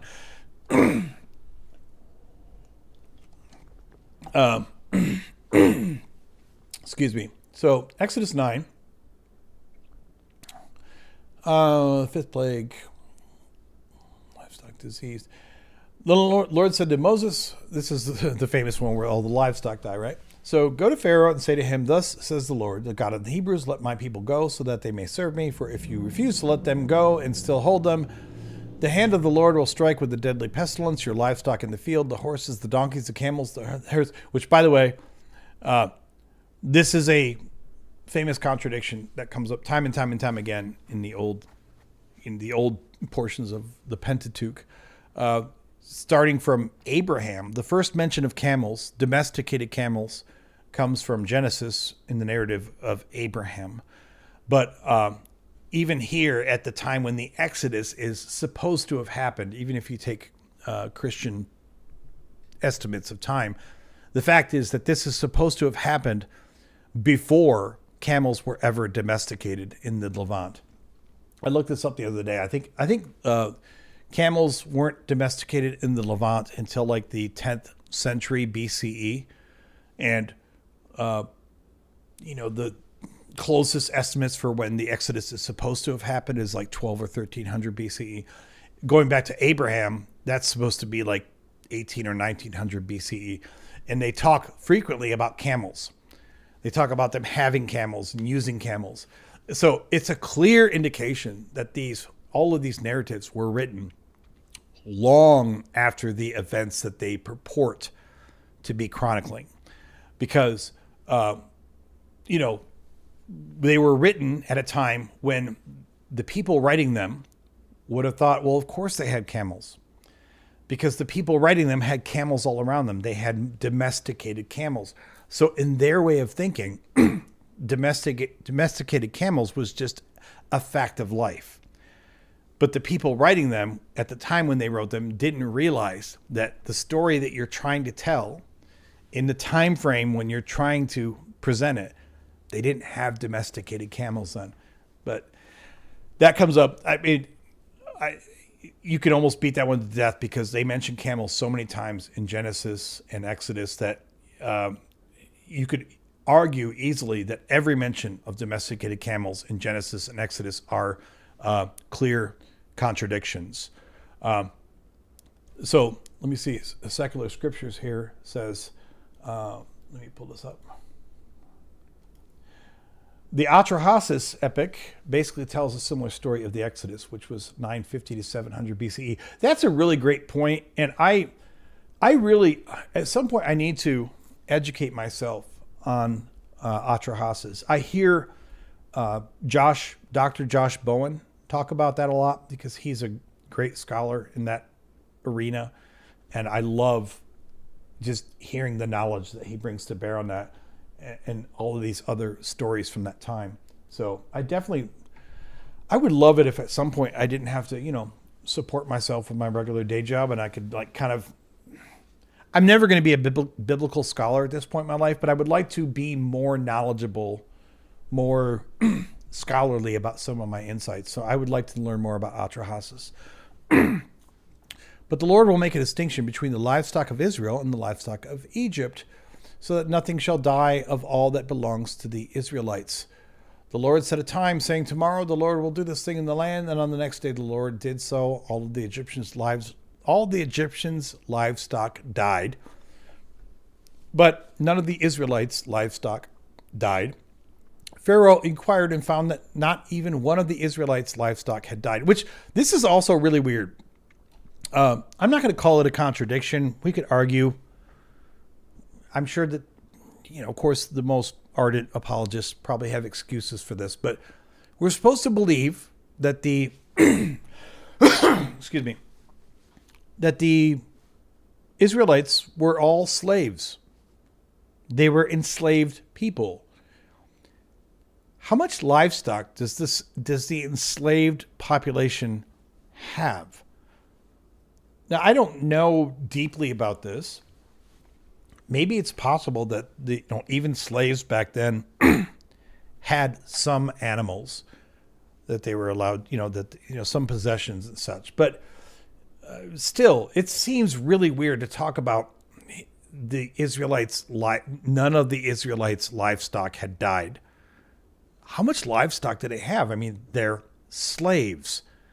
But I'm not going to hang my hat on that one, because I don't know. Maybe at that time in Egypt, maybe even the enslaved people had some possessions like livestock to them. But that's a really weird statement if you think about it. But the heart of Pharaoh was hardened. So again, notice we flopped back now to, instead of him saying that Pharaoh hardened his heart, it's saying it was hardened, which of course implies that it came from somewhere else outside, like Yahweh, and he would not let the people go. Then the Lord said to Moses and Aaron, take handfuls of soot from the kiln and let Moses throw it in the air in the sight of Pharaoh. It shall become dust all over the land of Egypt and shall cause festering boils on humans and animals throughout the whole land of Egypt. I want you to think about picture this for a moment. Take handfuls of soot from the kiln and let Moses throw it in the air in the sight of Pharaoh. Like, we are now 6 plagues in. The mere idea that Aaron and Moses could just, walk up and talk to Pharaoh and say, here's the demands from Yahweh. The mere fact that they would even get one audience with him is probably in itself a big stretch. It's not very logical to think that they would even have one chance to talk to Pharaoh. But let's assume that they did initially get an audience with Pharaoh. And they talked to Pharaoh and they gave these demands, which were, of course, turned down. We're now deep into a narrative where every time things go bad for the Egyptians, every single time, Aaron and Moses come back to Pharaoh, the king, the ultimate potentate, despot of the land. Think about this logically. You have this people who have pissed you off. You are a very old school, ancient Egyptian ruler. Do you think they're just going to be able to keep marching back and giving more orders to him? Because the way that most kings would work is, even if you got an audience with him once or twice, if you keep pissing him off, at some point, the only answer he's going to give you is either A, he just won't talk to you, or more likely, he'll throw you into prison. Like, he's not going to have you just keep marching back every time and talk with him like you're equals. As far as the Pharaoh is concerned in this story, if we try to employ internal critique, as far as the Pharaoh is concerned, he thinks that these people are deeply below him. So the idea that he's going to allow them to keep marching back, their two main representatives, Aaron and Moses, and keep dictating things to him over and over again, is basically admitting that you have no idea how monarchs ever work, how they ever interact with people, because this is just beyond silly.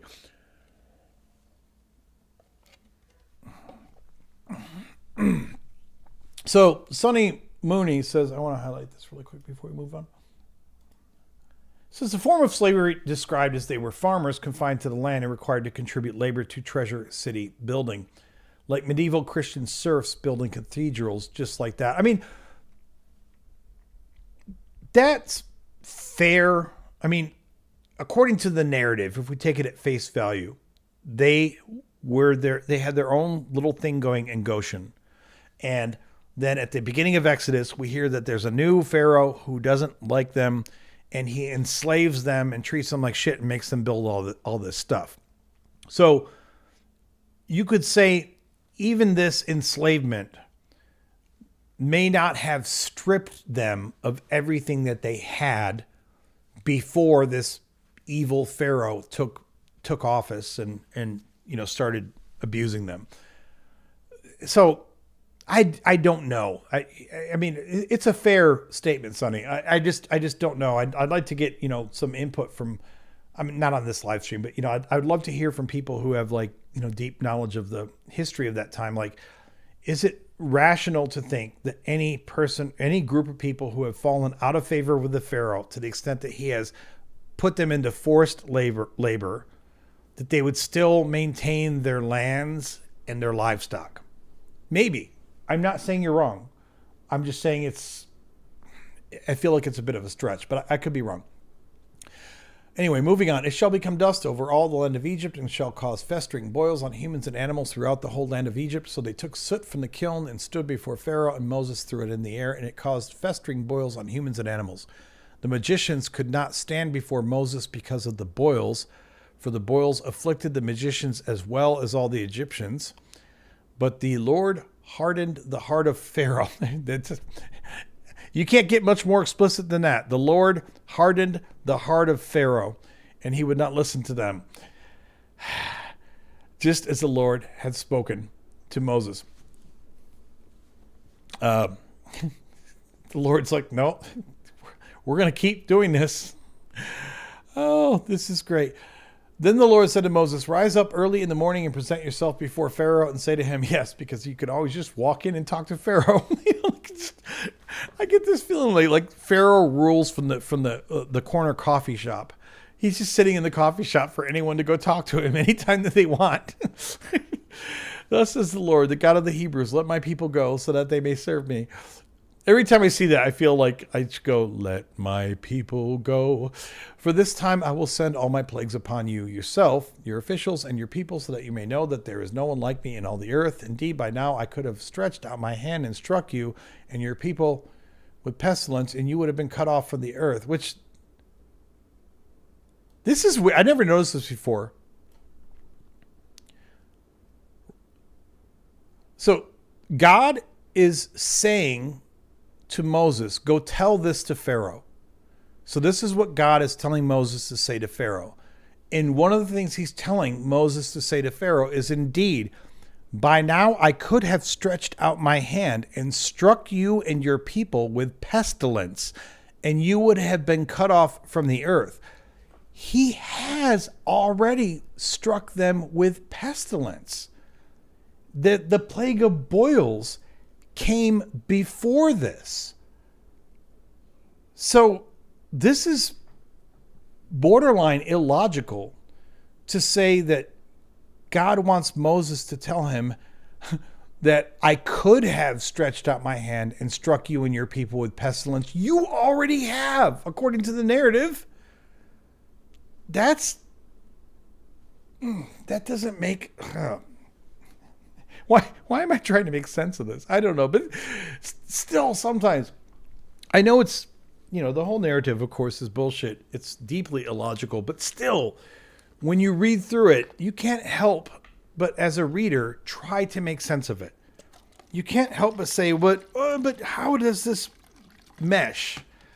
And the more you try to make sense of it, the more it doesn't. Very strange.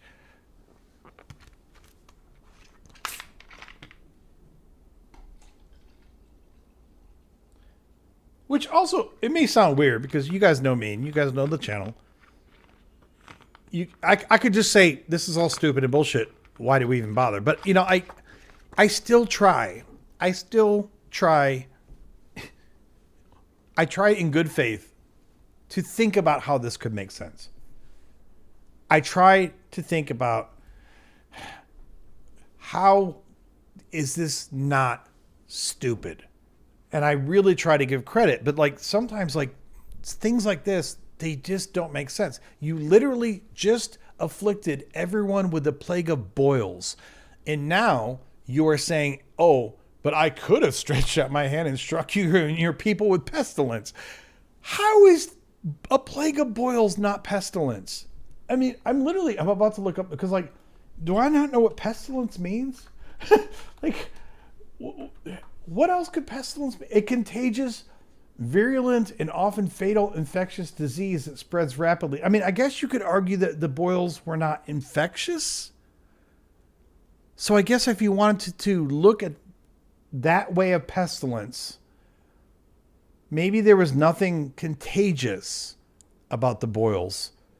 So you could argue that up to this point, maybe there has not been a pestilence. I mean, to me, a plague of boils is pestilence. But I guess if we want to go by the letter of the law, a contagious, virulent, and often fatal infectious disease that spreads rapidly and affects an entire community. I guess the boils weren't infectious. I guess that's the answer.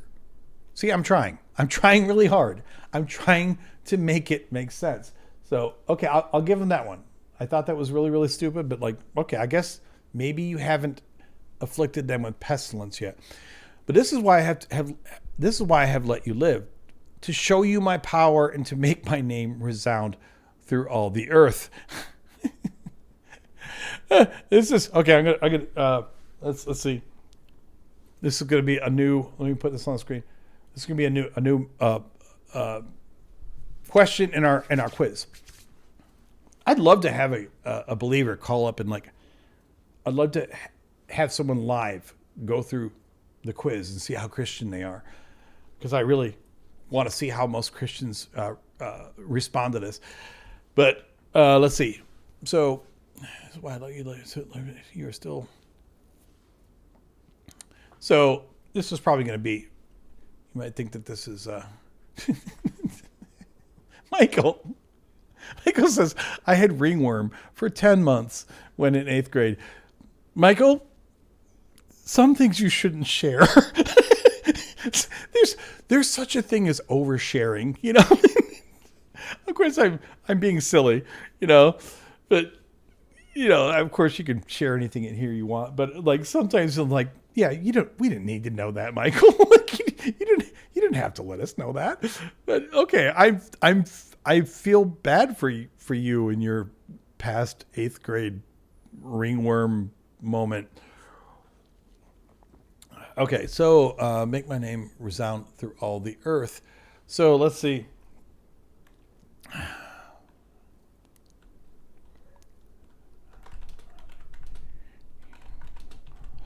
many people of Yahweh based upon plagues that he beset upon the nation of Egypt? And this is Exodus 9, and that's where are we at here to make my name 9:16. And of course the answer is the entire earth. Everyone across the entire earth. So apparently, everyone in South America knew, because South America was populated at this time, everyone in South America knew the name of Yahweh based upon the plagues that were beset upon Egypt. Everyone in North America, everyone, the Aboriginals in Australia, all knew the name of Yahweh because of the plagues that were beset upon Egypt. Yeah. Of course, the most... Oh. Let's do this. Let's say, let's see. The logical answer is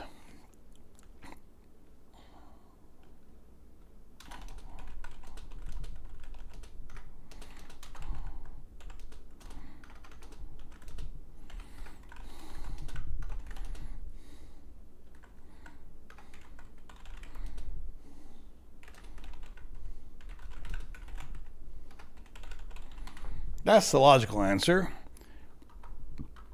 Ooh. Let's do this.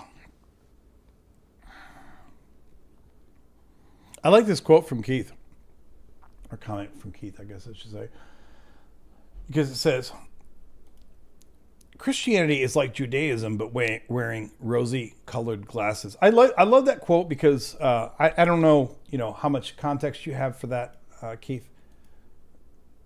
I'm giving you the credit to assume you have probably a lot of context for it, but Jews are, I'm speaking in big, broad terms, of course, but Jews are very interesting people to me. Not that I know a ton of Jews, but for all the Jews that I've met in my life, they're incredibly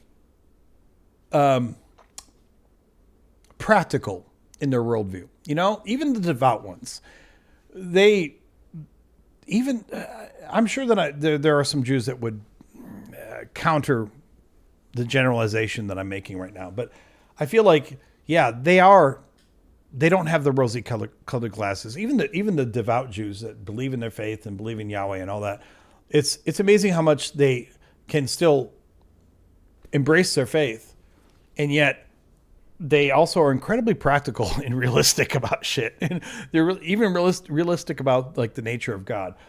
Of course, I'm sure that there is, that there are people that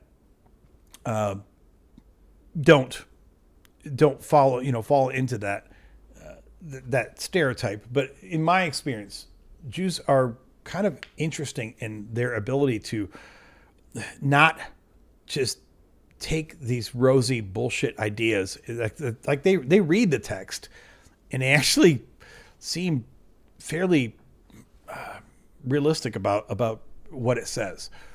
So anyway, going back to my question here. So how many people will know the name of Yahweh based upon plagues that he beset upon the nation of Egypt?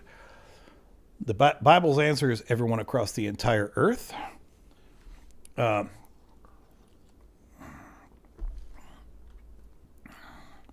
Could even go further with this and say, let's say everyone.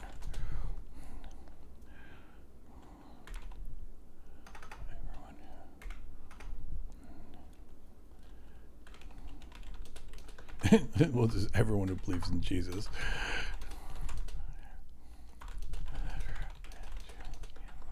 Font. One more here. Let's see. Everyone who believes in Jesus. Everyone who's ever been to the Levant.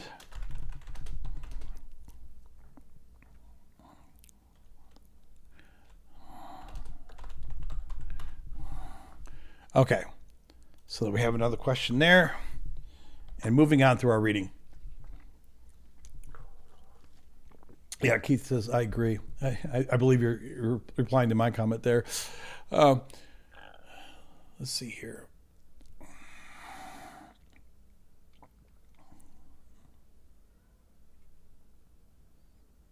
This question, I have to highlight this just for a second. I'm going off on tangents, but I see this comment here from the Big Nick. There's no such thing as a Judeo-Christ. I don't know where you're going with that, but there are absolutely Jews who believe in Christ. They even have terms for these. Like I've heard the term called a completed Jew. That's something I heard from a Jewish person myself. Someone who identified as Jewish, but also believed in Jesus, and he called himself a completed Jew. There's another term that they use as well for Jews who believe in Christ. So I don't know if you're trying to imply that there is no such thing as a Jew who believes in Christ. I don't know if I might be. I should, maybe. Oh, I see. There are no Jews or Gentiles in Christ. I mean, yeah, that's the New Testament line. But the simple fact is there are absolutely Jews. Even if you believe in Christ, even if you're a Jew who believes in Christ, you're still a Jew. I mean, despite the flowery language of the New Testament saying that there are no. And also, that statement, and yes, I'm probably going on a tangent and going into more detail than you cared for, but that passage from the New Testament gets so massively overused because I'm going to pull it up for a second. Just a second. Which is Galatians 3:28. And then if we go here, and I'll show you, I actually hear this. I don't care about you, Big. I'm not trying to attack you on this, but he says it's not complicated, but it is complicated because the text is I don't think it's saying what most people think it's saying when they try to quote this. And I'm going to point this out to you. So let me pull this up on screen, and we'll go to Galatians 3:28. So remember, I was on Exodus 9:15 here, but let me pull up. Nope. Let me pull up here. Galatians 3:28. So this gets pulled up all the time. And some people have used this as a lame apologetic about how Christianity supposedly abolished slavery back in the time of Christ, which is a ridiculous joke. But the entire thing, I mean, it's a lovely, flowery little statement. But to actually imply that these things don't exist is even going against what this states, because it says, "But now that faith has come, we are no longer subject to a disciplinarian, for in Christ Jesus you are all children of God through faith. As many of you as were baptized into Christ have clothed yourself with Christ. There is no longer Jew or Greek. There is no longer slave or free. There is no longer male and female, for all of you are one in Christ Jesus," which is lovely. It's a lovely sentiment. But clearly, this statement is not stating that the distinction of Jews and Greeks went away. We all know that not only did the distinction of Jews and Greeks exist at the time that this text was written, but it continued to exist right up to the current day. Same thing with slave or free. I mean, yes, I understand the theological idea that in the eyes of Christ Jesus, that we're all the same. But in terms of practical, real world applications, this does nothing to tell us that slaves or free people went away. In fact, the institutions of slavery were absolutely supported by the Bible and continued on for millennia after this was written. And if you have any doubt about that, notice here it also says there is no longer male and female. Well, so if you want to believe that this statement somehow tells you that Jews and Greeks went away as being a thing and that slaves went away as being a thing, well, then you'd also have to believe that this verse is a radical gender ideology that implies that male and female distinctions went away, which most Christians are not going to want to sign on to at all.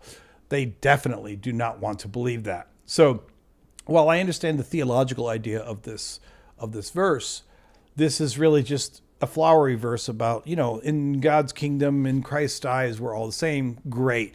But in the real world, this does nothing whatsoever, even logically and rhetorically reading the verse, it does nothing whatsoever to refute the idea that these distinctions absolutely existed and continue to exist right up through this day.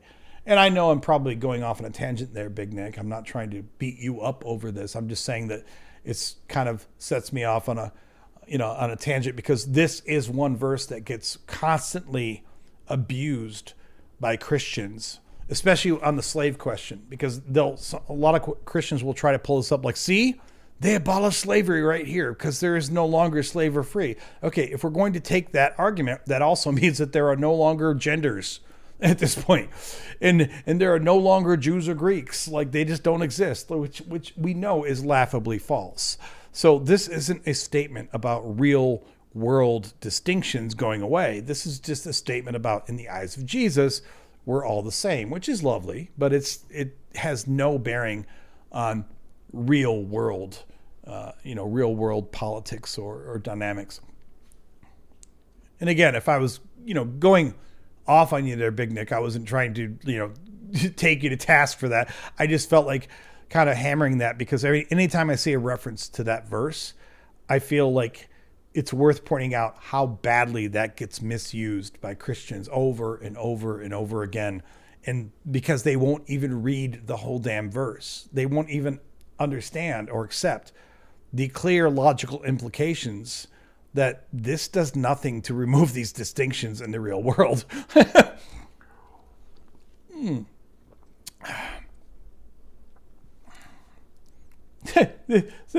I'm sorry, Big Nick, but sometimes you really bring the ignorance sometimes. So he says, Jesus is the new covenant. You either accept the new covenant or you reject it. You can't accept it and also reject it. Either you follow Christ or you don't. If you follow Christ, you're no Jew. That is a statement that indicates that you have no idea what Jewish even means.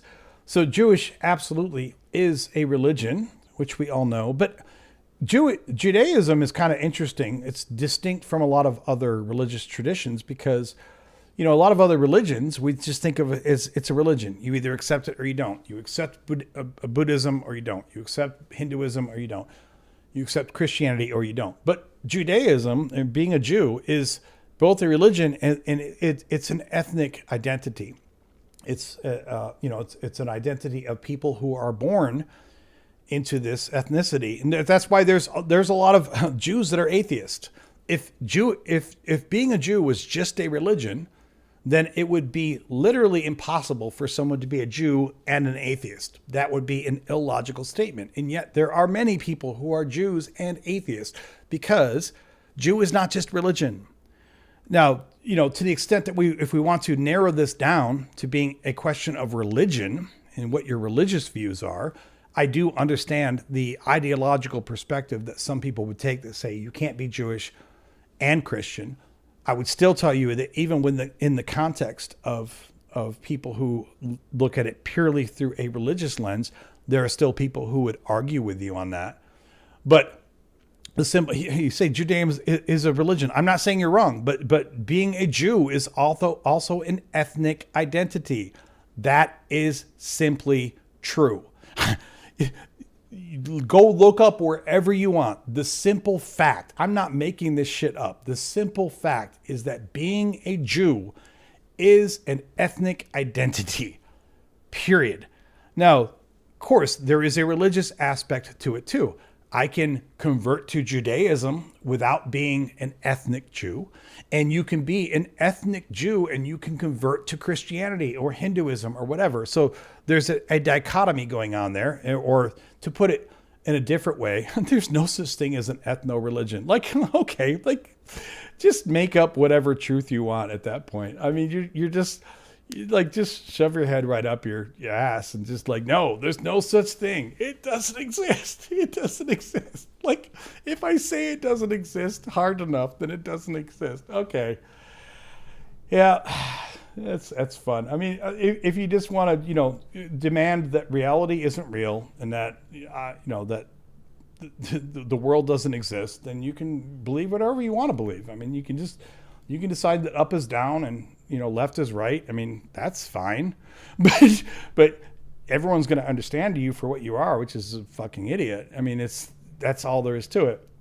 To even say that there's no such thing as an ethno-religion, like you're just displaying blatant ignorance at that point. Like you're just like, look at me.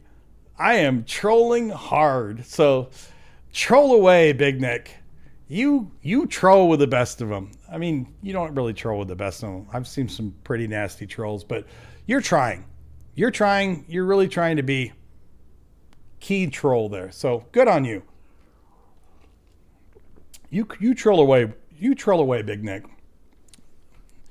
Got to respect the, just blatant desire to just cling ignorantly to this complete mistruths. Like, yeah, this doesn't exist. It's not a thing because I say it's not a thing. So funny. This is one thing that I have learned through a year of doing this channel. For some people, there is no logic. You could show them, Harvard papers. You could show them live people telling you, I personally, my existence disproves your point. You could show them empirical evidence. You could show them whatever you want, and they'll just be like, no, it's not a thing. It doesn't exist. It's not a thing. It could be whether we're talking about whether Judea, whether ethno religion exists. It could be whether we're talking about whether Jesus was resurrected. I mean, you could pick any subject you want. There are certain people who are just impervious to facts. They're impervious to empirical evidence. I mean, the people we're talking about, and Big Nick absolutely falls in that category. We're talking about playing chess with pigeons, because even when they have been checkmated repeatedly and they spew demonstrably wrong facts, even when they have clearly lost over and over and over again, their entire response is that they will knock over all the pieces. They will strut across the board. They will shit on the board, and then they will tell everyone that they won. They will brag about the fact that they won. It doesn't matter. For the people like that, it doesn't matter, because you can sit there and you can pull up, research papers. You can show them physical evidence. It doesn't matter, because they'll be like, nuh-uh. That's the whole retort. Nuh-uh. When your entire retort is nuh-uh, then there's no point in even having any further conversation, because you're playing chess with a pigeon at that point. So Big Nick is currently knocking over all the pieces, shitting on the board, and yeah, have fun with that. So Michael, we haven't had anyone call in a minute. I can't remember when you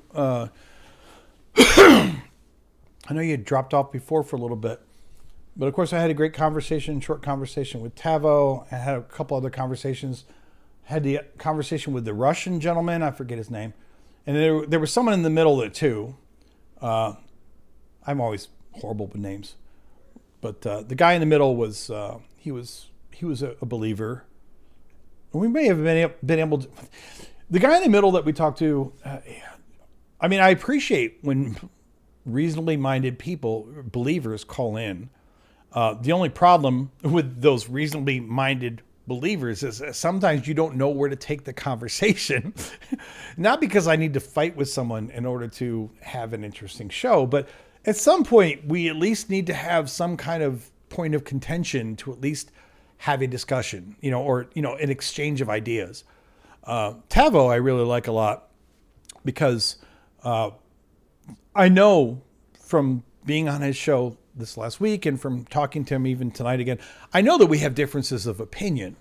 And I know that if we talk more, and I'm sure we'll talk more in the future, there are certainly, it's probably a lot of rich area for us to dive into those areas, because we certainly have differences of opinion, and we could probably have deep conversations about those. But sometimes you talk to people like that second guy who called in, where he's really nice, but like it seemed like his whole idea of religion and Christianity was so amorphous that what do you even talk about? You know, like if everything is so amorphous, I don't even know how to address these concerns, because you're just kind of talking vaguely about everything, you know? Anyway, moving on. Where are we at? We're talking about Exodus 9. And then you're still exalting yourself against my people by not letting them go. Tomorrow at this time I will cause the heaviest hail to fall that has ever fallen in Egypt from the day it was founded until now. Send therefore and have your livestock. What livestock? This is Yahweh saying, send therefore and have your livestock and everything that you have in the open field brought to, like, this is before the seventh plague, right? Everything that you have in the open field brought to a secure place. Every human or animal that is in the open field and is not brought under shelter will die when the hail comes down upon them. Those officials of Pharaoh who feared the word of the Lord hurried their slaves and livestock off to a secure place. But those who did not regard the word of the Lord left their slaves and livestock in the open field. The Lord said to Moses, stretch out your hand toward heaven so that hail may fall on the whole land of Egypt, on humans and animals and all the plants of the field in the land of Egypt. Then Moses stretched out his staff toward heaven, and the Lord sent thunder and hail, and fire came down on the earth. And the Lord rained hail on the land of Egypt. There was hail with fire flashing continually in the midst of it. That's actually, I didn't catch that before. That's actually interesting. I wonder if that's lightning, you know?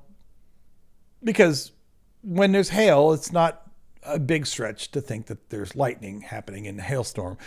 But it just says fire flashing. I mean, if there's really fire in the sky, I only bring this up because so many of the miracles of Yahweh, whether we're talking about the plagues of Egypt or, you know, anywhere else in the book, so many of the miracles are just natural events. Sure, you can argue like these 10 plagues in a row, you know, all of them in a row don't feel natural, right? In terms of timing. But most of these plagues are all of them actually are naturalistic. Even the plague of the firstborn. I mean, firstborn kids die. And of course, I understand again that if all the firstborn kids in the nation die in one night, that doesn't feel natural, right? But most of what they describe in all of these is still, technically speaking, naturalistic. So that one sentence just kind of caught me there, because it says there was hail with fire flashing continually in the midst of it. If it was really fire, that would sound like something supernatural. But I'm also tempted to think that just means lightning. Sorry, guys. Such heavy hail had never fallen in all the land of Egypt since it became a nation. The hail struck down everything that was in the open field throughout all the land of Egypt, both human and animal. The hail also struck. So once again, these are the resurrected animals, because remember, all of the livestock died in the fifth. They all died in the fifth plague, all of them. But now some of them are dying again, which means that they were resurrected just so that they could be killed again. Okay. Think about what, you're just this poor like ox living your life, and you die in the plague of livestock, and then you're brought back. You don't know why, but you're alive again, only so that you can be killed again.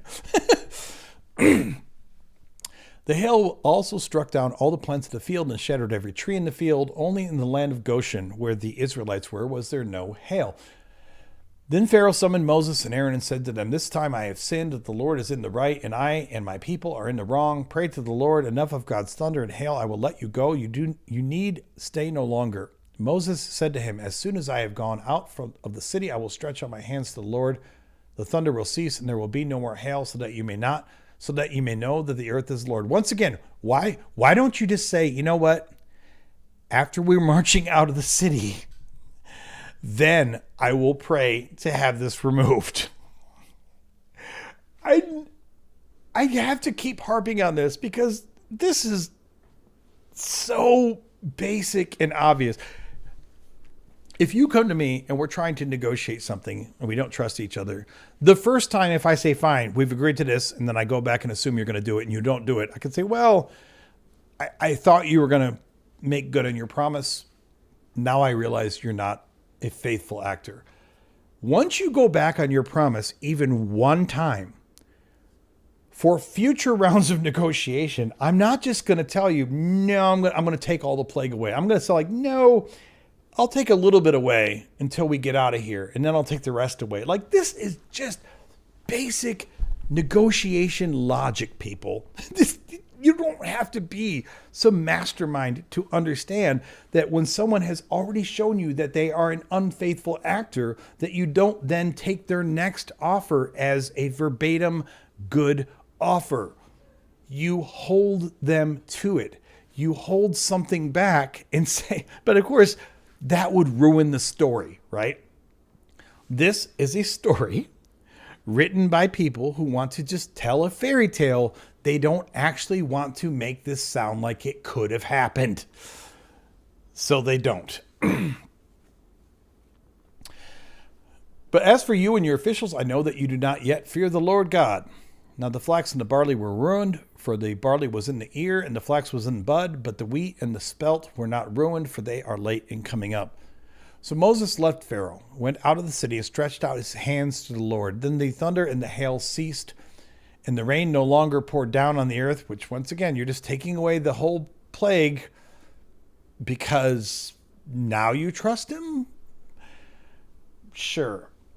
But when Pharaoh saw that the rain and the hail and the thunder had ceased, he sinned once more and hardened his heart, he and his officials.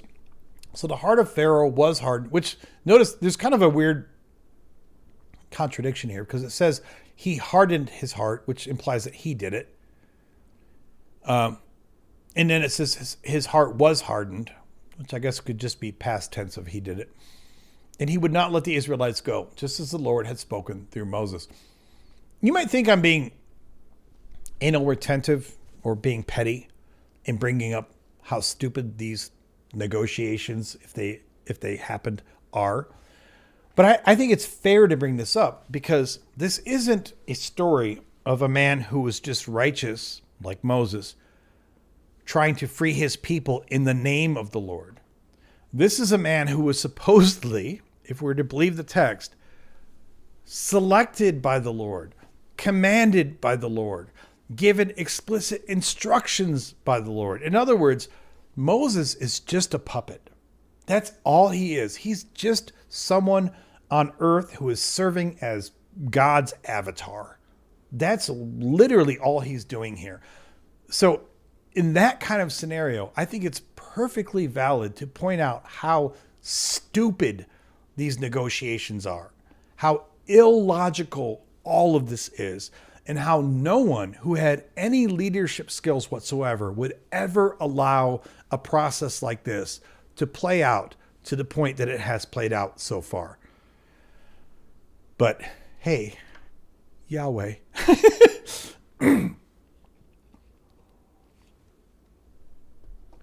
Okay, eighth plague, locust. Yay, locust.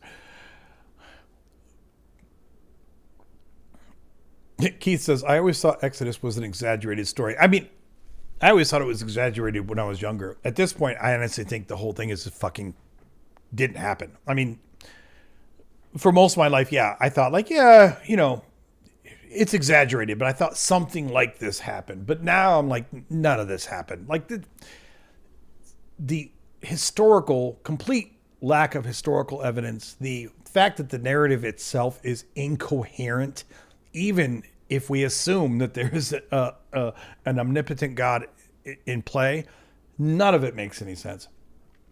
Then the Lord said to Moses, go to Pharaoh, for I have hardened his heart and the heart of his officials in order, yes, God is telling you, I have hardened his heart. I like how there's no shame in this. You know? I mean, literally, Christians will read this and they don't think anything like, I have hardened his heart. That phrase alone tells you everything that you need to know. This is so morally bankrupt. And it's going to get worse. I mean, already at this point, if we assume that these plagues actually happened, this has led to the death of people in Egypt. All right. Assuming it happened, let's stick with the story. Let's do internal critique. At this point, there have already been Egyptians, innocent Egyptians, who have nothing to do with this narrative, who have died as a result of this, which already makes it disgusting to think that Yahweh hardened their hearts. But it gets worse, because we're not even to the worst of it yet.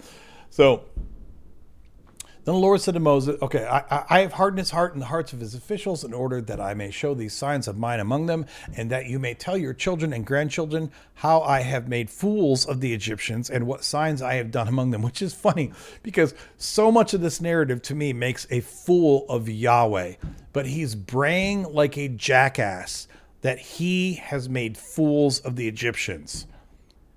Okay. So that you may know that I am the Lord. So Moses and Aaron went to Pharaoh and said to him, thus says the Lord, the God of the Hebrews, how long will you refuse to humble yourself before me? Let my people go. Let my people go, so that they may serve me. For if you refuse to let my people go, tomorrow I will bring locusts into your country. They shall cover the surface of the land so that no one will be able to see the land. They shall devour the last remnant left you after the hail. And they shall devour every tree of yours that grows in the field. They shall fill your houses and the houses of all your officials and all the Egyptians, something that neither your parents nor your grandparents have seen from the day they came out of earth to this day. Then he turned and went out from Pharaoh. Remember I said, this gets more and more problematic for all of the Egyptians in this story who are not Pharaoh. They're not leaders. They can't affect the nation's policies. How many people in Egypt in this narrative are poor people, regular everyday folk? And, like the plague of boils, that sucks. But we don't know if the plague of boils actually killed anyone. I don't think it said that anyone died from the boils. The plague of gnats is annoying as hell, but it probably didn't kill anyone. But then we get the plague of, hail, where it says anyone in the field, person or animal, died.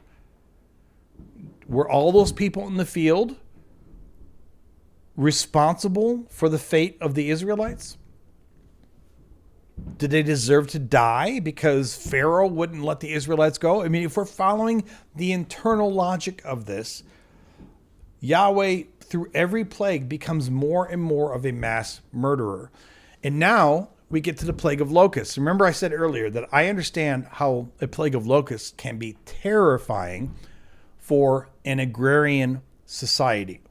Because if you think about, the plague of gnats is like a big annoyance, right? Like, I hate these things, but it doesn't really do that much to you other than to just annoy you.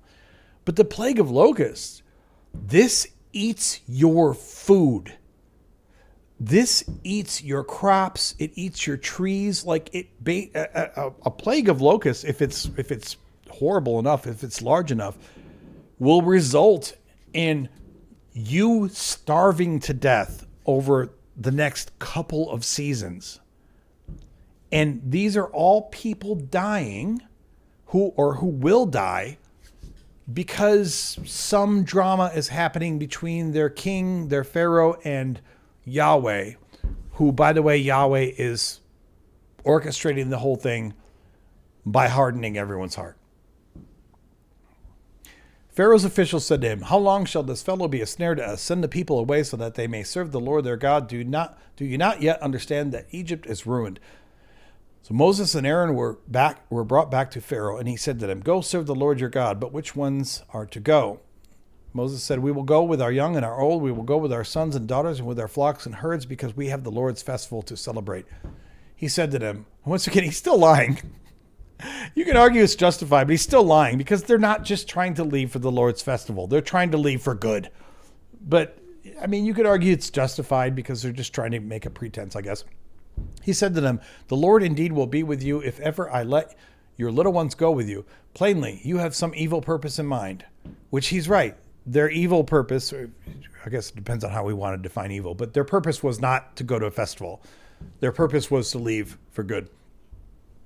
"No, never. Your men may go and serve the Lord, for that is what you are asking." And they were driven out from Pharaoh's presence. Then the Lord said to Moses, "Stretch out your hand over the land of Egypt so that the locusts may come up on it and eat every plant in the land, all that the hail has left." So Moses stretched out his staff over the land of Egypt, and the Lord brought an east wind upon the land all that day and all that night. When morning came, the east wind had brought the locusts. The locusts came upon the land of Egypt and settled on the whole country of Egypt. Such a dense swarm of locusts as had never been before, nor ever shall be again. They covered the surface of the whole land, so that the land was black. And they ate all the plants in the land and all the fruit of the trees that the hail had left. Nothing green was left on the trees or on the plants in the field in all the land of Egypt. Pharaoh hurriedly summoned Moses and Aaron and said, "I have sinned against the Lord your God and against you. Do forgive my sin this once, and pray to the Lord your God that at least he remove this deadly thing from me." So he went out from Pharaoh and prayed to the Lord. Of course he did. He gives no conditions. He's just like, "Fine, I will take off the plague." These are people who cannot learn a lesson. They literally cannot be taught. No matter how many times Pharaoh goes back on his promises, the response every time is, "Fine, we'll take the plague off." The Lord changed the wind into a very strong west wind, which lifted the locusts and drove them into the Red Sea. Not a single locust was left in all the country of Egypt, but the Lord hardened Pharaoh's heart. Yep, because the Lord is like, "I'm not going to let this end. I need to kill more people. That's what I'm going to do. I'm going to kill more people." And he would not let the Israelites go. Which, this sentence is kind of funny. It says, "But the Lord hardened Pharaoh's heart, and he would not let the Israelites go." Now, I know how we're supposed to read that. We're supposed to read it that the Lord hardens Pharaoh's heart, and Pharaoh would not let the Israelites go. But really, from this sentence structure, you can't actually say who he is, because he could also be the Lord. And functionally, that would make sense too, because it's the Lord who's hardening Pharaoh's heart. So it's really the Lord who's not letting the Israelites go. All right, the ninth plague, which I've been wanting to come up with more quiz questions here, but a lot of these are kind of repetitive. It's the same theme, so I haven't been putting more quiz questions in here because it's kind of the same thing over and over again, right? So we're going to get to more quiz questions, but I just have to read through them and see what comes to mind as I do. Then the Lord said to Moses, "Stretch out your hand toward heaven so that there may be darkness over the land of Egypt, a darkness that can be felt." So Moses stretched out his hand toward heaven, and there was dense darkness on all the land of Egypt for 3 days. People could not see one another, and for 3 days they could not move from where they were, but all the Israelites had light where they lived. Then Pharaoh summoned Moses and said, "Go, serve the Lord. Only your flocks and your herds shall remain behind. Even your little ones may go with you." But Moses said, "You must also let us have sacrifices and burnt offerings to sacrifice to the Lord our God. Our livestock also must go with us. Not a hoof shall be left behind, for we must choose some of them to serve the Lord our God, and we will not know what to use to serve the Lord until we arrive there." Which, again, because you're not going to a festival, you're just leaving. But the Lord hardened Pharaoh's heart. The Lord hardened Pharaoh's heart. The Lord hardened Pharaoh's heart. It's so morally bankrupt. It's so gross. It just gets more and more gross every time. And he was unwilling to let them go. Then Pharaoh said to him, "Get away from me. Take care that you do not see my face again." Finally, Pharaoh says, don't talk to me anymore. It took him 9 plagues before the leader of the whole land said, "No, I'm not talking to you anymore." Yeah, that's realistic. "For on the day you see my face, you shall die." Moses said, "Just as you say, I will never see your face again." Warning of the final plague. Then the Lord said to Moses, "I will bring one more plague upon Pharaoh and upon Egypt. Afterward, he will let you go from here. Indeed, when he lets you go, he will drive you away. Tell the people that every man is to ask his neighbor and every woman is to ask her neighbor for objects of silver and gold." This is so hilarious to me. I think the people of your country would look on this ethnic group. Well, according to the Bible, that your people will just give them gold and silver. Like, hey, have some riches. Like, you have caused horrible things to come upon us. Because, in the mind of the people who live there, who the native people, they would see the Hebrews as causing all of this, right? But we're to believe, according to the Bible, that everyone else who wasn't the Pharaoh was just dying to hand over gold and silver to these people as they leave. It's so fucking stupid. It's so ignorant. Like, how can you even think that there is a shred of truth in any of this? By the way, there is massive fireworks going on. I don't even know, what are the fireworks for? It's May 30th. I don't even know what's going on outside. Anyway, the Lord gave the people favor in the sight of the Egyptians. That's so stupid. Moreover, Moses himself was a man of great importance in the land of Egypt, in the sight of Pharaoh's officials and in the sight of the people. Moses said, "Thus says the Lord, about midnight I will go out through Egypt. Every firstborn in the land of Egypt shall die, from the firstborn of Pharaoh who sits on his throne to the firstborn of the female slave who is behind the handmill, and all the firstborn of the livestock." Here's the livestock again. Remember, all the livestock died in the 5th plague. And then some of them were apparently resurrected again so they could come back and die in the 7th plague. But now we're talking again about the firstborn of the livestock who are supposed to be dead. But now we're saying, oh, but the firstborn will die. They're already dead, according to the narrative. How many times can you resurrect that fucking cow? That poor cow keeps getting resurrected just so we can kill it again. This is hilarious. But of course, the part that's not hilarious at all is like every firstborn in the land of Egypt shall die. And I love how it goes to the point of, in case you had any doubt whether innocents were involved in the slaughter, in case you wanted to employ some kind of apologetic that would somehow make it sound like we're just killing the evil people, okay? We're just killing the kids of the evil people, which that alone is gross, but okay.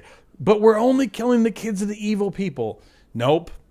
We're going to kill the firstborn of the female slave who is behind the handmill, because what does the female slave have to do with the oppression of Israelites in Egypt?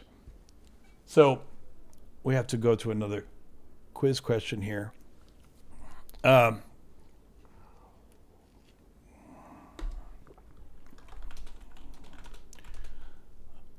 sits on from the firstborn of Pharaoh? Who sits? Okay, to the female slave who is behind. If you are a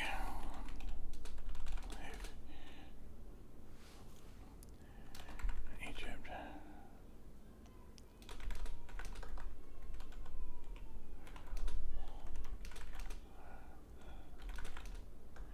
Hebrews go.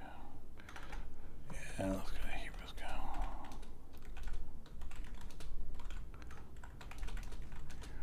Firstborn.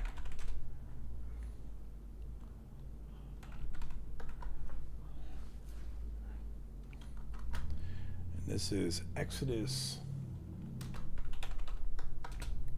This is 11, 11:5. Here we go.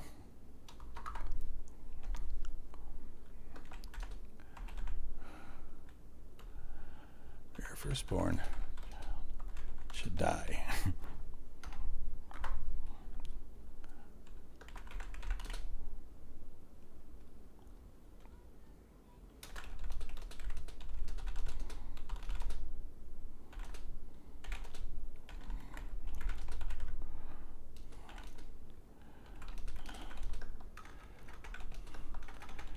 I can't type. Here we go.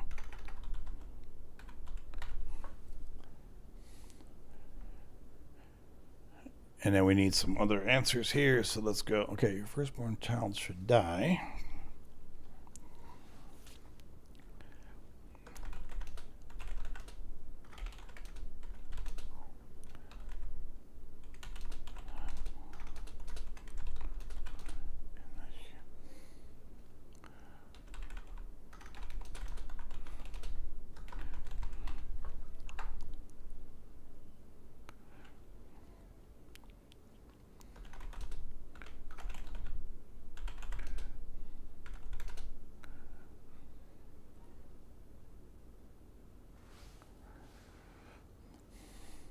Josh, I like this point here before I continue typing this out.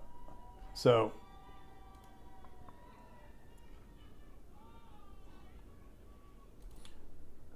this is really a really cogent point because, again, if you try to think about this stuff logically, like, come on, if this was even close to real, Josh says, if real, I think there would have been an Egyptian revolt against the Hebrews at this point in the story. I mean, if this was real, the Hebrews would have been hated and vilified by the entire nation. Because even though you can say, well, it's not the Hebrews' fault that they want to leave and that they're enslaved, but if this was real, the entire nation would come to blame them logically on some level for the horrific death and destruction that was being wrought upon their nation. Now, of course, we can sit there as third parties reading the story and saying, well, it's not the Hebrews' fault. They're just trying to be free, right? But logically, come on. You have a foreign ethnic group in your country who apparently is, because your Pharaoh won't let them go, is the cause of this onslaught of horrible plagues, which is killing tons of your people and will kill more of them in the following seasons. Because again, if you kill all the crops, right, that's not just going to be death today. Anyone who survives today will be dying in coming seasons from starvation. And we're supposed to believe not only that there was no revolt, but also that the Egyptians handed them gold and silver on their way out the door. That's so stupid. It's just so epically stupid. But getting back to our question here, so should die unless you're, let's see, your firstborn child.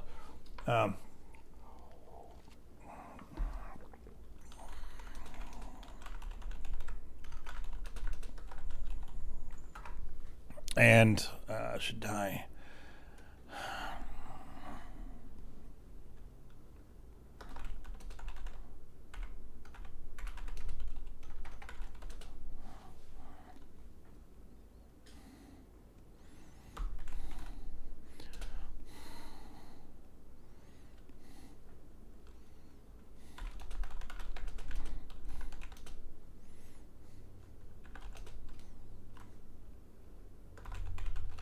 Okay, so we have a new quiz question added, and we're moving on to the text.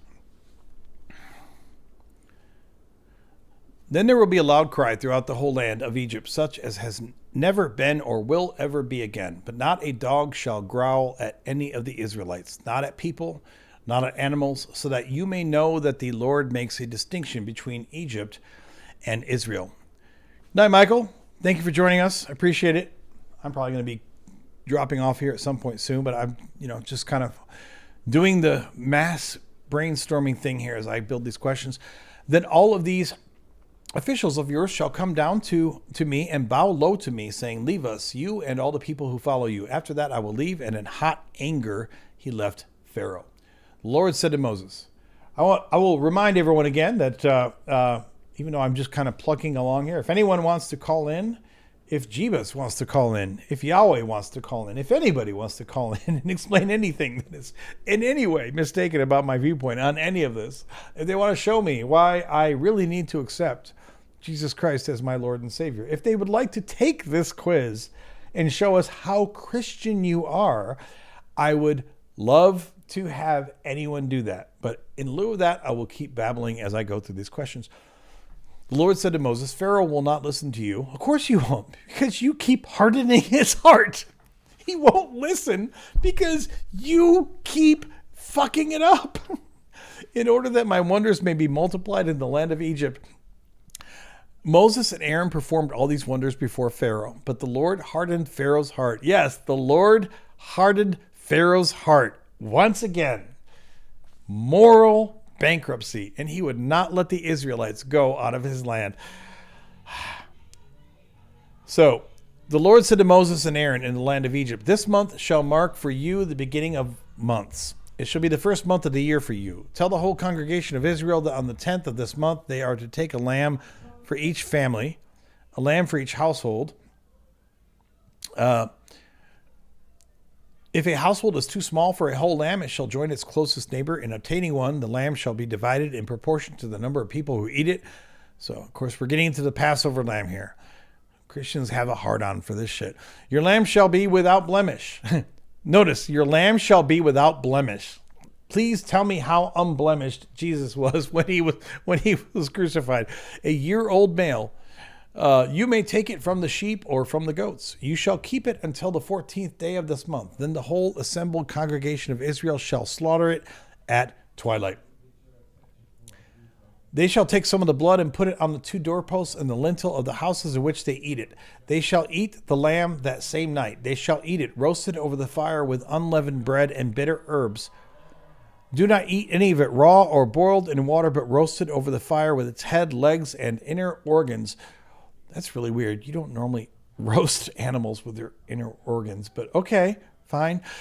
You shall let none of it remain until the morning. Anything that remains until the morning you shall burn with fire. This is how you shall eat it. Your loins girded, your sandals on your feet. Like, if you take your sandals off before you eat the lamb, that's a problem.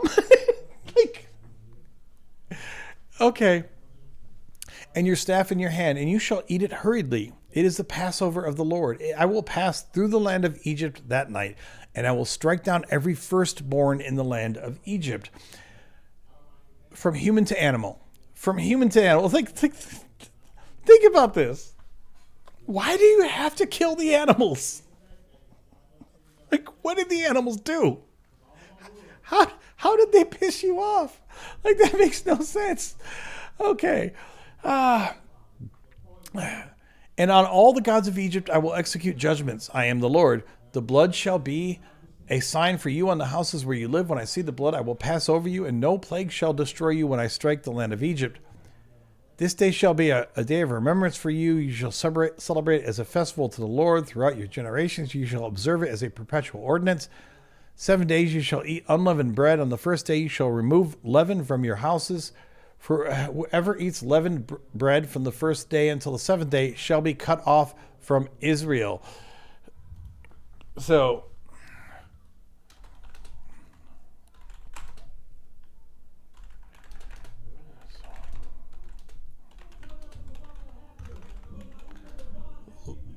leavened bread.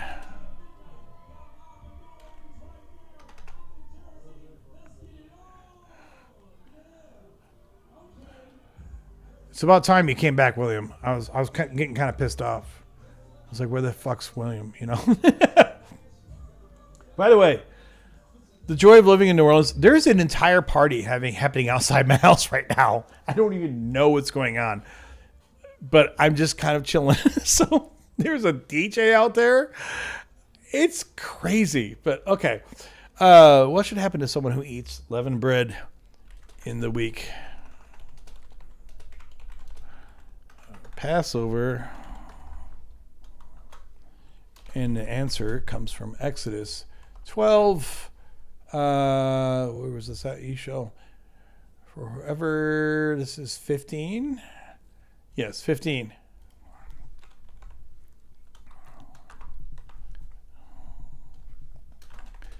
They should be cut off from the entire nation.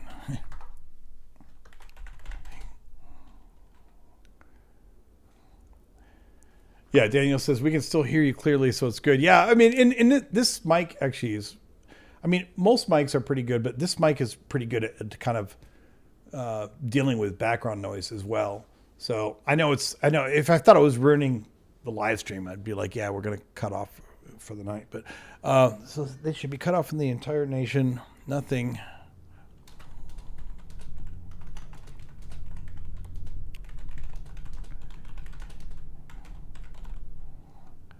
Are for eating bread.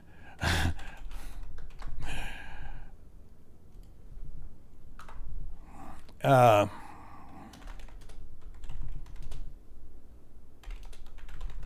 should be stoned.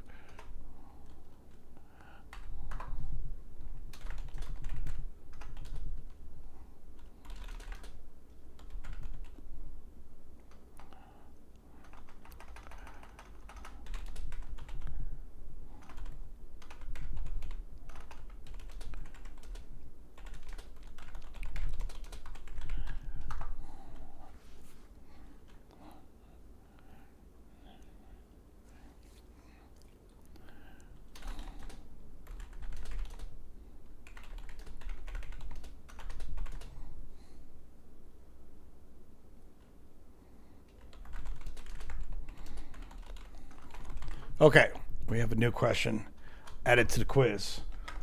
Moving on.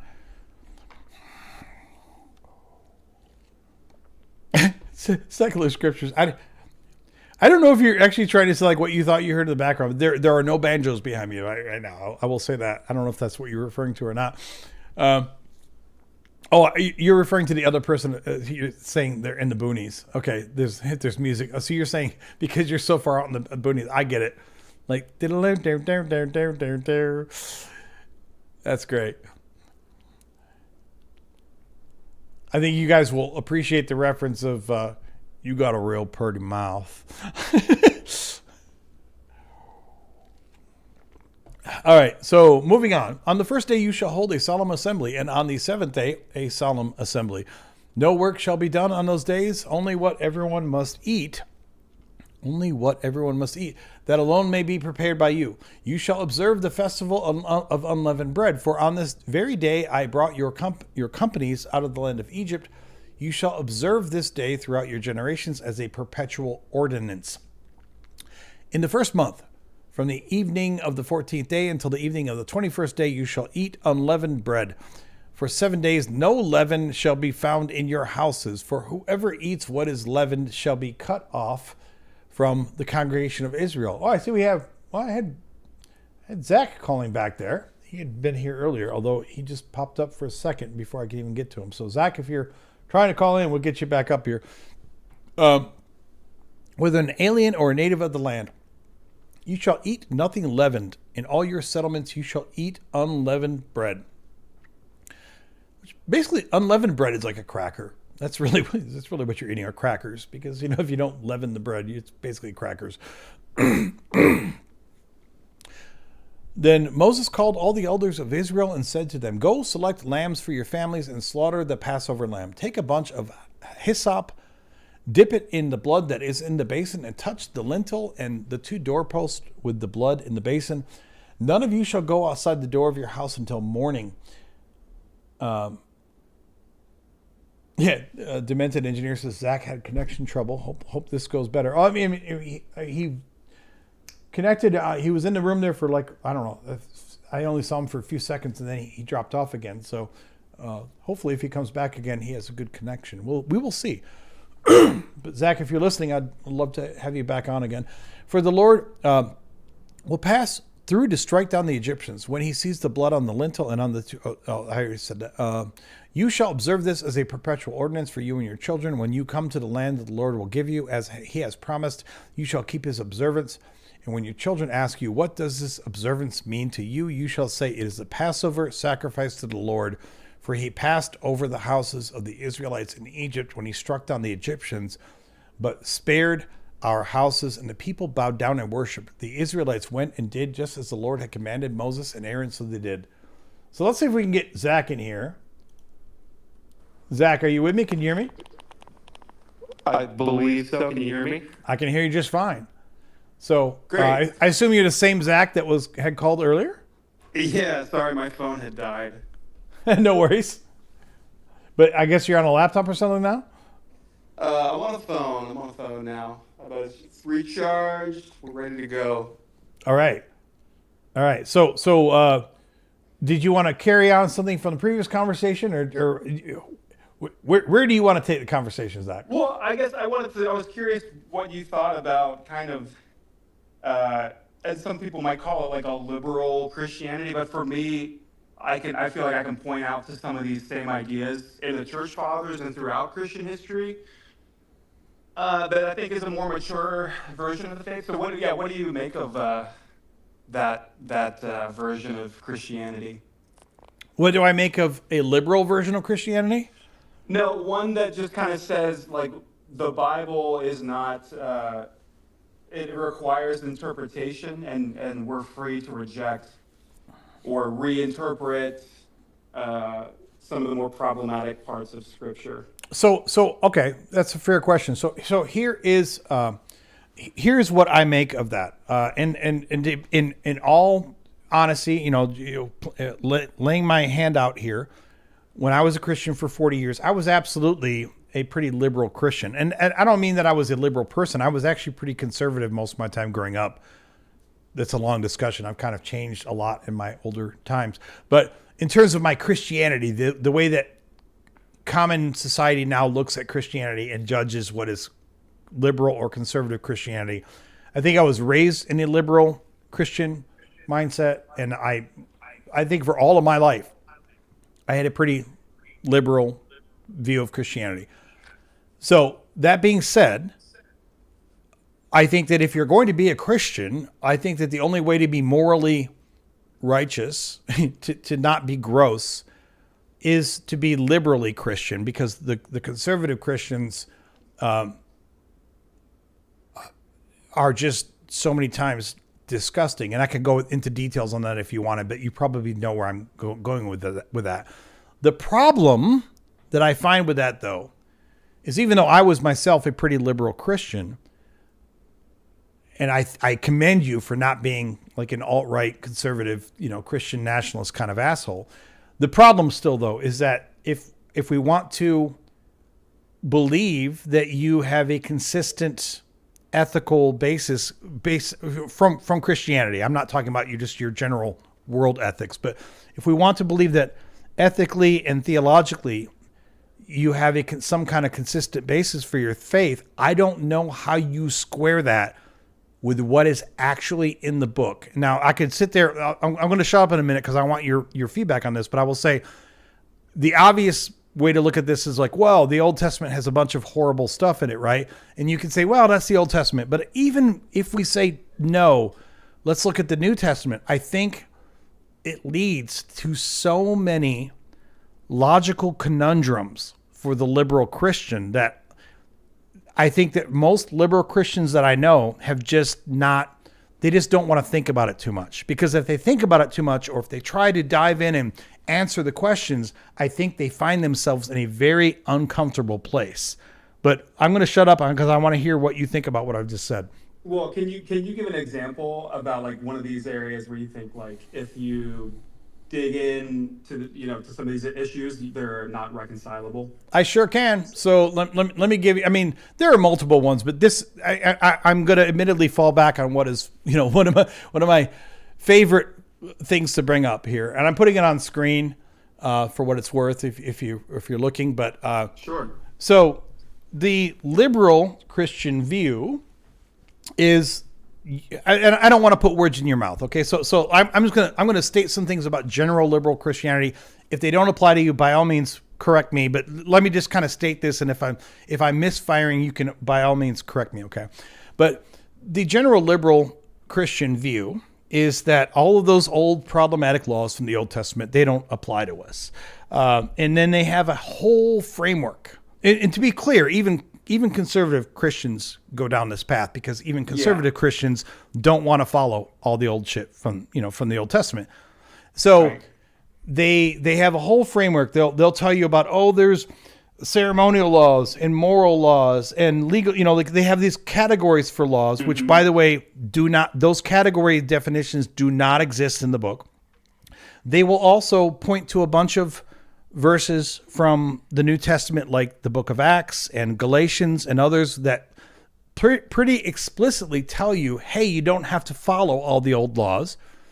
But the problem here is that if we want to believe that the Gospels actually represent the words of your God-man himself, Matthew 5:17 to me is absolutely damning. Now, I'm going to say this knowing that Christians will look at this exact same shit that I have on the screen in front of you, and they will tell you that this somehow absolves them from having to follow the old laws. But that is not what the text says.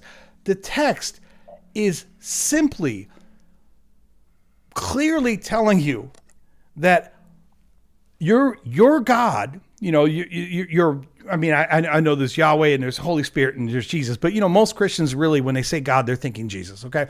Your God, according to your own scriptures, tells you that you need to follow it all. It's all critical, and not one jot, not one tittle will pass away will go away from the law until earth no longer exists. And then they will look at the same thing and they'll tell me, but no, this is why I don't have to follow the old laws, because Jesus said he fulfilled them. But they completely overlook what the word fulfill means. With regard to laws, I pay my taxes every year, as I'm sure you do too. And when I pay my taxes every year, I fulfill the law. That doesn't mean that one year when I pay my taxes, the law magically goes away now. When I stop paying my taxes and they drag me into court, and the IRS drags me into court, I can't say, Judge, I paid my taxes in 1998, so I fulfilled the law. I don't have to pay taxes anymore. They will, not only will the judge chuckle in a very evil way, but then I will get very, very bad consequences from that. There is the only logical context where a law fulfilled means that you no longer have to do it anymore are those one-off scenarios where certain laws just give you a certain thing you have to do once. Like some laws say at the age of 18, you have to register with a selective service. Okay. So in that case, yes, if you fulfill the law, if you go register, you're done. But almost every other law in society is not a law that goes away once you fulfill it once.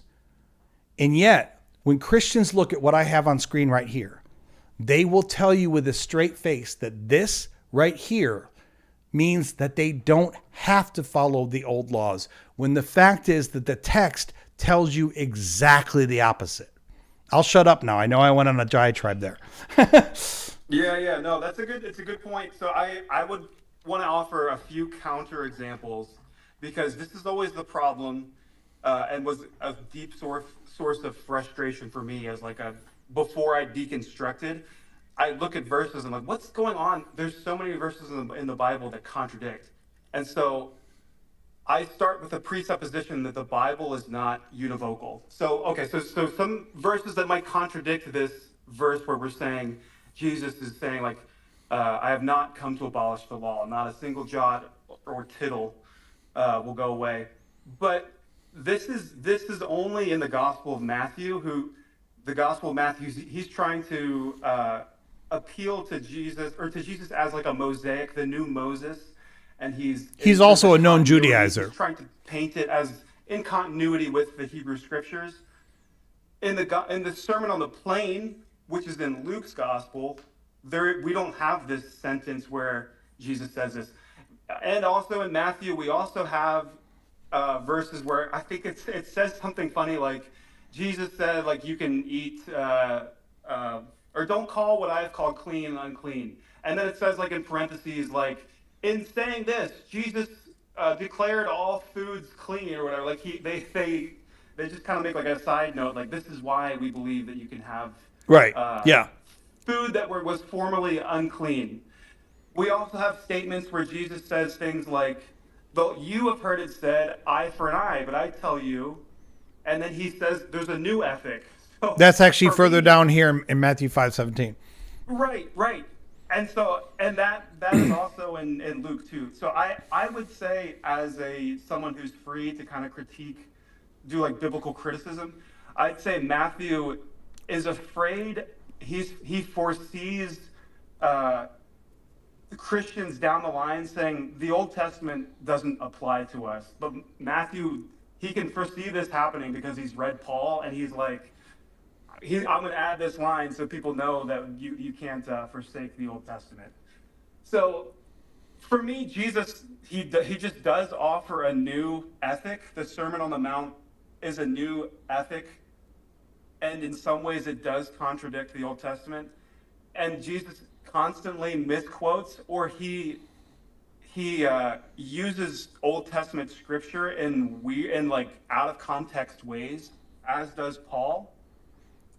So this verse. Well, I think okay. anytime- I'm sorry to interrupt, but I have to say this as a skeptic. You don't have to agree with me, but you know why Jesus misquotes Old Testament scripture, right? At least you know what I'm going to say, because the authors of the Gospels were putting words into his mouth based upon what their understanding was of Old Testament scripture. Now, I'm not saying you have to agree with me on that, but that is a very simple answer to that, why Jesus twists and misquotes Old Testament scripture. Yeah, but I would say, like, so Paul, like, we might say, like, Jesus, we don't know which words are actually coming from his lips or not. But in Paul's case, we know that he misuses scripture all the time, and that's just kind of like what Jewish rabbis did at the time. They're very creative, and so I just assume that's what they did before Jesus. That's what they're doing immediately after Jesus. And so I assume when Jesus is recorded as kind of using creative use, or he's using hyperbole or like really extreme, saying like hate your mother and father, or he's like, totally reimagining certain passages. I feel like that's not very difficult to believe that he was probably doing that. So I would just say that, like, if we say this one verse, I did not come to abolish the law, that dismantles the entire Bible. I just feel like that's a really hard. You're kind of privileging this one verse over all the other examples where we have. No, I don't think it dismantles the entire Bible. I think it completely endorses everything in the Hebrew Bible. I don't think people had. I don't think Jesus. He might say that in a, like, when Jesus says, like, the law or whatever, the law and prophets. Well, do you know what this means? Law or the prophets?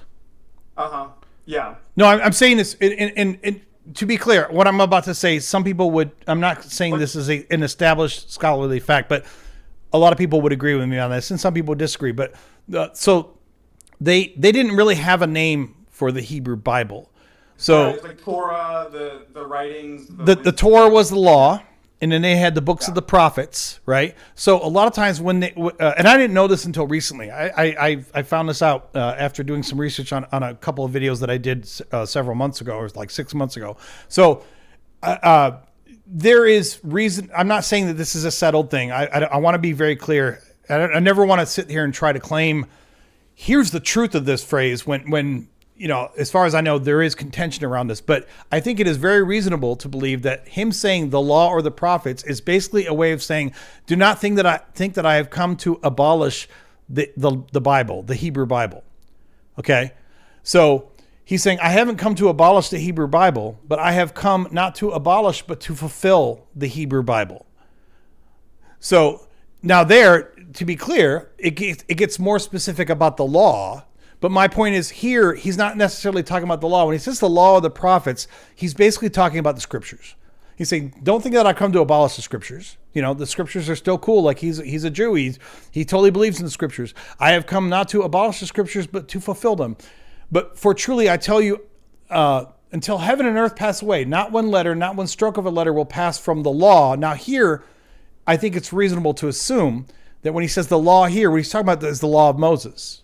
The original, the original, all the old laws will pass from the law until all is accomplished. Yeah, but okay, 2 more examples. And I want to just say, like, the law, it could be that he's saying the law as this is a covenant between God and Moses, and this law represents a covenant. And so maybe he's fulfilling this covenant in a way. Like, I just feel like the way that Jesus says things like, if your eye causes you to sin, pluck it out. And like, so he doesn't speak literally, he speaks in parables and hyperbole. And I just find it so unlikely that we can take him at face value here. But then when the law says eye for an eye, you've heard it say that, but I tell you this, and then he contradicts that law. So which one do we do here? Is he contradicting it, or is he saying that none of it, all of it is still all of it still applies? First of all, I have a different viewpoint on that, and I've heard people like Dan McClellan, who are of course far more educated and knowledgeable about this than me. They have contradicted what I'm about to tell you, but it's my live stream, so I'm going to share with you my viewpoint on this. I think it's hard to go through the New Testament. I'm sorry, let me be more specific. I think it's hard to go through the Gospels and show me a place where Jesus contradicted the law. Now, I know that's not a very popular opinion, right? But most of the places where I see that people claim that Jesus changed or contradicted the law, when I read it, I see it as he kept the law and he made it stricter, which is not the same as contradicting it. So you can see this in this passage. All right. He starts off with this paragraph here. And to be clear, I mean, I think like I have my doubts whether Jesus ever spoke these words, but I'm doing internal critique here. So let's assume these are the words of Jesus, right? So he starts off this passage in this broad scope saying essentially everything still applies. And then he goes through 6 different examples here, where some people would say he changes the law here. I would say no. He starts off by telling you everything still applies, and then he hammers that home by giving you 6 examples where he doesn't change the law, but he gives you a higher standard for the existing law. Not only do I think that this is consistent with Christian theology, but it's also consistent with understanding that if we are to accept the historical Jesus and the tightrope that he was walking, because I don't think that Jesus was just out trying to get crucified, right? So the tightrope that he was walking is that if you walk out and say, here's the old law and none of it applies, I'm going to tell you the new law. Well, that's a good way to get stoned tomorrow. Like the Pharisees will just come out and be like, okay, you're a blasphemer, you're a heretic, we're going to stone you now. But instead, what he does, according to the narrative, is he basically takes all of the laws, he keeps giving you examples of the laws, and I would argue he doesn't change the laws, he just makes them more strict. And I know I'm getting long-winded, but hang with me just for a second, okay? No, I got you. Yeah, it makes sense. I've heard this before. So concerning anger, you have heard it was said of those of ancient times, you shall not murder, and whoever murders shall be liable to judgment. But I say to you that if you are angry with a brother or sister, you will be liable to judgment. And if you insult a brother or sister, you'll be liable to the council. So he's not telling you that murder is fine. He's preserving that murder is wrong, but he's making it more strict, because if you and I'm not claiming that Jesus would ever want to justify murder, but the point is, if he tried to in any way hint that murder is okay, yeah, then the Pharisees would stone him tomorrow. But he's like, no, I'm going to make this more strict on you. You can't even, have a coarse word with your brother or sister. And then adultery, right? You've heard it said you should not commit. Well, what about, don't you see the eye for an eye one as kind of a contradiction where like you're not trying to get even, but you should turn the other cheek and forgive? No, I don't, because you have heard it said that, and you have heard that it was said, an eye for an eye and a tooth for a tooth. But I say to you, do not resist an evildoer. But if anyone strikes you on the right cheek, turn the other also. Now, I know a lot of people read this and they think, oh, he's essentially taking out Talionic justice. And he's now saying you need to turn the other cheek. But here's, and maybe I'm being overly lawyerly about this, but think about this for a minute. The eye for an eye and tooth for a tooth is the judgment that's basically like court justice, right? So if you come to my house and you plop out my eye, and the court, in theory, would then say, okay, Zach, you plopped out his eye, and now we're going to plop out your eye. But that's the state. So this right here is basically telling you what the state does, right? But here is him telling you what you do personally. He's not telling you that the state cannot prosecute someone and say an eye for an eye and tooth for a tooth. He's not taking that away, but he's saying, as for you personally, when someone does, strikes you on the right cheek, you turn the other also. So I know that may sound like I'm threading a needle here, but I don't think he is telling you that eye for an eye and tooth for a tooth is devoid, is now void and terminated. I think he's telling you, look, that's what the state does. That's what the courts do. But for you personally, you do not resist the evildoer. You turn the other cheek. So you're making this is I don't know if you've heard of the two kingdom interpretation of like the Sermon on the Mount, but it's almost like I have not. It's saying what you're saying, but Jesus, I feel like, is not making that distinction between the state will still operate in this eye for an eye ethic, but in your personal lives operate in a state of forgiveness. He's describing it for me. These are kingdom of God. This is what the kingdom of God ethics are. Mm-hmm. And this is something that you're supposed to live out. So I feel like I know the church, I think Augustine did this, like, where it says you're not supposed to strike anyone back. But pretty quickly, Christians are like, well, maybe there's two kingdoms. There's the earthly kingdom, which we're stuck in. We still have to operate by these rules. But in the heavenly kingdom, as much as you can, you should, try to forgive and turn the other cheek. But you have to decide when it's appropriate to do one or the other. But I don't think Jesus is doing that. I feel like he's saying that this is the kingdom of God. This is what you're supposed to, and you're supposed to be inaugurating the kingdom of God on earth.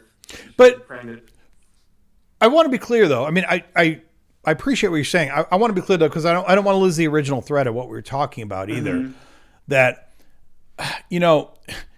to me, I personally find this to be one of the most problematic parts of the whole New Testament. It's that Jesus fundamentally thinks it's good. All these problematic laws. Is that the problem? That Jesus thinks these are great? He's telling you all the laws still exist, and you have to follow them to the jot and the tittle of every letter, every stroke of a letter. You have to follow. And here's my point. I know, of course, I've read the whole Bible all the way through multiple times. I know in the New Testament there are very explicit passages that tell you, no, you don't have to stay kosher anymore. You can eat pigs and bacon and all this shit. You can eat shellfish and all this. Like, that is very explicit. But there are of course many other. There are a number of other verses in the New Testament that really overtly tear down the idea that you have to follow all the old laws. And of course, that personally, I don't think that anyone should follow most of the old laws because I think they're gross. But I'm saying that even when we look at the other verses in the New Testament that seem to contradict what he is saying here, those other verses are coming from Paul, Peter, and basically people who are not Jesus. So if we want to believe, of course I'm doing internal critique here, right? So let's assume that this is the Son of God. And Also, let's assume for the sake of argument that, I mean, I can give you a long story about why the idea that these are all the exact words of Jesus is problematic at best. But let's also just assume that he is the Son of God and that these are exactly the things that he said. Then if these are the things that he said, I know Paul, of course, is an extremely important person in Christian, theology, right? Peter is too. Like these are incredibly important church leaders, but I don't care how important they are. You are telling me in your own gospels that these are the words of God himself. So, and I know that you could even pull other verses from the other gospels, but at what point, if you're trying to be ethically and morally consistent, at what point do you say, well, I know Jesus said this in Matthew, but I like the verses of course, I know the answer to this, because most people say will fall upon the interpretation that fits best for them, right? Like, because most people want to eat bacon and most people want to eat clothes of, two different fabrics and stuff, and I would tell you, even when I was a Christian, yeah, why wouldn't you do those things? That's stupid not to do those things.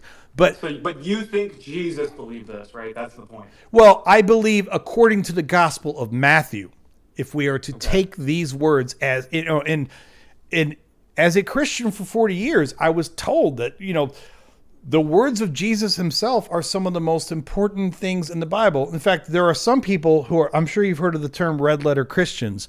There's some people who even go so far as to say, like, I just follow whatever the actual words of Jesus were. Yeah.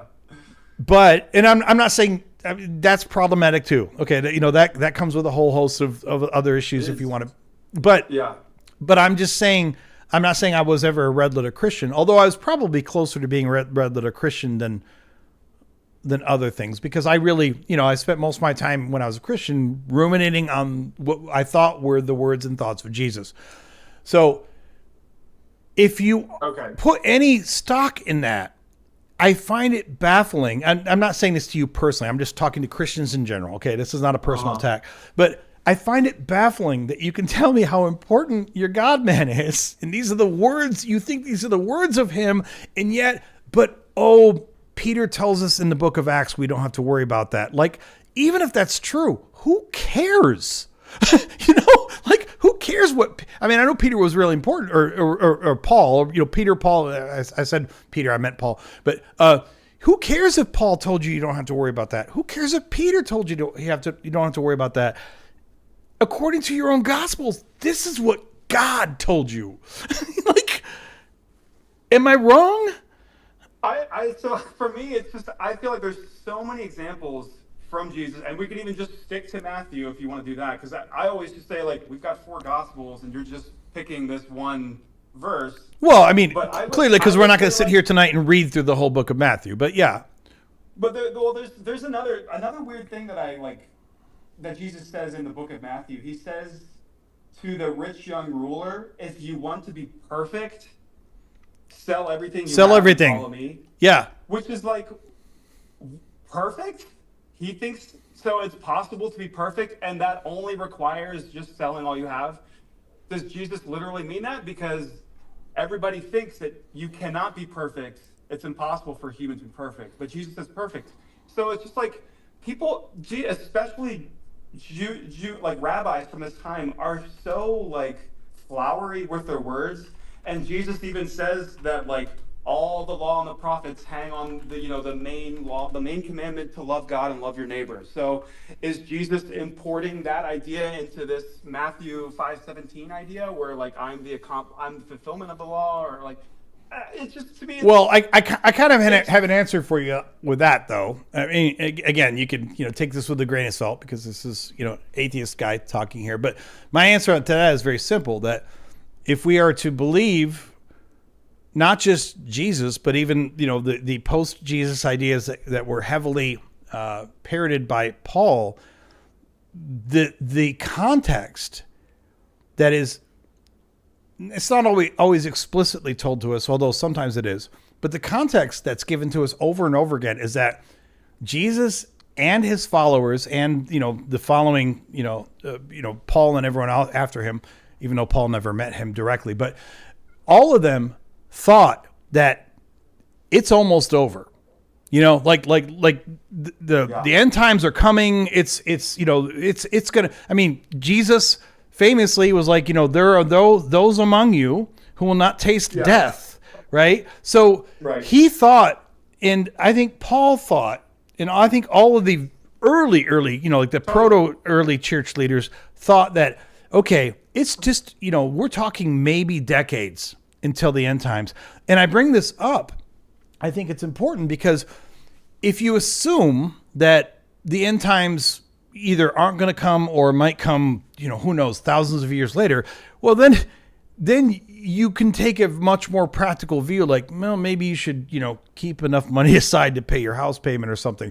But if you assume that it's almost over, dude, then suddenly your perspective on the whole world changes. And it's much easier to say to a rich man, yeah, sell everything and follow me, because from that perspective, dude, it's almost over anyway. What do your riches matter? Just like Paul telling people, basically Paul was an incel essentially. Like, he didn't want people to have sex. I mean, he did say if you can't suppress your desires, then it's better to be married than not. But he also made it very clear that the best thing is just don't be married, don't have sex, don't have kids. Which I don't think he said just because he thought that sex was bad and dirty. I think he said that because he thought, like, it's almost over anyway. So why have a family and squirt out a bunch of kids?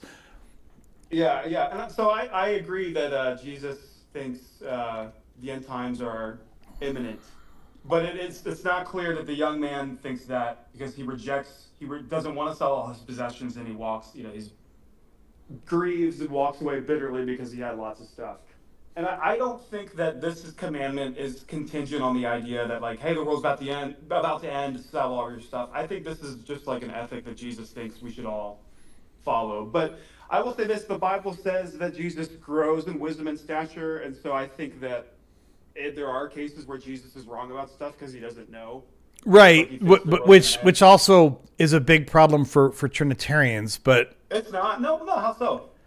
Because if we want to believe that Jesus is 1/3 of the Godhead, how does an omnipotent being grow in wisdom and stature?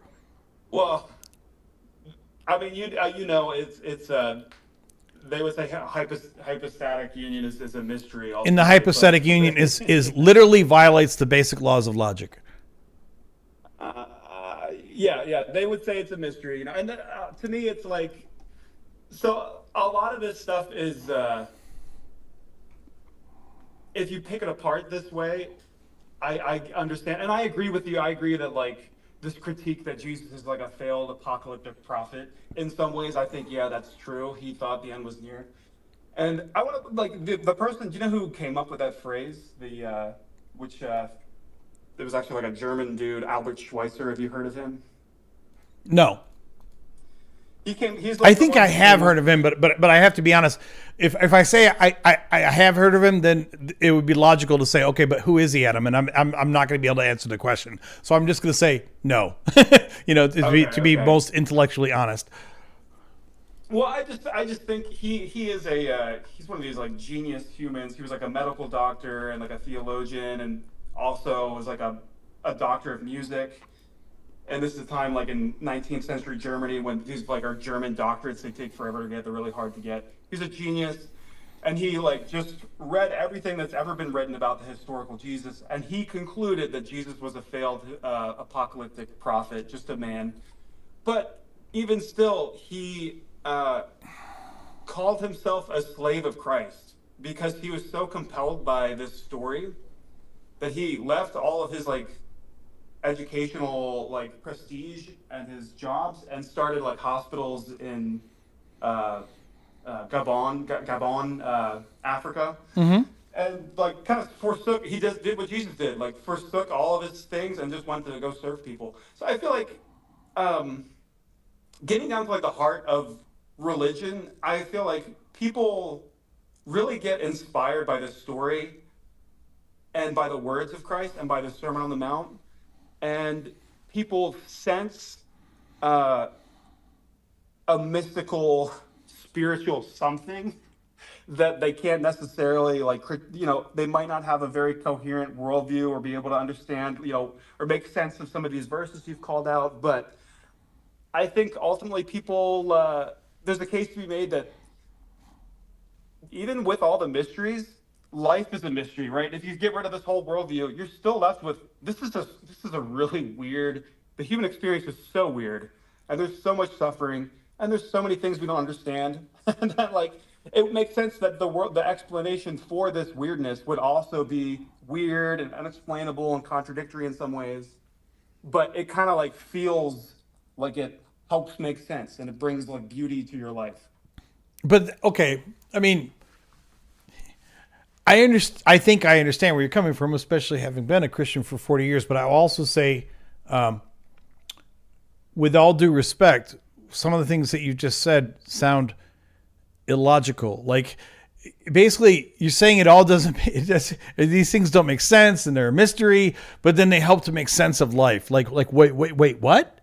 What? How does something that is contradictory or illogical or a mystery? How does telling me that something is and I'm not saying this because I'm trying to convert you to be an atheist or something. I mean, I'm sure I couldn't do that even if I wanted to. But I'm saying, how does telling me that something is unknowable and a mystery, how does that help me to make sense of life? Yeah. Well, what? I think even people, I think even psychology knows this, where they say people that pray have more a greater ability to get through difficult times. Just saying. So do people who meditate. You could make it totally secular, and it would still do the same thing. But right. Well, not even secular. I mean, Buddhism is not secular, but people who meditate, I will freely admit to you that prayer has certain benefits to your psyche. I will also tell you that prayer in general, the way it is represented in Christianity, is toxic. But that being said, I mean, if you look at it the right way, you can definitely derive benefits from prayer. I derived benefits from prayer, even though I never had a single fucking prayer ever answered, not once. But I did derive benefits from prayer because the act of prayer is meditative. The act of prayer can, kind of put you in a mental state where you are more connected to a larger sense of self, something more than just you, which can be healthy. It can lower your blood pressure. But all that being said, I can do that without Jesus at all. So like the example of Albert Schweitzer, who also rejects kind of the spiritual metaphysical claims of Christianity, still finds beauty in the story itself, despite some of the contradictions that he felt like he concluded, that the conclusions that he made. So I think I just feel like there is a mystical impulse that people have universally, and we all experience that to different degrees. But some people have really intense mystical experiences, and I think that's kind of the lifeblood of religion, and that's why we have religion. And I think in some way I think religion, because it interacts with those mystical experiences, it does make a lot of sense for some of the difficult parts of life. Mainly, I feel especially the face-melting amount of suffering that we have on planet Earth. I feel like religion has a great answer. You should at least want. What is that great answer? What's that? I may have jumped the gun. I think you were saying religion has a great answer for that face-melting amount of suffering. I think it has an answer that you should want to be true. Tell me what that is. That all suffering will be healed or alleviated. That this suffering is not, in some sense, not real, or it's not what we were made for. It's and we even Buddhism, Eastern religions, all religions will say this. Something, you need to be saved from this. And ultimately, our destiny is salvation out of this. So well, that's a pretty weird twisting of Eastern religions like Buddhism. But I don't understand, and I'm not trying to be hyperbolic just to, spur a debate or something, but I do not understand And I find it to be genuinely quixotic to even imply that I should want suffering to somehow be like settled like an account. Oh, I didn't say settle like an No, account. you did I not just say meant that. I'm healed. not. So I'm sorry. I just meant like that it's going to be healed or dealt with in some way. Like, Well, you know, if you were just if you So were at someone, that's what I mean someone's by in the dealt hospital with. their kid. Dealt with implies that there's some kind of reckoning. There's some kind of settling.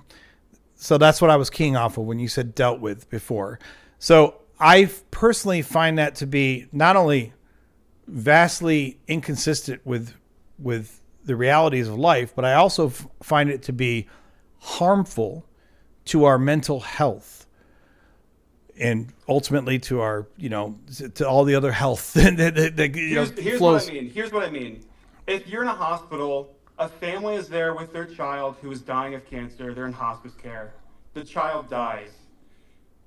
The family is going to want to believe that they will at some point be reunited with this child. That is a way better, like, if you could tell the family, which do you want? In the afterlife, you'll be reunited with your child in some kind of cosmic bliss. Or all of the suffering is ultimately meaningless and you will never see your child in any sense again. Which one do you think that the family would want to be reality? I'm sure the family wants to believe they're going to see their child, but how does that help us to actually create a fantasy? I mean, it might help them to feel better in the moment, but it's so. Let me rephrase this, because help's the wrong word. Because I know where you're going. Like, oh, it helps you to feel better. It helps you to get through the grief. But here's the deal. If I told you that, your dead family member, you will eventually see them in Valhalla,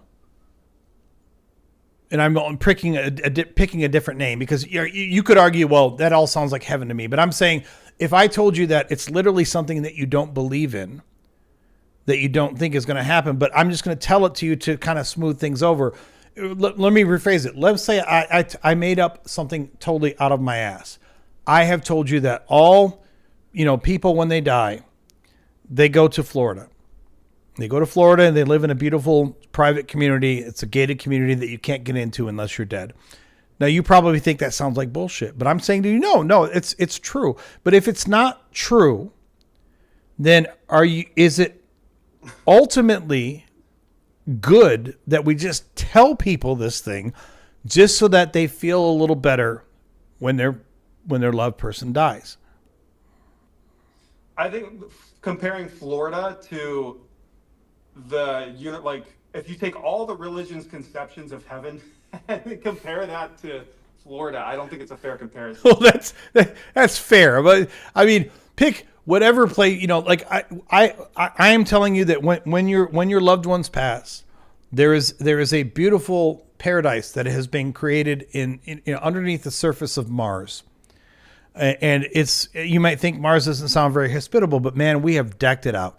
We have put all the perfect stuff there. There's perfect food and there's perfect music, and when you die, you're going to go meet them underneath the surface of Mars. And I'm going to imagine that on the surface you think that sounds ridiculous, but Okay. But Yeah, if go ahead. I have a counterpoint here. So I think I really like perennialism. I don't know if you've heard of that concept, but just the idea that God speaks to everybody through the religions. In some way, all religions there's a common core that you could pick out of every religion. But there was an atheist scientist. His name's Federico Fagin. He's this Italian guy. He's still alive. He invented one of the early versions of a computer chip. He's like a genius. He had a spontaneous, mystical experience in the United States, and he was in his bed, and he felt this overwhelming sense of, he would call it, infinite love, infinite bliss. And he kind of deconverted from his atheism after that religious experience. So he didn't become a Christian. He kind of became he kind of like developed like a philosophical, mystical explanation for this stuff, and he has really interesting views. If you can, he's been pretty public about it. But this mystical experience of like infinite love that people call, I feel like that is so universal. And so saying that like, oh, it could be Valhalla, it could be Florida, I think the universal love is such, every religion has a word for that. And I think that's what people mean when they say like, hey, that's where we Well, come from. every that's where we're culture has a going. word for love. That doesn't make it religious.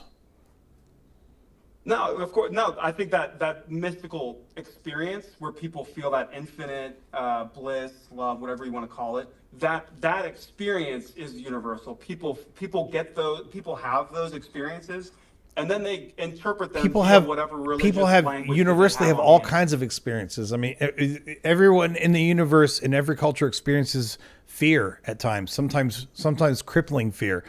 Does that make it a religious experience?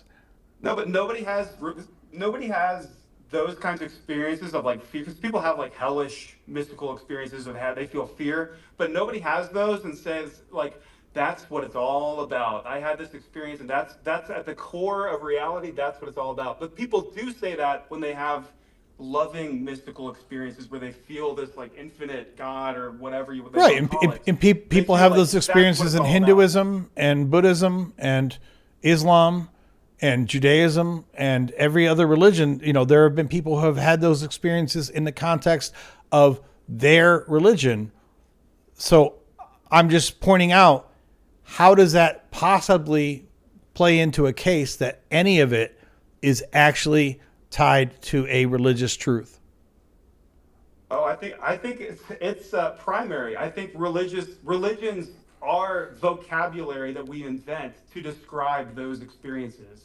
But those experiences are kind of like a subjective uh, evidence that doesn't work for you, but for someone like atheist Federico Fagini or whatever, or these people that go through these experiences, it opens them to them say like, hey, I was really certain that materialism was like kind of the structure of the universe, but now I'm not so sure. Or now I'm open to these religious ideas or spiritual ideas.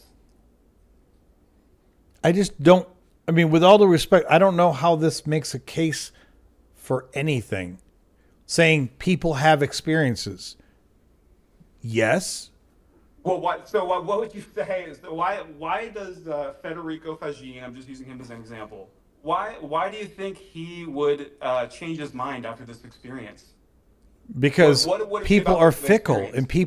and not only are people fickle, but the fact is, so here's what I think is kind of funny. And I don't know about Federico, but I know like a lot of times people in general, I'm not pointing to you specifically, but people in general, when they're talking about religion, they'll say, oh, so and so had a religious experience, whether it was a near death experience or whether it was just like, something that like I've had a religious experience. Many other atheists I've talked to have had religious, quote unquote, religious experiences.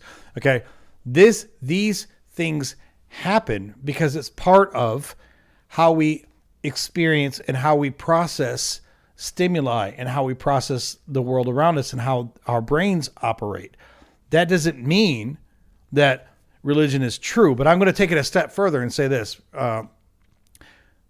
If you think about someone who is in a position of, near death or in a position of extreme stress, like, they're they think they're about to die, or, like these kinds of situations, there are all sorts of transcendent religious experiences that people report in those scenarios. And we could say, well, that's proof of afterlife. It's proof of religion. It's proof of the supernatural. But also I would ask you, what type of mental state do you think someone is in who is in such an extreme portion of life? In the case of Federico Fagin, he was on vacation, like laying in bed, so he had zero, like, wasn't in a Yeah, that happens. medical problem or whatever. I know there's a Presbyterian who had like a Kundalini experience where he like had felt this energy move up his spine, and then he felt like the oneness of the universe, felt like this infinite cosmic thing. And phenomenologically, it feels more real than real. So like, Of course, it feels real. it just like, it's easy to dismiss. I mean, if I've you've done never had shrooms. one. Do you want me to tell you about the things that I've felt very real that I know actually weren't real? Well, in some sense, I think the shroom stuff is, if you take enough, maybe it'll convince you. But in some sense, these spontaneous, like mystical experiences are a little more like interesting, I think, as an example, because you can just dismiss the hallucinogenic mushrooms as like, it's a product of the chemical you just ingested. But for some of these other ones, like if you've ever heard But of the only chrono reason that lucidity, where someone, I'm sorry, I someone had to might interrupt here. The only reason that you would dismiss those is because you feel you understand the mechanism that triggered it. The difference between me eating shrooms and having a mystical experience and Federico, waking up one day with no known trigger is just that you don't understand the trigger. Yeah, but to me that's like an appeal of like materialism of the gaps. Like one day we'll understand how consciousness produces these spontaneous. But I mean, More okay, real you're than real saying events. materialism of the gas, but you're talking about someone, and again, I've not researched this, this guy, so I'm talking off the cuff here a little bit, but somebody had a crazy transcendent experience. They don't know exactly what caused it. Maybe they feel deeply in their heart it was caused by God or by the universe or by heaven coming to them, whatever. But regardless of what they feel about the experience, the only difference between the person having this unexplained experience and feeling probably very strongly about what caused it. I don't doubt the sincerity of people who report these experiences. I'm sure that they are telling you what they believe is their truth. Just like there are people who have reported alien abductions, and some of them you can tell are hoaxes. Some of them are people, kind of just jumping on a bandwagon. But some of them, if you read them and really research them, you can tell these people really believe something happened to them. They really believe, like it's traumatic to them. Some of them have PTSD from these experiences that they claim. And yet I have no reason to believe that any of those experiences actually happened. I guess like at some point though, like we have to, or I guess I would just make the distinction between hallucination. We know those happen, and then I believe these visionary mystical experiences are a different category. What is the distinction? For me, one is a experience of an external reality, and then a hallucination is just a product of the brain. It's not. There's no stimulus. So you're telling me that you believe you can say definitively that what Federico experienced was an external experience? That's what. So there's just like, this is a common thing, and so I believe that when he says it felt like an external reality, like he was experiencing a deeper reality, I say, yeah, I agree with that. You don't see any problem in assessing that perception at all? So I guess I can appeal to, there are some cases that are also people's like mystical experiences are also accompanied by like verifiable reports. I want to be very clear here in what I'm saying, Zach, because I am a huge believer in respecting and believing people's what they claim are their experiences. So like an example I just gave of people with their alien abductions. Now again, there are some examples where we can say, okay, clearly there's like a hoax going on there, but for a lot of them, I would say no. I believe that they're telling us the truth. Their truth. They are they're not lying to us, but just because they're not lying to us doesn't mean it's the truth. It's their truth. Yeah. So I would say the universality across time and all cultures of this mystical infinite bliss or whatever, I feel like it makes it stronger than kind of like the modern abduction reports that we have. And But what is the universality? Because a lot of Just people everybody has these. claim mystical experiences, and that's what's universal. Yeah, everybody has these infinite bliss kundalini type. Have you read like William James? Like people write compendiums of like, hey, people all over the world have these experiences, and they always have, and they report about them.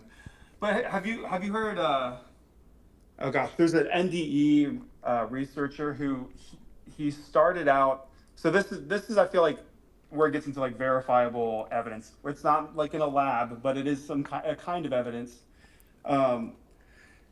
He was a medical doctor working in an ER unit, and he was working on this patient who was unconscious. And then I guess before he came in the room, he was in another wing of the hospital.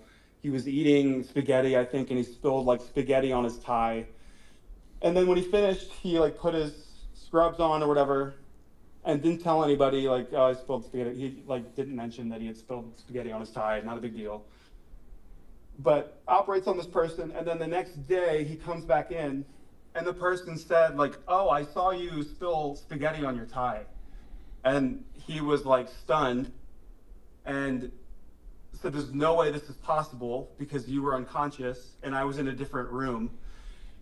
And this is he left his career in medicine, and now he's at the University of Virginia, and he studies like near-death experiences and like compares them and collects. So a couple things to keep in mind here, and I'm going to freely admit I don't have the links here to throw up on screen for you. So this is maybe talking a little bit out of my ass, but first of all, they have actually done some fairly rigorous experiments trying to replicate these things, where they people would say, oh, I had, an experience after death where I was floating above or whatever. And they would put things in a room where, you couldn't see unless you were out of your body, for example. Right. And then they would ask people who actually had died in the operating room or whatever and had been brought back, like, they would quiz them about what could you tell or what did you see. And every single time they could not recreate anything. But also, I'm not trying to make light of any anecdotal report, because I'm sure that all of the players involved are probably sincere. But the degree to which we leak information is usually unperceived by us. So let's just say that you are unconscious, but on some level you are still taking in information, right? And I might swear to you that the whole time I was operating on you or trying to resuscitate you or whatever, I never said anything about spilling spaghetti on myself. Like, there's no way you could have known that. And yet, if we had a recording, like if you went back when I walked into the ER, one of the nurses might have said to me, like, what's on your shirt? And I might have said, oh, I spilled spaghetti. But in the heat of the moment, because think about it, when you are trying to deal with someone who is dead or on the verge of death, even for an experienced doctor, that is an incredibly stressful and high pressure situation. And the idea that doctor then can tell you definitively that I could not have possibly said such a thing while I was in the presence of this person is, quite frankly, logically inconsistent.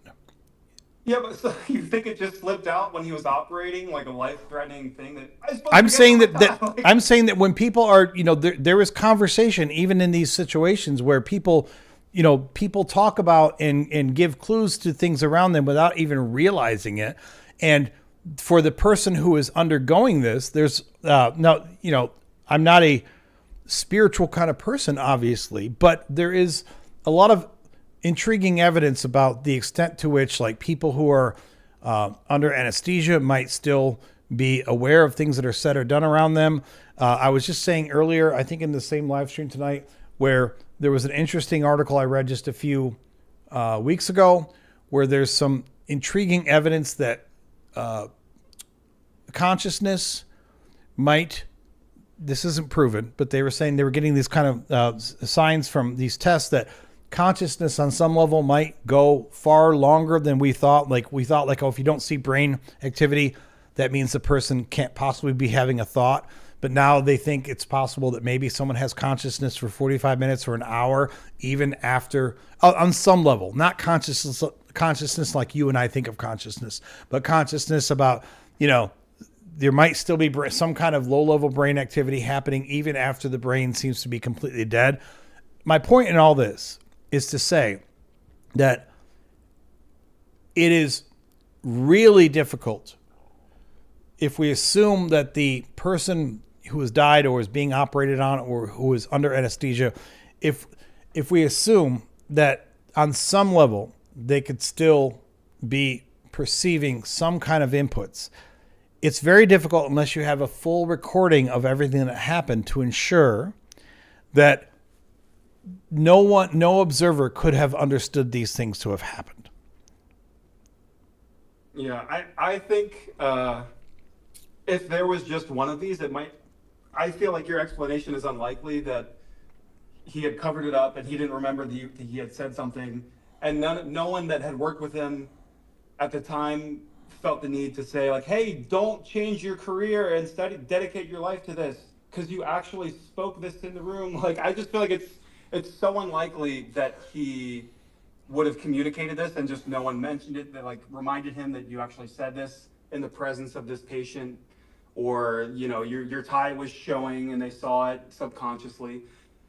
And there's a book called The Self Does Not Die by Rudolf Schmidt that collects literally hundreds of stories, like where doctors and intelligent people say like, oh yeah, this person like was recounting events from another part of the hospital correctly. Like one person says like, yeah, you were wearing these color shoes and they amputated this guy's leg and put it in a yellow bag, and like these kinds of details that there's just no way. And I this is a personal story too that I don't like sharing in these kinds of contexts, but you're a chill person, and I'll tell you, and I'm not offended if you don't believe it. I don't expect you to believe. I'm sure I won't, but continue. I'm listening. So my grandma had been through a lot of trauma in her life, and a lot of people say that that kind of gives you a spiritual sense. Could not, I don't live or die by this story, but I do think she had some kind of spiritual sense or some kind of intuition about her. And lots of people say this about their grandmas or whatever, but we were on vacation. She was in Pennsylvania where we lived, watching our pets, and we were at the Grand Canyon, me and my brothers and my family, and my brother nearly fell off because he was goofing around. He nearly fell off the cliff, and we were freaking out, like, holy shit, he almost died. And then this was the early days of cell phones. My grandma calls and she's like, what happened to David? And we're like, how the hell did you know that something just happened to David, like he almost died? But she called and was frantically asking if he's okay, because she had some kind of the sense the disturbance in the force or something. And she would regularly she said, oh, I knew that person had died when we later found out that they had died. It's so easy to dismiss this, and I don't expect you to believe it. But for me, right, a lot of these things happen, and they're all anecdotes.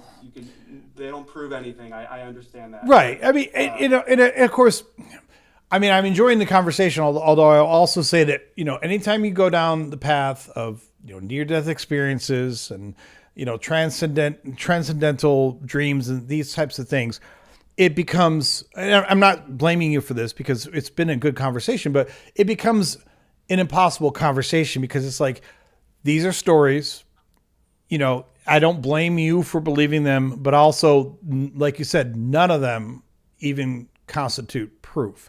Now, I will say this, not that I think I'm going to be able to disavow you of these beliefs, because I'm sure I cannot, but here's a little nugget to think about. For all of the near-death experiences, and I know that there are tomes that people have put together of these, and I'm not again, I'm not thinking that these people are lying or trying to be deceitful. I don't think that at all. But how many times does someone come back from a near-death experience and give you information that not only they could not have known, but no one around them would have known? In other words, like you told me the story about, the doctor spilled spaghetti, and you don't believe that maybe there was some technically like an information link that, one could perceive if you're watching the events. Fine, don't believe it. And this is fine.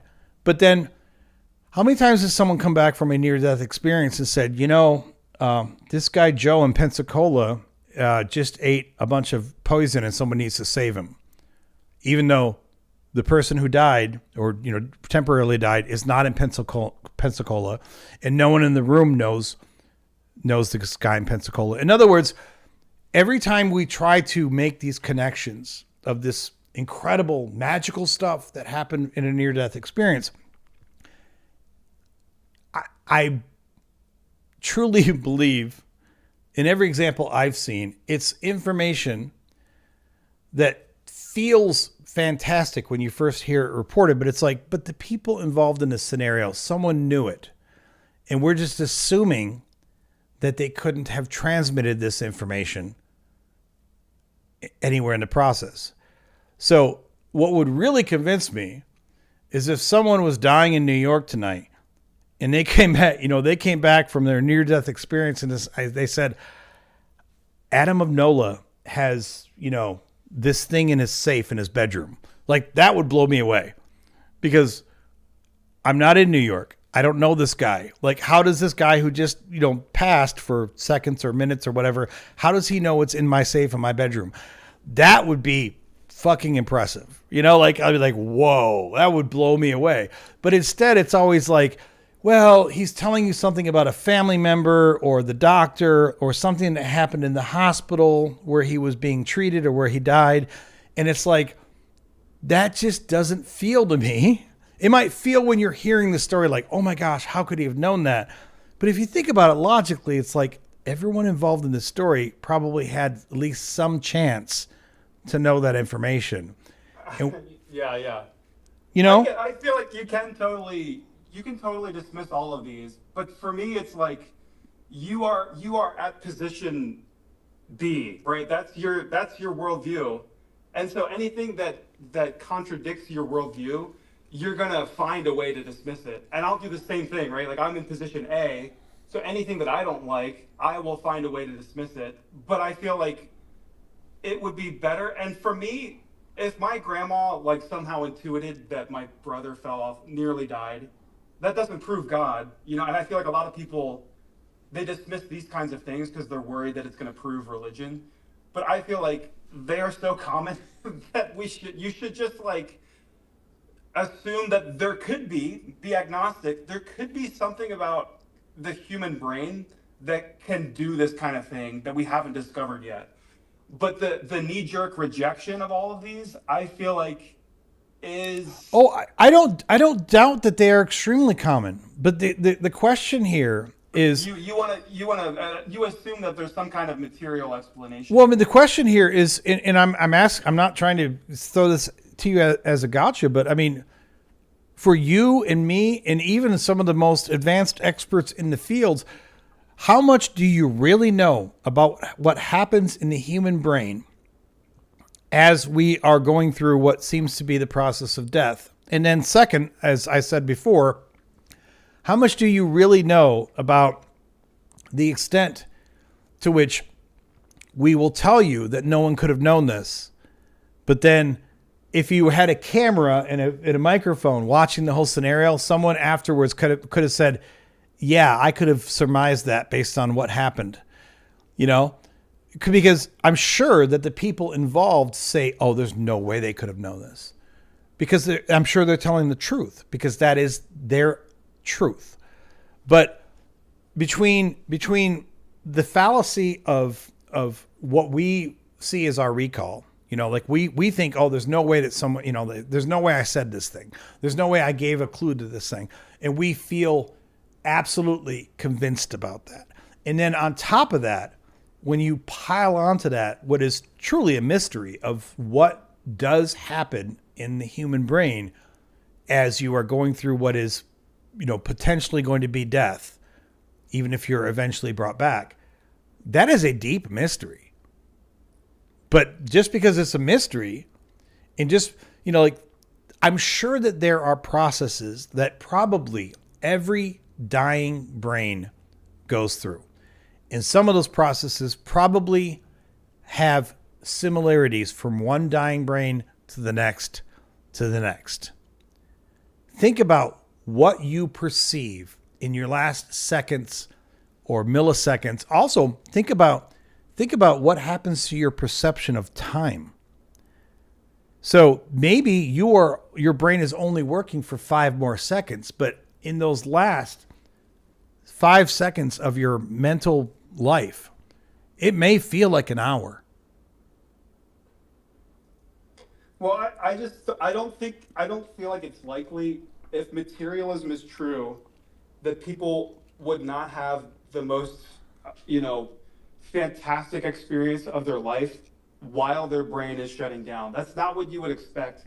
If materialism is true, if consciousness is generated by the brain, that's you not what wouldn't happens in expect near-death that people would have experiences. these Some people have the experiences. most fantastical experience. Some people, many people don't.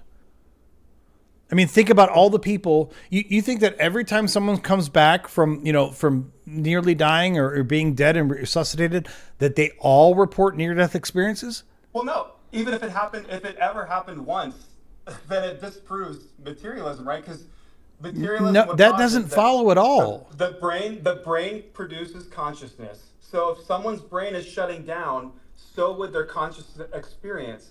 But we have report after report, even from antiquity, that people have crazy experiences, the most meaningful experiences of their life, when their material brain seems to be offline. When it seems to be offline. Let me state this again, okay? Because I don't think you're trying to talk past me, but I don't think it really caught hold here. Sure. Our perception of time is exactly that. It is a perception. Totally, yeah. I mean, I don't need to, I'm sure you understand that if I had you strapped down to a gurney and I'm torturing you physically, every second would feel like an hour, right? And if you're having the time of your life, every hour feels like a second. I mean, that's one of the most obvious examples to illustrate how our perception of time changes drastically based upon our experiences.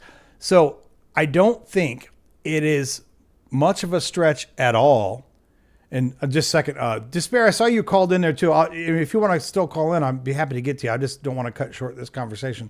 But I don't think I don't think there's any reason to believe that, even minus questions of pain or pleasure, that our perception of time can change radically, especially if we are in such an extreme scenario as end of life.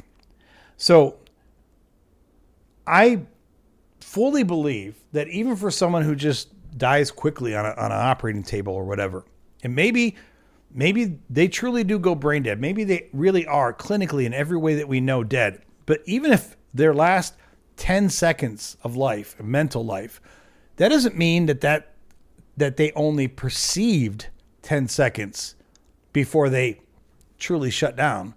They may have perceived an hour or 2 or 3.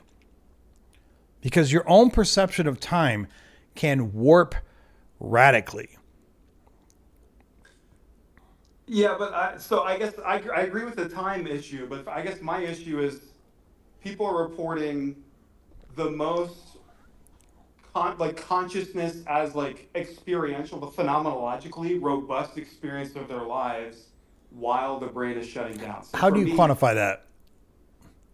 just this is the hard problem of consciousness. Conscious qualia cannot be quantified. It's by nature, it's ineffable, right?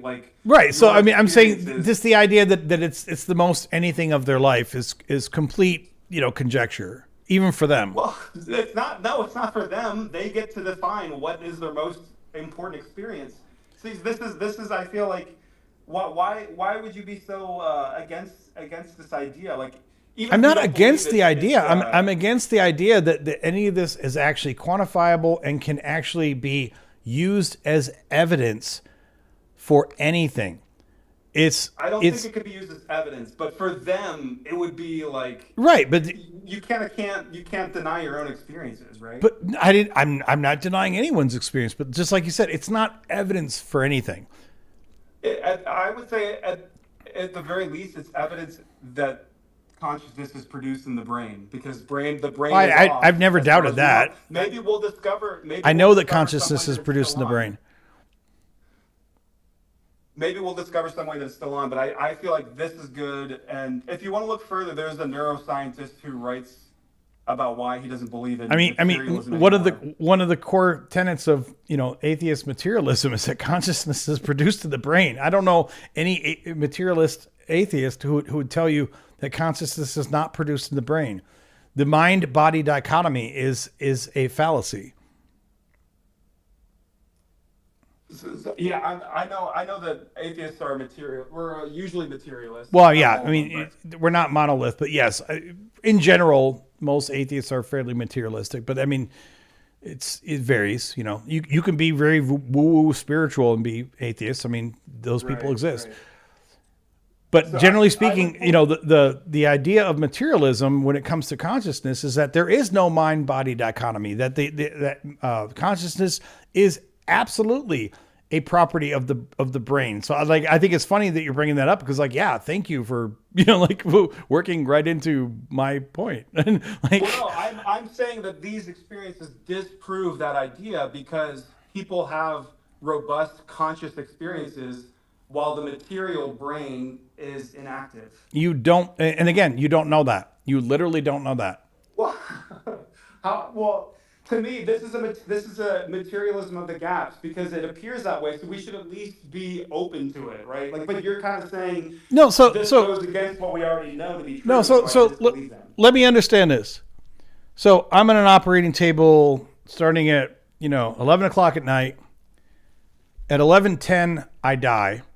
Clinically, medically, I die. And at 11:15, they managed to resuscitate me. They bring me back. So I was on that operating table for 15 minutes. For 10 minutes, everyone acknowledges that I was at least on some level alive because at 11 o'clock I was alive. At 11:10 I died. And at 11:15 I was resuscitated, right? But when I was resuscitated and come back, you think that you can definitively tell me that whatever I experienced must have happened in my mind, must have happened from 11:10 until 11:15, and you can somehow prove that? I don't think we can prove it. Right. But I think they are an important that there's enough of a pattern here when they die, they have some have a very few they have near-death experiences. They have these robust. Yeah, I'm well aware of that. And in some cases, there are one that you were asking for, where someone will say, this is common enough where it's called they're given a name. They're called Pekin-Darien experiences, where someone in this case, she died or whatever, and then she somehow learned that her sister, who lived in Hong Kong, and had died, and so she learned that her sister had died, and then when she was resuscitated, she told her family that was there that oh, our sister died in Hong Kong, and the family's like, what are you talking about? That's not true. We haven't heard that. And then later, someone sent a letter, or I don't remember how they communicated, but after the fact, they said yeah, it's true. So and so has died, and it kind of proved. But anyway. I'm just saying these cases, which seem to correlate with someone dying, or their EEG is not recording any information, their heart is stopped, there's no oxygen going to the brain. That's when people have the near-death experience. You don't know when they had the experience. That's my point. You have a timeline from the outside where you are observing the dead body. In theory, okay. I'm sure you haven't been in the operating room when someone's dying or something. But I'm saying in theory, you have this timeline from where you are observing the dead body, and you have decided based on the timeline that you have experienced from not being the dead person. You've decided when you think the experience that they report when they come back, when you think it happened. Do you understand the incongruity there? Yeah, right. So yeah, it could be moments before that they had that. Exactly. And this is also why I'm saying, and I'm going to sound like a big druggie when I say this, but I'm going to say it again. Like I have learned in the past from experience with like hallucinogenics, you can say, well, I'm dismissing all of that because we know it was caused by the hallucinogenics, which is fine because I'm not claiming that I had legitimate spiritual experiences while I was on hallucinogenics. But what I can tell you is that it absolutely F's with your perception of time. And if just a chemical in my brain can make me feel, truly believe that a 1 minute period is an hour, then what do you think happens in the, what I think is logically a more extreme situation where somebody is literally going through the process of dying? Do you not think it's possible that maybe even in the last seconds of life, when, on your external clock, you're watching them bleed out or whatever, right? And it only feels to you like, it's only a few seconds before they're truly dead. But do you not think it's possible that in their brain, those last couple seconds might feel like minutes or hours? Sure, the time is one thing, but if the brain is slowly like going offline, right? That perception of reality is closing like an aperture slowly. That's what you would expect with materialism. If consciousness, the brain is slowly losing oxygen, everything's getting darker. That's what you would expect. But you wouldn't expect somebody to like have a really like, very aware, like, what they talk about, like, Why wouldn't awareness, like heightened awareness. Why wouldn't you? I think you're making a lot of assumptions, like you're pegging a lot of assumptions on materialism. Like this is what I have to believe about what you perceive in the last moments of your life. And that's not what I believe at all. Well, but you would still say that the brain produces conscious awareness, right? The brain is conscious awareness. I mean, you can not have conscious awareness. Well, let me rephrase this. We have not a single reason to believe whatsoever that there has ever been a consciousness in the universe, in history of mankind or whatever, that has existed outside of a brain. Now, I know, when you get into religion and spirituality, people think, God is this transcendent consciousness that's throughout all the universe. And they think that when I die, my consciousness goes out, and that's fine. It's a fun story. But in terms of what we actually know on any level or can quantify, there is not a single quantifiable reason to believe any of it. It's just a story. And I'm not telling you that the story is wrong. I'm telling you that there is literally no evidence for it. And the NDEs do not qualify in the slightest, because every time someone brings up an NDE, like I've already pointed out, first of all, every time you're telling me about these experiences that the person had, please try to pin down for me when exactly you think that experience happened on your external, your timeline outside of that person's mind. Because if I tell you, hey, this is, I just fell asleep for 5 minutes and here's the dream I had, but you might think that when I had this dream or when I had this experience in my mind, but you are just tying it to your timeline, which is independent of that person. So you are trying to take your perception of the timeline that happened, and so like if I died at 11:10 p.m.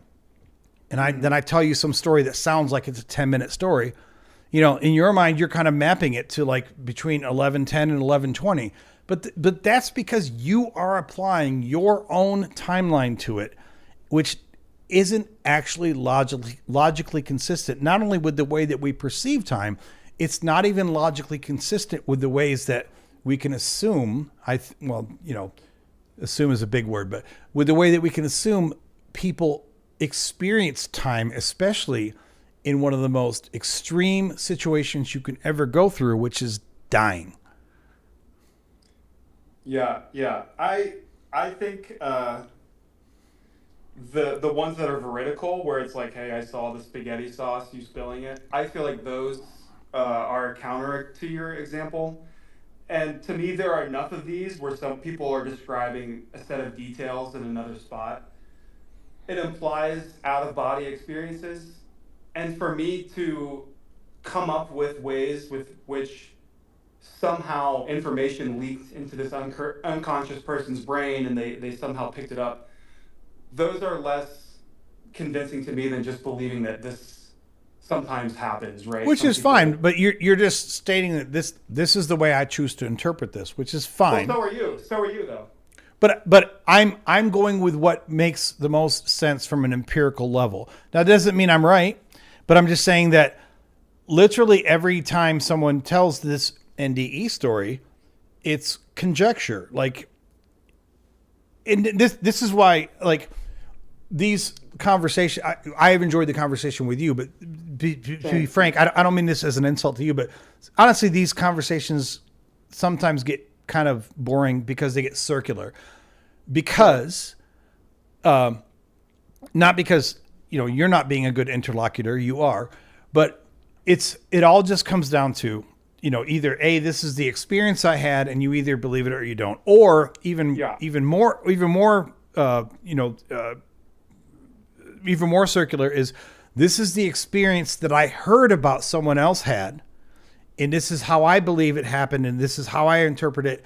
And then I'm not saying you're wrong, but now we're just talking about how we have interpreted stories of someone else's experience. And I'm not saying this to shut us down, because I'm enjoying the conversation, but honestly, we can do this for 6 hours. You know what I mean? Like we can. Sure, yeah. And It's the same with the Bible. When you kind of nitpick the Bible verses, you go back and forth all day. Well, I mean, I would argue that a lot of the stuff with the Bible is at least more empirical. Like, I can at least point to the words and say, I mean, we can argue about what they mean. Like when I brought up Matthew 5:17, right? But at least I can say, we can at least agree that this is the text right here. Like even if we interpret it differently, like we all agree this is Matthew 5:17, right? Okay. Then we can at least start, triangulating around what it says or what we think it says or whatever.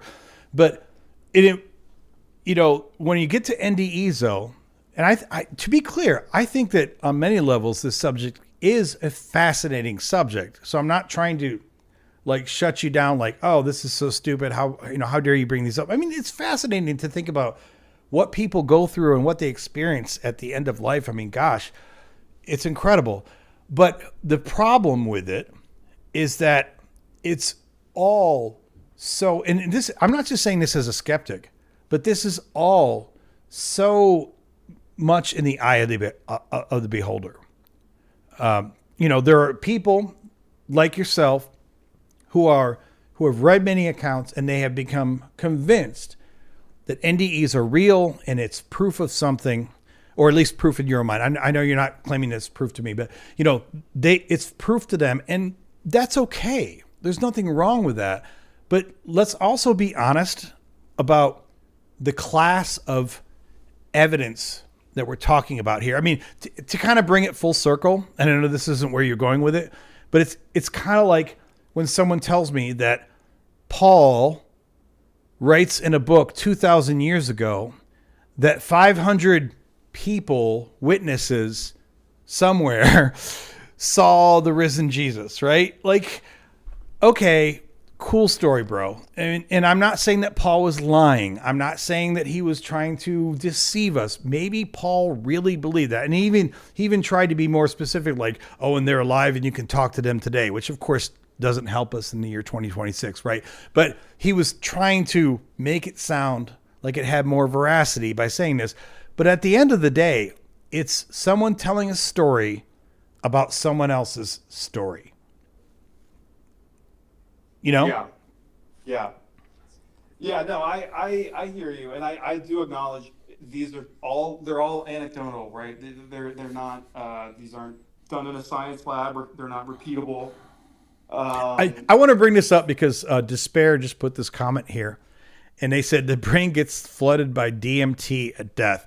And I have not done this, even though I said I've done hallucinogenics before, but DMT is a perfect example of this. I love the fact that they brought this up, because and I had a friend of mine who used to do a lot of DMT, so I feel like I have this tangential experience of this. DMT, like, shrooms, you'll be on shrooms for hours. Like you can be high on shrooms for like 6, 7, 8 hours, depending on how many you ate, right? DMT, I think almost anytime someone does DMT, the high lasts usually minutes. But then go talk to those people after they finish. Some of them will swear to you that they were high for hours. They will absolutely swear. I don't. Yeah, the time thing is totally true. Yeah, it's time is subjective and it's experienced very differently when you're on hallucinogenics. Yeah, but my point in that, I don't want to get too bogged down in that because it feels you're right, but it's also easy to dismiss that and say, but that's hallucinogenics. But it's not just a product of hallucinogenics. I mean, yes, in the cases that I'm talking about, of course, it's triggered by hallucinogenics. But it would be a mistake then to say, but that can only be triggered by smoking DMT or by eating mushrooms. I don't know if it can be triggered by end of life experiences, but it actually makes total sense to me that if your brain is going through what it assumes is the final shutdown, that you may experience, in terms of your own internal perception, an hour or 2 or 3 of time before it truly ends. Yeah. I think, and I'm gonna let you go here, but I really appreciate the conversation. You've been really, really gracious, and it's been a good convo. But I guess I will say that if we choose our metaphysical worldview, whether it's materialism or panpsychism or idealism, depending on where you land on those issues, you all of a sudden, certain spiritual phenomena will become less surprising, like out-of-body experiences or telepathy. Oh, of course. And there are a growing amount of neuroscientists who are like, hey, I'm a panpsychist. Even Michael Shermer, I was listening to him and he said, like, yeah, this seems to be the new trend is panpsychism. And he was kind of like lamenting that with Richard Dawkins, that so many people are becoming panpsychists or whatever. For me, if it is true that consciousness is some kind of weird property of the universe, or all the universe is mind in some sense, or if it's all material, none of them are falsifiable necessarily. They are all very difficult to prove if you actually look at like the philosophical arguments. But I think it just depends. There's this first principle that we apply, we adopt it as our worldview, and it arranges the data for us, and it'll say, make it very easy to dismiss some of these accounts because it doesn't cohere with our materialism. So for me, I would point to, if you were curious of like a non-religious argument for like panpsychism, and specifically with like brain events, there's a neuroscientist named Ed Kelly who writes about things that kind of debunk, for him, they debunk the materialist conception that consciousness is produced in the brain. And so he will point to these. It's empirical. It's entirely empirical. So if you were interested, you could check that out. Ed Kelly, Irreducible Mind, it's called. Okay, I will check that out because I mean, I'm open. I have confirmation bias just like every human does. I don't want to make it sound. I don't want to make it sound like I don't have, confirmation bias because everyone does. I'm open to other ideas of consciousness. I just know that I have not only have I not seen anything yet that in any way indicates to me that consciousness has anything other than to do with our brain. But more importantly, there are many, many clinical examples of where changing the brain changes our consciousness. So now that isn't just because changing the brain changes your consciousness doesn't empirically prove that consciousness is only tied to the brain, but it is a very key indicator that if my consciousness is not intrinsically tied to my brain, then change in my brain shouldn't have much or any impact on my consciousness. And yet we know, clinically speaking, there are many, different examples of people whose consciousness has changed, sometimes radically, based on physiological changes in the brain. Yeah, yeah. He goes into that. He'll appeal to William James's filter, the mind is a radio type thing, where altering a radio would also alter the output of the radio signal. So, but yeah, I appreciate the talk, and thanks so much for listening to my ramblings. No, I've enjoyed it. You've been a good interlocutor, and I'm not trying to be dismissive. The NDE thing is honestly, it's fascinating, but it's also, I think it's kind of, logically, it can be kind of a dead end for discussion, unless you're just talking with everyone who's rowing in the same direction, right? But if you're not, it can be kind of a dead end, not because I'm right and you're wrong, but because, okay, it's one story versus another, right? Which doesn't mean you're wrong. It just means like, hey, what are you gonna do with that? I don't disagree. I agree. It is anecdotal. So take it for what you would. Okay. Well, thank you for calling. I've appreciated. I'm glad you called back as well. So I've appreciated the conversation very much. Yeah, you too. Thanks again. Thanks, Zach. See ya. All right. So had a fun conversation there with Zach. So far, early history of my live streaming on this channel, I don't think we've had really much of a conversation with anyone about NDEs. I don't even know if NDEs have ever come up. And I say this because at this point, I'm lucky if I get a couple callers a night, and usually I can almost tell you what the calls were about. Like I can remember the subject. So the NDE discussion, as I said to Zach there, I don't dismiss it as being fun and interesting and at times fascinating even. But it's also, it's kind of difficult to make anything meaningful out of that discussion because it's so anecdotal. Even the studies that have been done. And I know that serious, scholarly, intellectual people have done, in some cases, some rigorous studies on these. But even then, it's a rigorous study on a completely subjective experience. So there's only so much data, empirical data that you can even get to when you're talking about NDEs. Because, as I was talking to Zach there, I don't doubt that people have crazy, trippy, life-altering, insanely meaningful experiences in their last moments before death. And I don't doubt that if those people are then somehow saved or resuscitated or whatever, some of them absolutely have experiences to tell you about. And I don't doubt that they are very sincere in their observations. I'm sure that they are telling you what they absolutely experienced. None of that proves anything. That probably sounds like I'm just being a jerk because as a materialist, I'm pretty much materialist, as a materialist, you can say, well, then you can just dismiss anything. But here's the deal.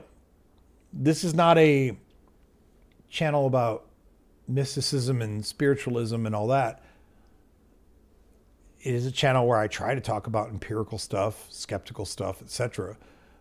So there are some topics that we can discuss all day, but we're never going to get to any real conclusion. He brought up the Bible. Like you can interpret the Bible 10 different ways, but still, the Bible is still empirically, it's a set of words. We can pull up the words on screen. We can argue over the translation. We can argue over, the meaning of the words, but still, I can pull up the verse and put it in front of you and say, here's the verse. We can at least agree that this is the verse that we're talking about.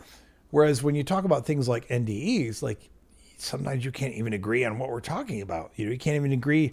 Well, like I was talking about with him, like when did the NDE experience happen?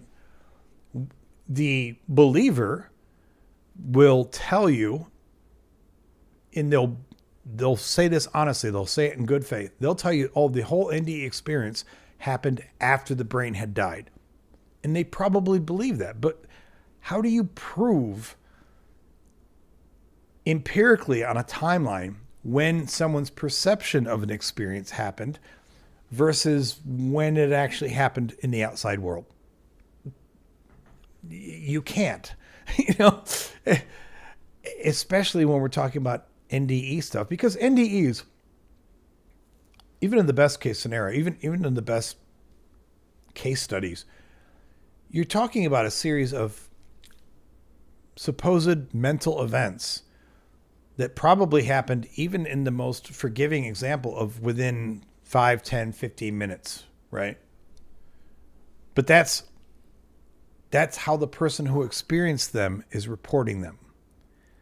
That doesn't mean that's when they happened on the clock behind me. You know, that doesn't mean that I can empirically say, okay, here is the actual time when your brain was experiencing this thing.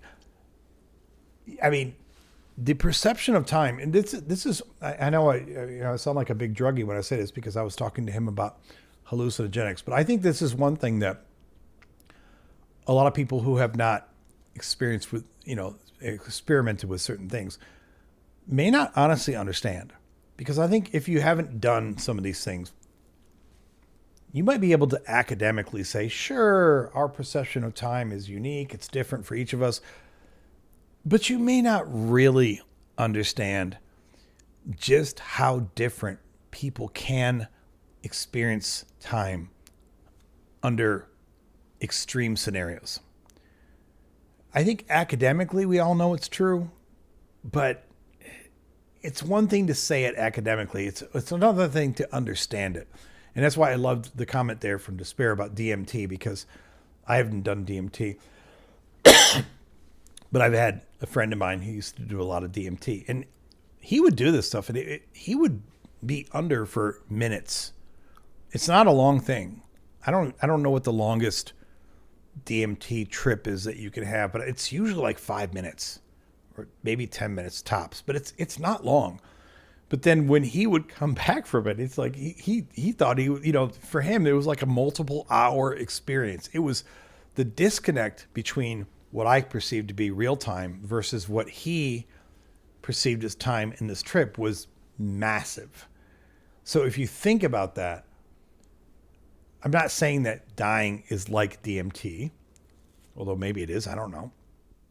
But even if that chemical is not active when you die, clearly the brain has the ability to perceive time massively differently based on who knows how many factors.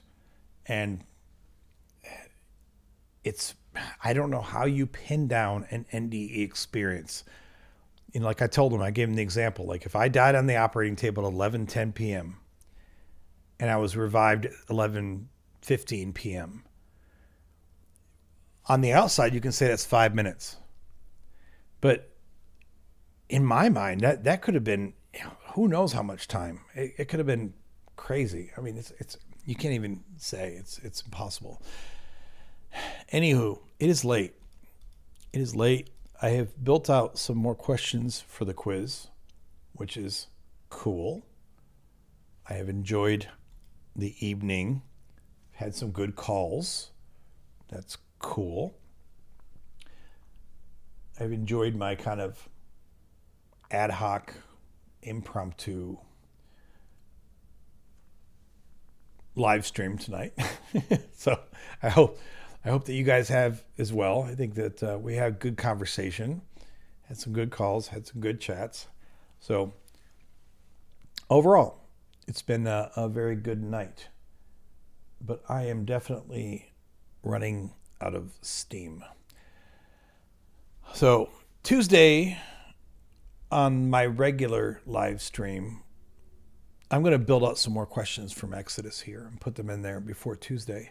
But we'll also just kind of, I think we'll just kind of like do a group thing with the quiz, like kind of go through I don't have a way for all of us to take the quiz at the same time, but I'll probably put it on screen and we'll go through, like, keep score individually, like see how Christian everyone is in the estimation of my incredibly scientific quiz. But thank you to everyone. Hopefully I'll see some of you on Tuesday, starting at 5 o'clock Central Time. And that's it. You guys have a great night. Thanks for being here.